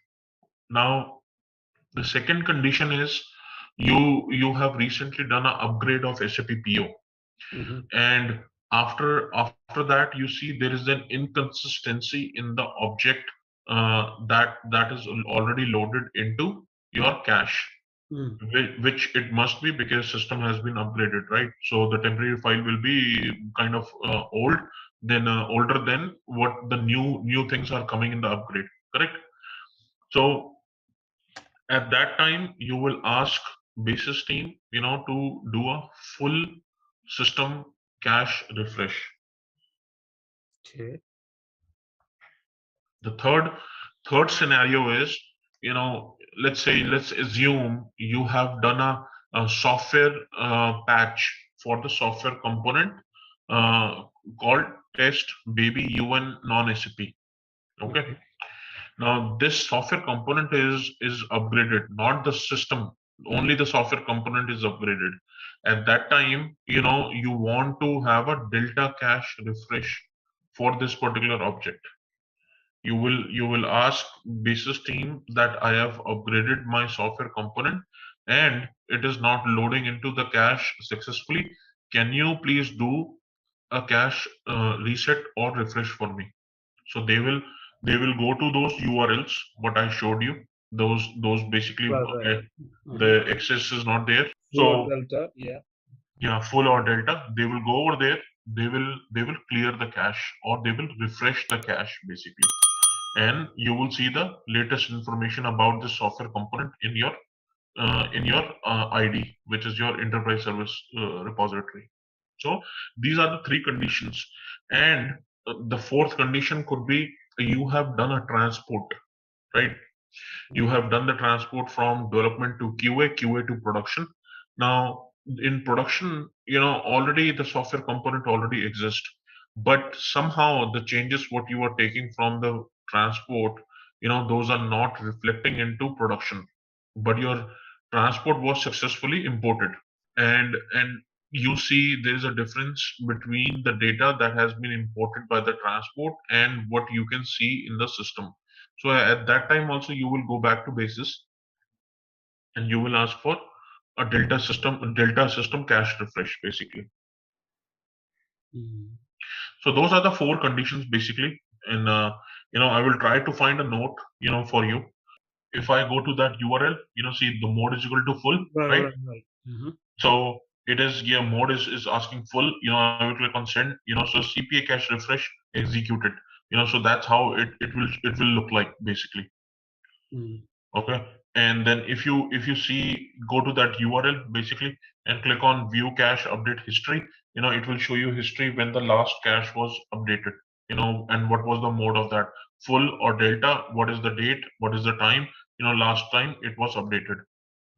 So that's how it looks like. And this one is the old school way. SIC cache, it used to be in PI, but not in SAP PU. So, but we will check these URLs basically. I have access tomorrow, so the support team already requested that for me. They are texting me. But just to understand, this is your integration builder, right? So you have active changes, change list, you have import, you have request cache update again. So basically these are the options. You can see there's an integration builder. Integration builder is not showing the current information. Take a one liner bottom line. In the integration builder, if the information is not up to what you are expecting, then you will ask for SLD cache refresh as the first step, and see if the integration builder is getting updated with the SLD cache refresh. So SLD is cache is different than system cache. Remember the diagram. So SLD cache is different than system refresh. So anything in the integration builder that is not reflecting as correct thing, you will ask for SLD cache refresh.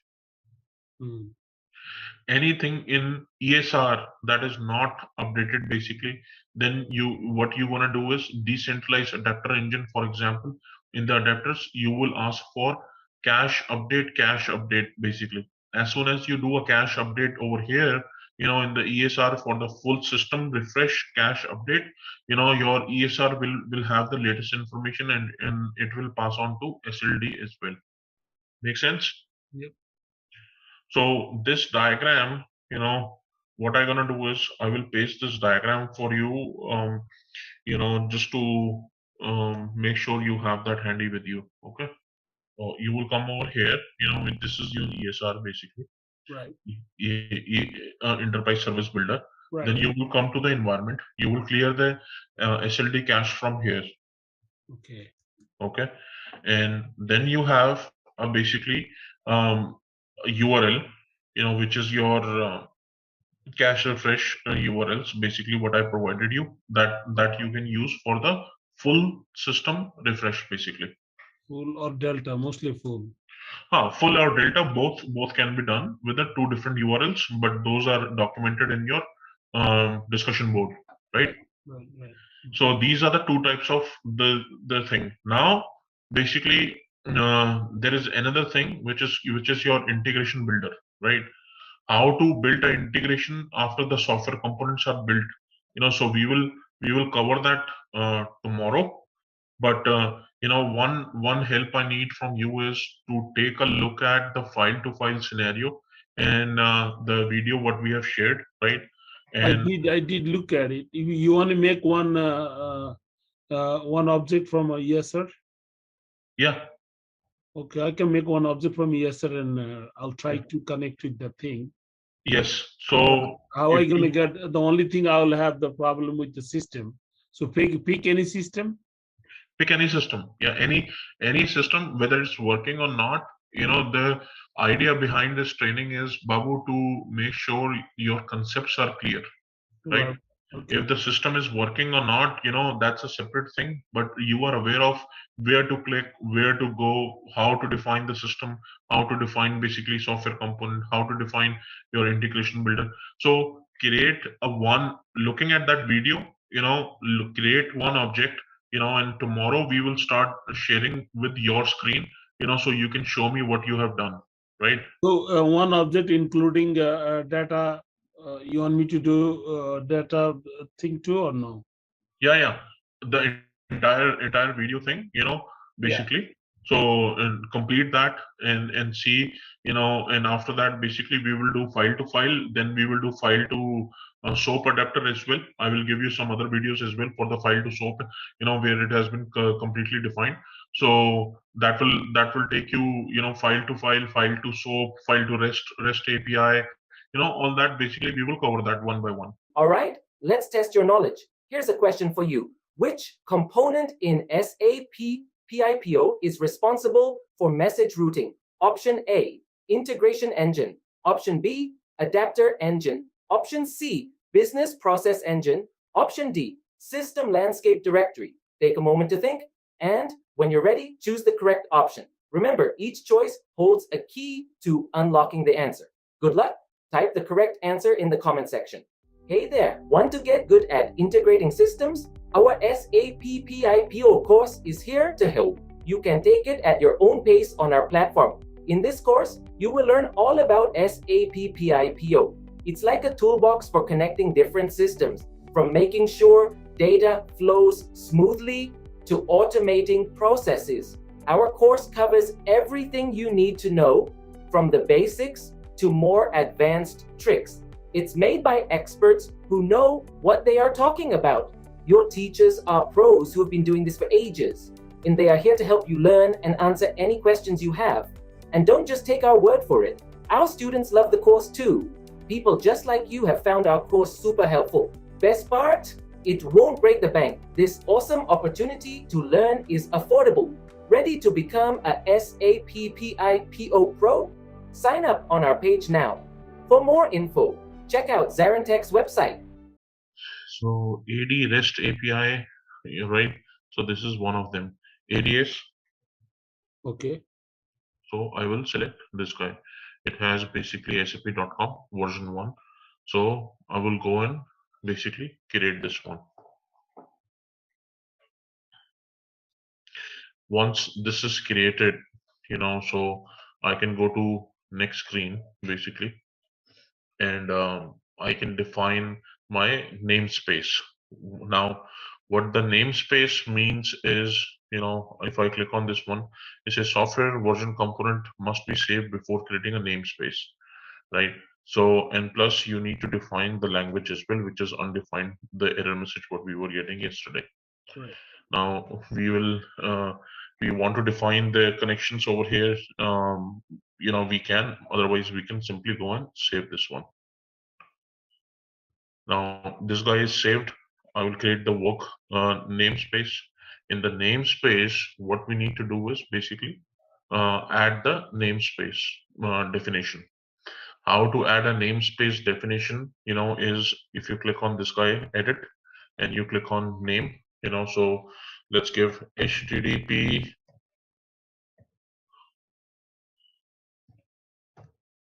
blog.sap to rest, right? Okay. Or we say SCN blog. And just let me see if it is accessible or not. SCN. Nothing is accessible on this server from internet. How to show you the... Okay, let me do one thing. Let me try if the Google thing is working. Simply mention Google.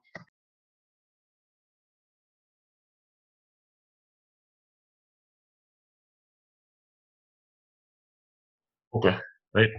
So once I save this, this is your REST endpoint. This is endpoint for your REST basically. Okay. You click on save. Once it is saved, basically over here. So say namespace was already defined in software version. This is Google 1.1. Note it can lead to naming conflict on the. Okay, it is giving us warning, but we are just doing a test over here. So we will ignore the warning, right? Okay. So once this is done, basically, after that, I'll go to design objects. I will open this guy and I will open this guy. It says google.com right here. Right. So if I will open this guy and say double click on it and open namespace definition. So if I open a namespace definition, it will show me the same content. So let me close it, from here.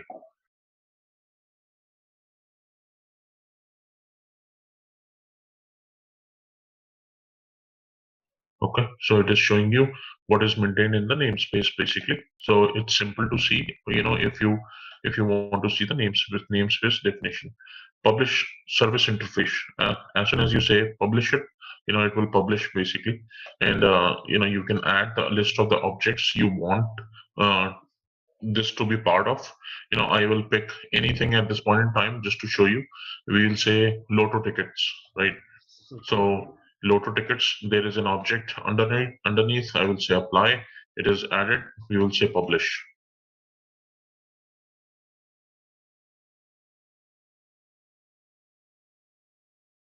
Lotto apply. We did one mistake actually. It is my object is not active. Oh. So what I'm gonna do is basically activate my object. First, I will check. Then I will go to this guy and I will say close all.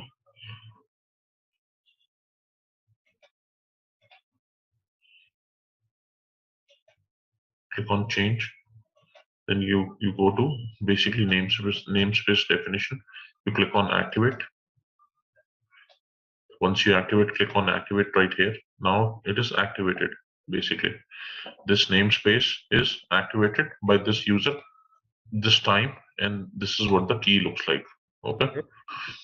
Now, if I click on publish service interface, if I click on this guy and now I go to Lotto and I want to say open lotto.com, apply, publish.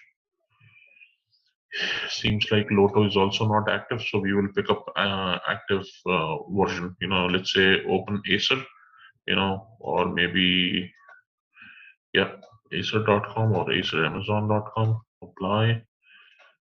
So Oh, and this one is also not active. Anyways, you can add it basically. Once adding it,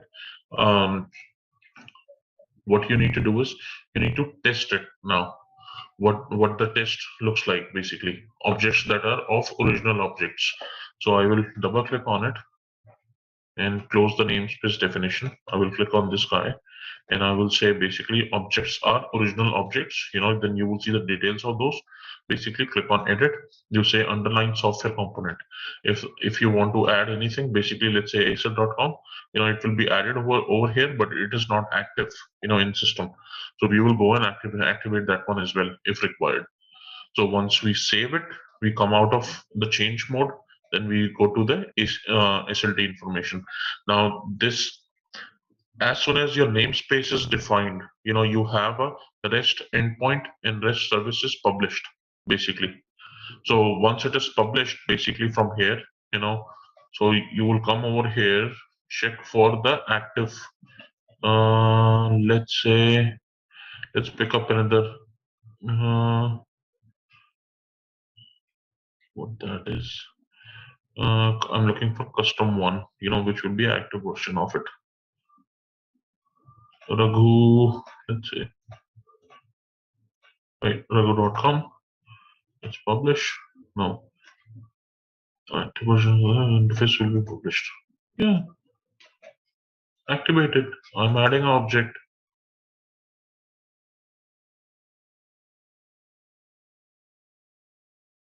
Okay. Publish. I say publish. Okay.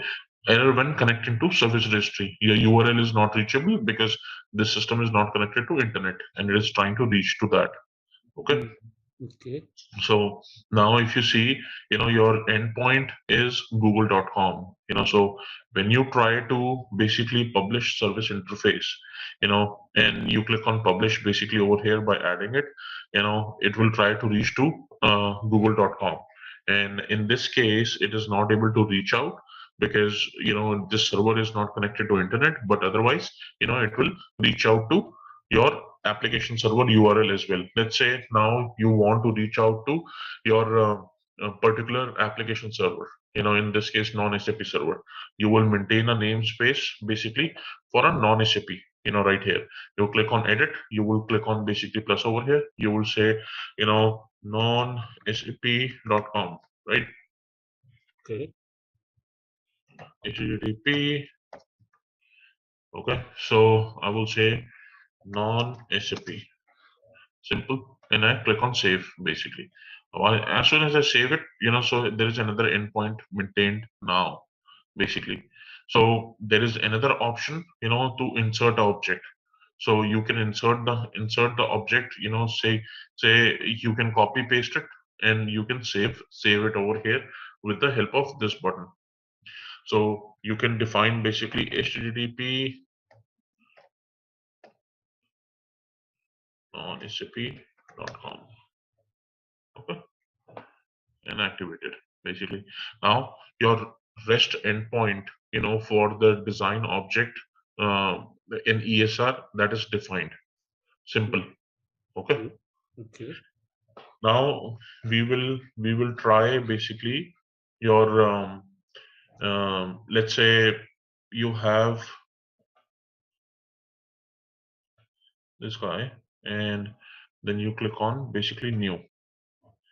And as soon as you click on new, right, it will give you what namespace you want to create basically, or what interface object you want to create. Now what you can do is you can do a data type as well.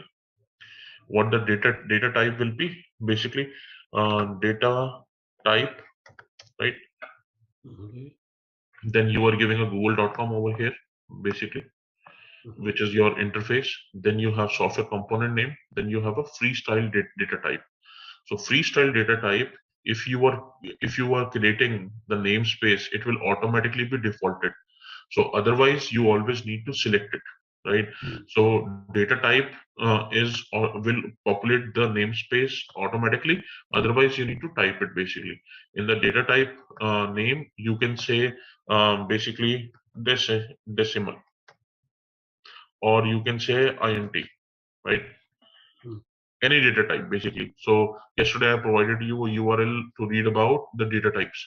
So once you read about the data types, you will come to know more about it, you know. So I will not cover basically a theory piece of it, but I'm showing you how to do it, right? Okay. So data type, you know, as soon as you click it, basically then you click on create. Now you are defining the int as a data type, sample type basically, right? Hmm. Now what is the type of this? Basically you can define this is the data type, right? And it is says suitable for which component, you know, tabular search help, hierarchical help. Okay, you click on okay basically on this one. Then you are defining the occurrence. When you're defining the occurrence of it,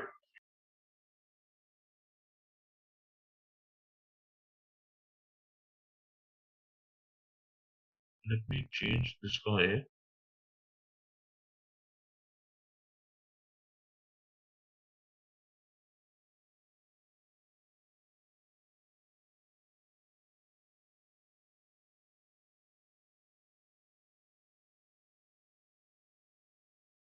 Let me define the real data object, you know, just to show you some example.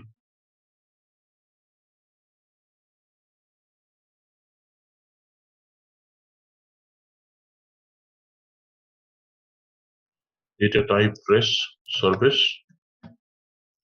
and content.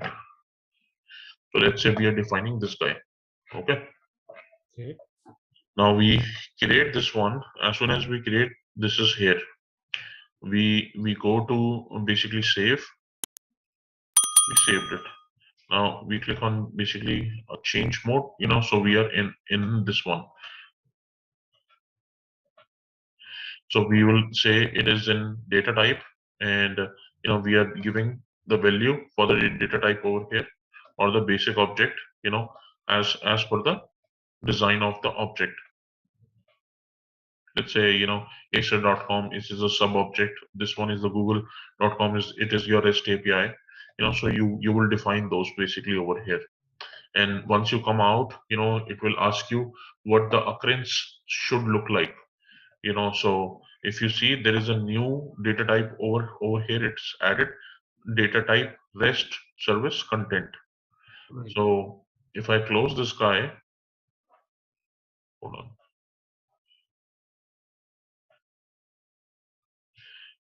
So if I close this guy, you know, I will click on this guy, basically, it will bring me over here. You know, so I will go to basically IXT. It is showing me the code of my interface, right? The data type, what you are going to define, you know, so that is also it is showing, let's say it is an element. Data is the result, basically. Data type service, it's showing the result. Then you can do basically, let's say, change it.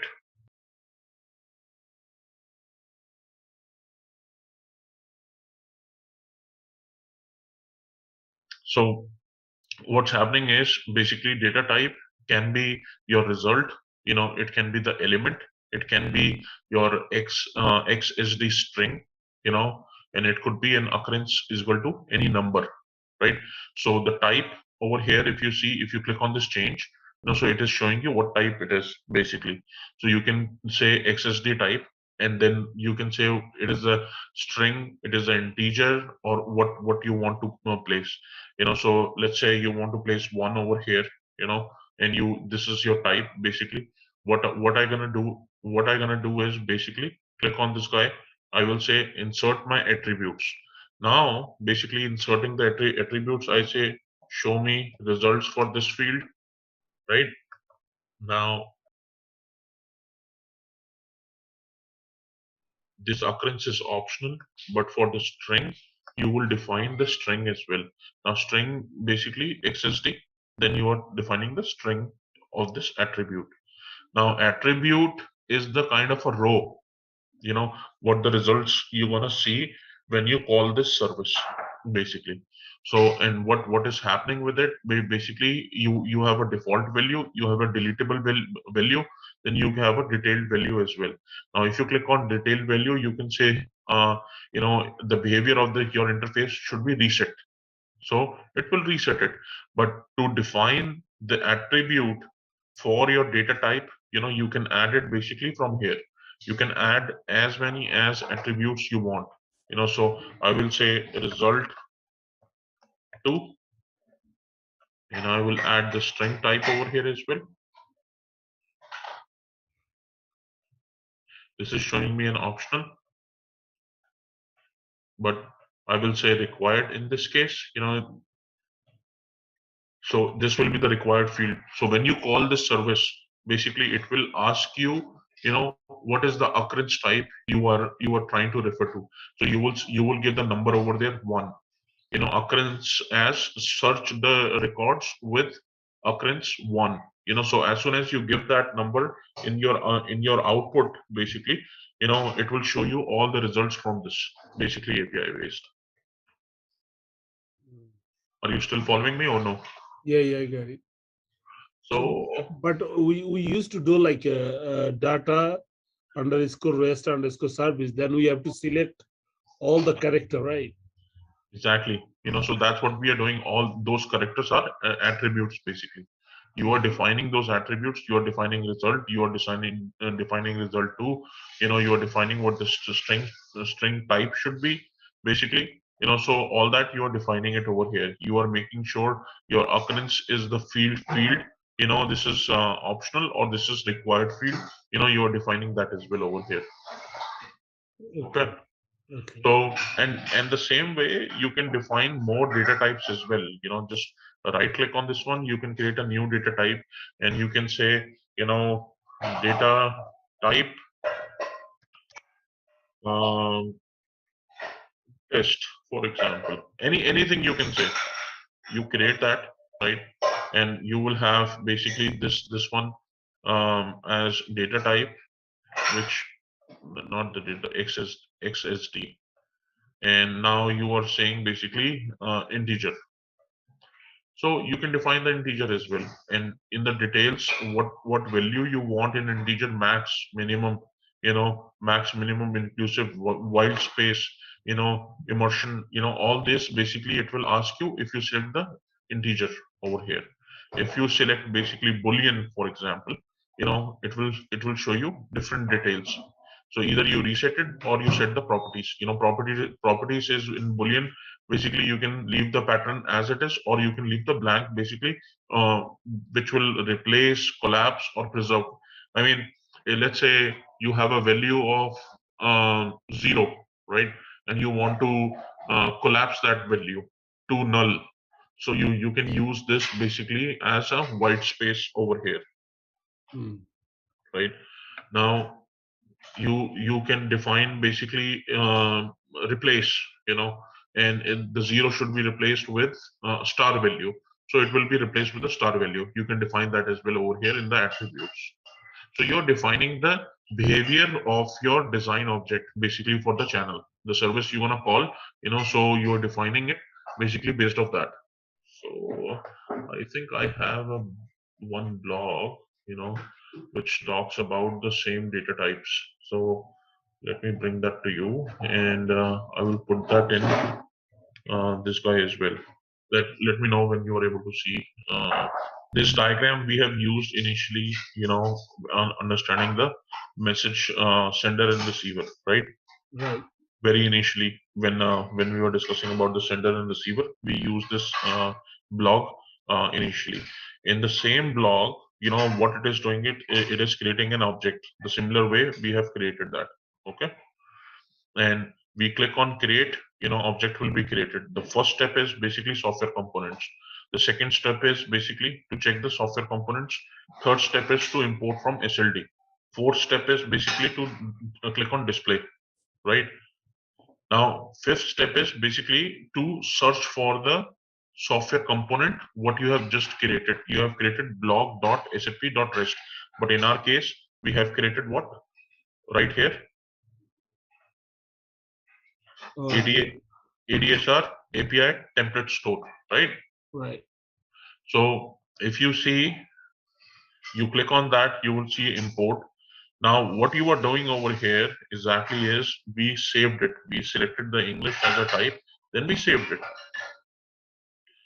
in our case, so we let me open that screen. So we selected English, then we saved it, right? Right. Till here we are clear. Right. Now let me go back to the blog, because I'm just referring to the blog. So afterwards, when you're gonna create that, you will refer to the same blog and practice yourself as well. Okay.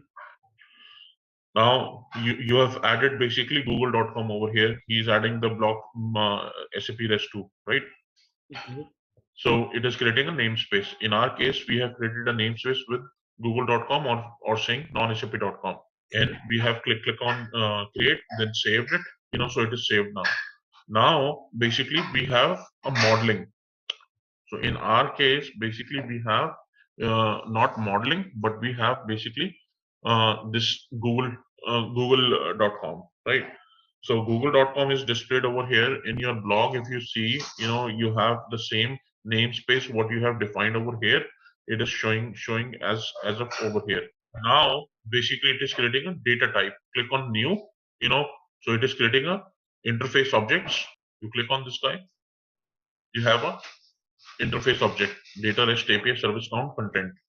So what I created is basically content. It is creating a data type zip code. So it is creating a data type for the zip code, which is a numeric string, right? Right. So we were also creating a string. Then we entered the sub element, attribute row. So if we go and click over here, so I am adding an attribute, but he added a sub element. But I don't want to add a sub element. I want to add only attribute. So that's a blank line added over here. So if you see in this example, he added this complex type, then the element zip code, then XSD string occurrence is equal to 1. And we also added basically, XSD string optional required, we are giving the option as 1, or we are saying basically required. So it will be given as the output when you will call the service. It will be used at that time. If we say optional, then we can give this value over here as well. But if we say required, that means at the time of when you are calling this service, at that time this will be required field. You cannot give this field right now. So till over here, you are seeing this example, it's almost same. And so what, see, results basically element XSD occurrence equal to 1, 2, 3, whatever you want to. So this is all created. Now the third thing which we need to define is basically message type, right? So interface in the message type. So if I right click on this guy, create a new, right? So if I go to interface object, now I'm defining the message type over here. Getting my point? Yeah. MT underscore. So have you defined the message type before? So Okay. mostly when you do data type, that should be flying everything, right? That's correct, but the most of the time what you need to do is basically when you create a message type, the message type name should be given basically, let's say REST underscore service for the count, right? Now once this is there, it is asking you to create this message type, and in the message type you are doing a description as test. Then you are giving a data type used basically, and data type used can be your google.com, right? So if you do a google.com and you say this is my message type will be, I will click on create, so it is added, namespace also added, REST service count, data type added basically automatically. Okay. So XML namespace is also there. You are creating a message type now. This is called message type. So you are calling google.com and you are giving a data type used. Now every detail is there. I will click on save, and now it is saved. You see the message type is populated over here. Right. Okay. Getting my point? Yeah, I get it. Because as soon as we make data type, REST automatic come from the system, right? That's right. So as soon as you click on the data type used, because the data type you already created in system, before creating a message type. So as soon as you give that, it will pick up the namespace, it will pick up the XML namespace, everything will be picked up. Now if you go over here, you will see the XML basically right here. So you don't have to do any coding, it is mostly the configuration. Right. That's why SAP PO is easy to learn. There is no coding, it is all about configuration. Right. Mostly is configuration, right? Exactly. Now you have created this one basically as a message type. Now the last thing what we need to do is we need to create the service interface, right? So we will go to our google.com, create a new, we will go to interface, the service interface, basically service interface. What that means is service interface, we will say test service. Okay.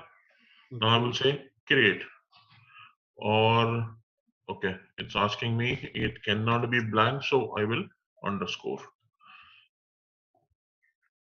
So this is your basically your interface, service interface. As soon as you do a service interface, you are defining the category of whether it's an inbound, whether it's an outbound interface, whether it's an abstract. So most of the time you will select inbound or outbound, right? Right. So you are doing only outbound for this one, and then whether it's a stateless or it's a stateful. So stateless versus stateful, I will give you one liner about it. So, but rest I want you to stateful versus stateless definition.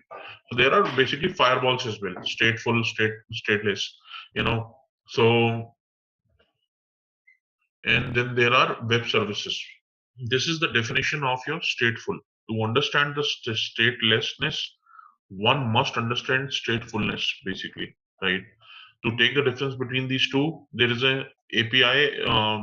These are the web services actually. What is the basic difference between stateful and stateless is, so stateful is talking about more about the state is simply in the condition of the quality of the entity in the instance. It is the stateful is rely on these moments in the time for the change of output and determines input and the state. So getting this point, basically the stateful will always ask you to determine the input and state. So read through these definitions. There will be a better definition as well. Now there is a message processing as well. So stateless processing, when message reaches to SAP PO, it processed in a pipeline. After that, the message is sent to a target system. Once the message is sent to target system, we cannot manipulate that message again. Okay, that is a stateless. Stateful is basically even after the message is sent to target system, it persists. It persistent. We can still have it's in the BPM. So understand basically a difference. From a SAP PO perspective. So stateless, once the message is there, right? So message is sitting in SAP PO. Once you send that to target system, which is your ECC, SCM, any of these systems basically. So once it is sent, you cannot add, delete, or change or anything you can do with that message. That is a stateless processing. Okay. Now stateful is basically even the message is delivered to a target system, which is your ECC SCM, and after doing a delivery of that message, you can still access the message through a BPM, which is your business process monitoring. But in most of the cases, what we use is stateless. Yeah, this is something, basically a little bit more theory will be needed, so even if it's inbound, it's going to be same. Exactly. If it is the inbound as well, the inbound message you are delivering to a target system, the stateless and stateful definition will not change, in terms of inbound, outbound, because the fundamental difference between these two is stateless, you don't have a control once it is delivered, but in stateful as well, you don't have a control unless and until you are using SAP BPM, which is business process monitoring, which stores those messages in the BPM module. Mm. Okay. So it says normal. Now the thing is basically security profile. You can define the security profile. We always say low. It is always secure. Now we will do basically it is the async message or it is a sync message. We will see that one as well. So what is the basic difference between async and sync? You know, so that also we will cover. But I will cover this screen first, then I will go to async and sync definitions as well. Okay. Okay. So then we will say normal operations. Then let's say this is the sync message. If it is async, basically you see options are only request. If it is the synchronized message, basically you have response, fault. So what is the difference now? Let's understand this one as well. Async, it will only send the request. It is only asking you what is the name. Basically, you will give the REST service count, for this one, google.com, so it's already there. As soon as you change to synchronization, basically sync message, it is asking for a response back to from the target system where it has been delivery has been made. So most of the time you will be dealing with these things. Okay. This is your SAP PO. This is your ECC. As soon as message is delivered, basically, right? And you are not expecting a response back from ECC to SAP PO. The response you are not expecting back, that is called async message. Okay. Okay. Now, let's say you are expecting a response back from ECC that it has been delivered successfully. So this is called sync. They both are in sync, right? Connected. Yeah.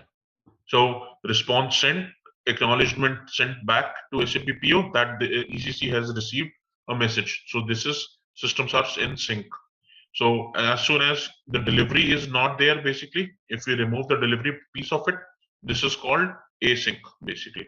So it is important for you just to understand, because most of the time customers, when you go to the teams, working with them, they will tell you this is the async or this is a sync, basically. So depending upon that, these options will be populated, and you will say what is the message type is. Message type, basically external message, IDOC, RFC. Let's say it's RFC, so namespace is highlighted. You will only give basically a namespace, so over here for the RFC. Let's say if you do a message type, then again it will show you the message type as well. Like Acer is there, then rest is there, for the google.com. So all that needs to be, and now it will get the response back from google.com. Yes, I have received the request from SAP PO. Now I'm sending a response back. The response will be collected, from on this field, basically. Now basically, this is your outbound. Let's say, I will save this guy. So if you see the service interface, then there's a test service. So it is saved right now, test service, but it is saved as outbound. Right. Okay. Now, if I go over here, create a new, basically go to my interface objects and sorry, service interface, then I will create test inbound. Click on create, basically. Then you can define the inbound message type as well. And you can define async this time. You want a fault message type, let's say 401. If you're not able to reach to site, that is 401. If you want to give the name, basically, then you will give the message type name over here, which is your google.com. So it is there. Now if you click on save, this is your test inbound is also saved. This is your outbound, this is your inbound. So you can see all that basically from here. Okay. That's how you define your interfaces, basically, right? So all gone. Now if you see this interface, as a service interface inbound. Basically, this is your outbound, this is your inbound. Then what is the message type is, what is the data type? So we have covered all this basically for a single interface, which is google.com. So that's how you define your message basically within SAP PO. Now, this is your designing the object, designing your interface basically. So in this basically you can define more objects as well, which is by defining the process integration. So we will discuss about the mapping objects. We will cover the mapping objects basically tomorrow. Because mapping objects will take more time. You know, because this is the important topic. Like same like interface objects, all these options what we cover today. So mapping object is another one. Now the adapter objects, basically, I will give you an example of the adapter object. So adapter metadata, basically there are some adapters, right? So in SAP PO, definition of adapter is basically, let's say, just to help you understand basically what are the different adapter types. Adapters, advanced adapter engine, basically. Now, in this, if you see, adapter types are there. It can be IDOC, it can be RFC adapter, it can be HTTP adapter, it can be business connector basically, which is again a HTTPS call. It can be file to FTP, JDBC, JMS. These are the web services marketplace. So most commonly you will see basically these are in use. So IDOC in SAP world, it's very common. RFC is very common. HTTP is very common, basically. Business connector, very rarely you will use. In some scenarios it is used. Some scenarios, basically, it's on very much. It's not used basically. File to FTP, every day you will use that basically. Then there is a JDBC. Then there is a JMS. Now JDBC is only applicable when you are connecting to a Java application, and that's a Java dictionary. Business connector basically. So JDBC is the connecting to Java applications. Now you have JMS as well, which is your for web spare MQ non-SAP application. JMS, provider administration object from the file. That is again a non-SAP application. So this is used for non-SAP application, right? Now there is a SOAP adapter. SOAP adapter is used basically on a day-to-day basis, as a REST service, like a HTTP call, but you can use as a REST API as well. So SOAP is also a web service in SAP. So you can use that basically with SAP, like SOAP administration is another screen basically in ECC. I'm not sure you are familiar with that or not. But in ECC you can connect, or in S4 HANA, which is a new ERP version, you can connect a SOAP adapter, you can connect REST APIs, you can connect OData, then you can connect basically HTTP. These are the web services calls basically what you can make to latest and greatest and the older versions basically as well. So it is important for you to understand, the SOAP is one of the web service. Web service is another one, basically what you can configure. But apart from that, everything else is not in use, very much on day-to-day basis. So anything below marketplace, right from here on, it's not in very much, day-to-day use. We don't use these very often. But everything above, from here, that's very much is used on a day-to-day basis. So you need to learn, you need to basically memorize, that IDOC, RFC, HTTP, business connector, all these are the adapter types. If somebody is asking you what adapter type we can use, so let's say, what is the difference between IDOC versus RFC? So definitely, if I'm connecting to a SAP target, or SAP source, then I will use IDOC, which is a file-based mechanism, to move the record, from one system to another system through PO. Then RFC is the TCP/IP connection, which is your works on your ping commands, right?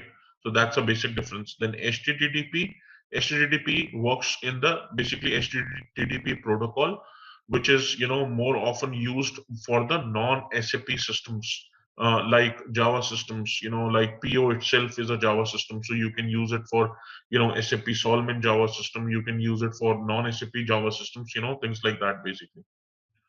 Then most commonly, which is the modern architecture as of today, we use SOAP, and then we use web services, then we use basically JMS for the old IBM series. IBM WebSphere is there, IBM mainframe, all that is still running on TIBCO, is running on JMS queues. So you need to understand what is the capability of your source and target, what they can support, what they cannot support. But your PO can support all these adapters. So when you go for a technical assessment, let's say you have been asked to design an interface, from going from SAP as a source, then you have a PO as a middleware, and non-SAP as a target, which is TIBCO, for example, right? So what I will use it basically as, I will use a JMS adapter over there. I will take the file basically from the ECC and send to TIBCO, knowing that TIBCO can handle JMS queues, and I can just drop the packet or the payload basically to TIBCO. It's called usually the message type or the message itself that PO is transforming, it is called payload. Okay. So depending upon the thing, what I'm trying to say is, depending upon the capabilities of your target and the source, you will pick and choose adapter type from here. So this page is very important, and what I have just explained to you, everything is mentioned on this page, and just read through it, and if you don't see basically much, you are not getting it, then I can help you with more explanation. All right, let's test your knowledge. Here's a question for you. Which of the following is not a standard message type in SAP PI PO? Option A, XML. Option B, EDI. Option C, IDOC. Option D, SQL. Take a moment to think, and when you're ready, choose the correct option. Remember, each choice holds a key to unlocking the answer. Good luck. Type the correct answer in the comment section. Hey there, want to get good at integrating systems? Our SAP PI PO course is here to help. You can take it at your own pace on our platform. In this course, you will learn all about SAP PI PO. It's like a toolbox for connecting different systems, from making sure data flows smoothly to automating processes. Our course covers everything you need to know, from the basics to more advanced tricks. It's made by experts who know what they are talking about. Your teachers are pros who have been doing this for ages, and they are here to help you learn and answer any questions you have. And don't just take our word for it. Our students love the course too. People just like you have found our course super helpful. Best part? It won't break the bank. This awesome opportunity to learn is affordable. Ready to become a SAP PI PO Pro? Sign up on our page now. For more info, check out ZaranTech's website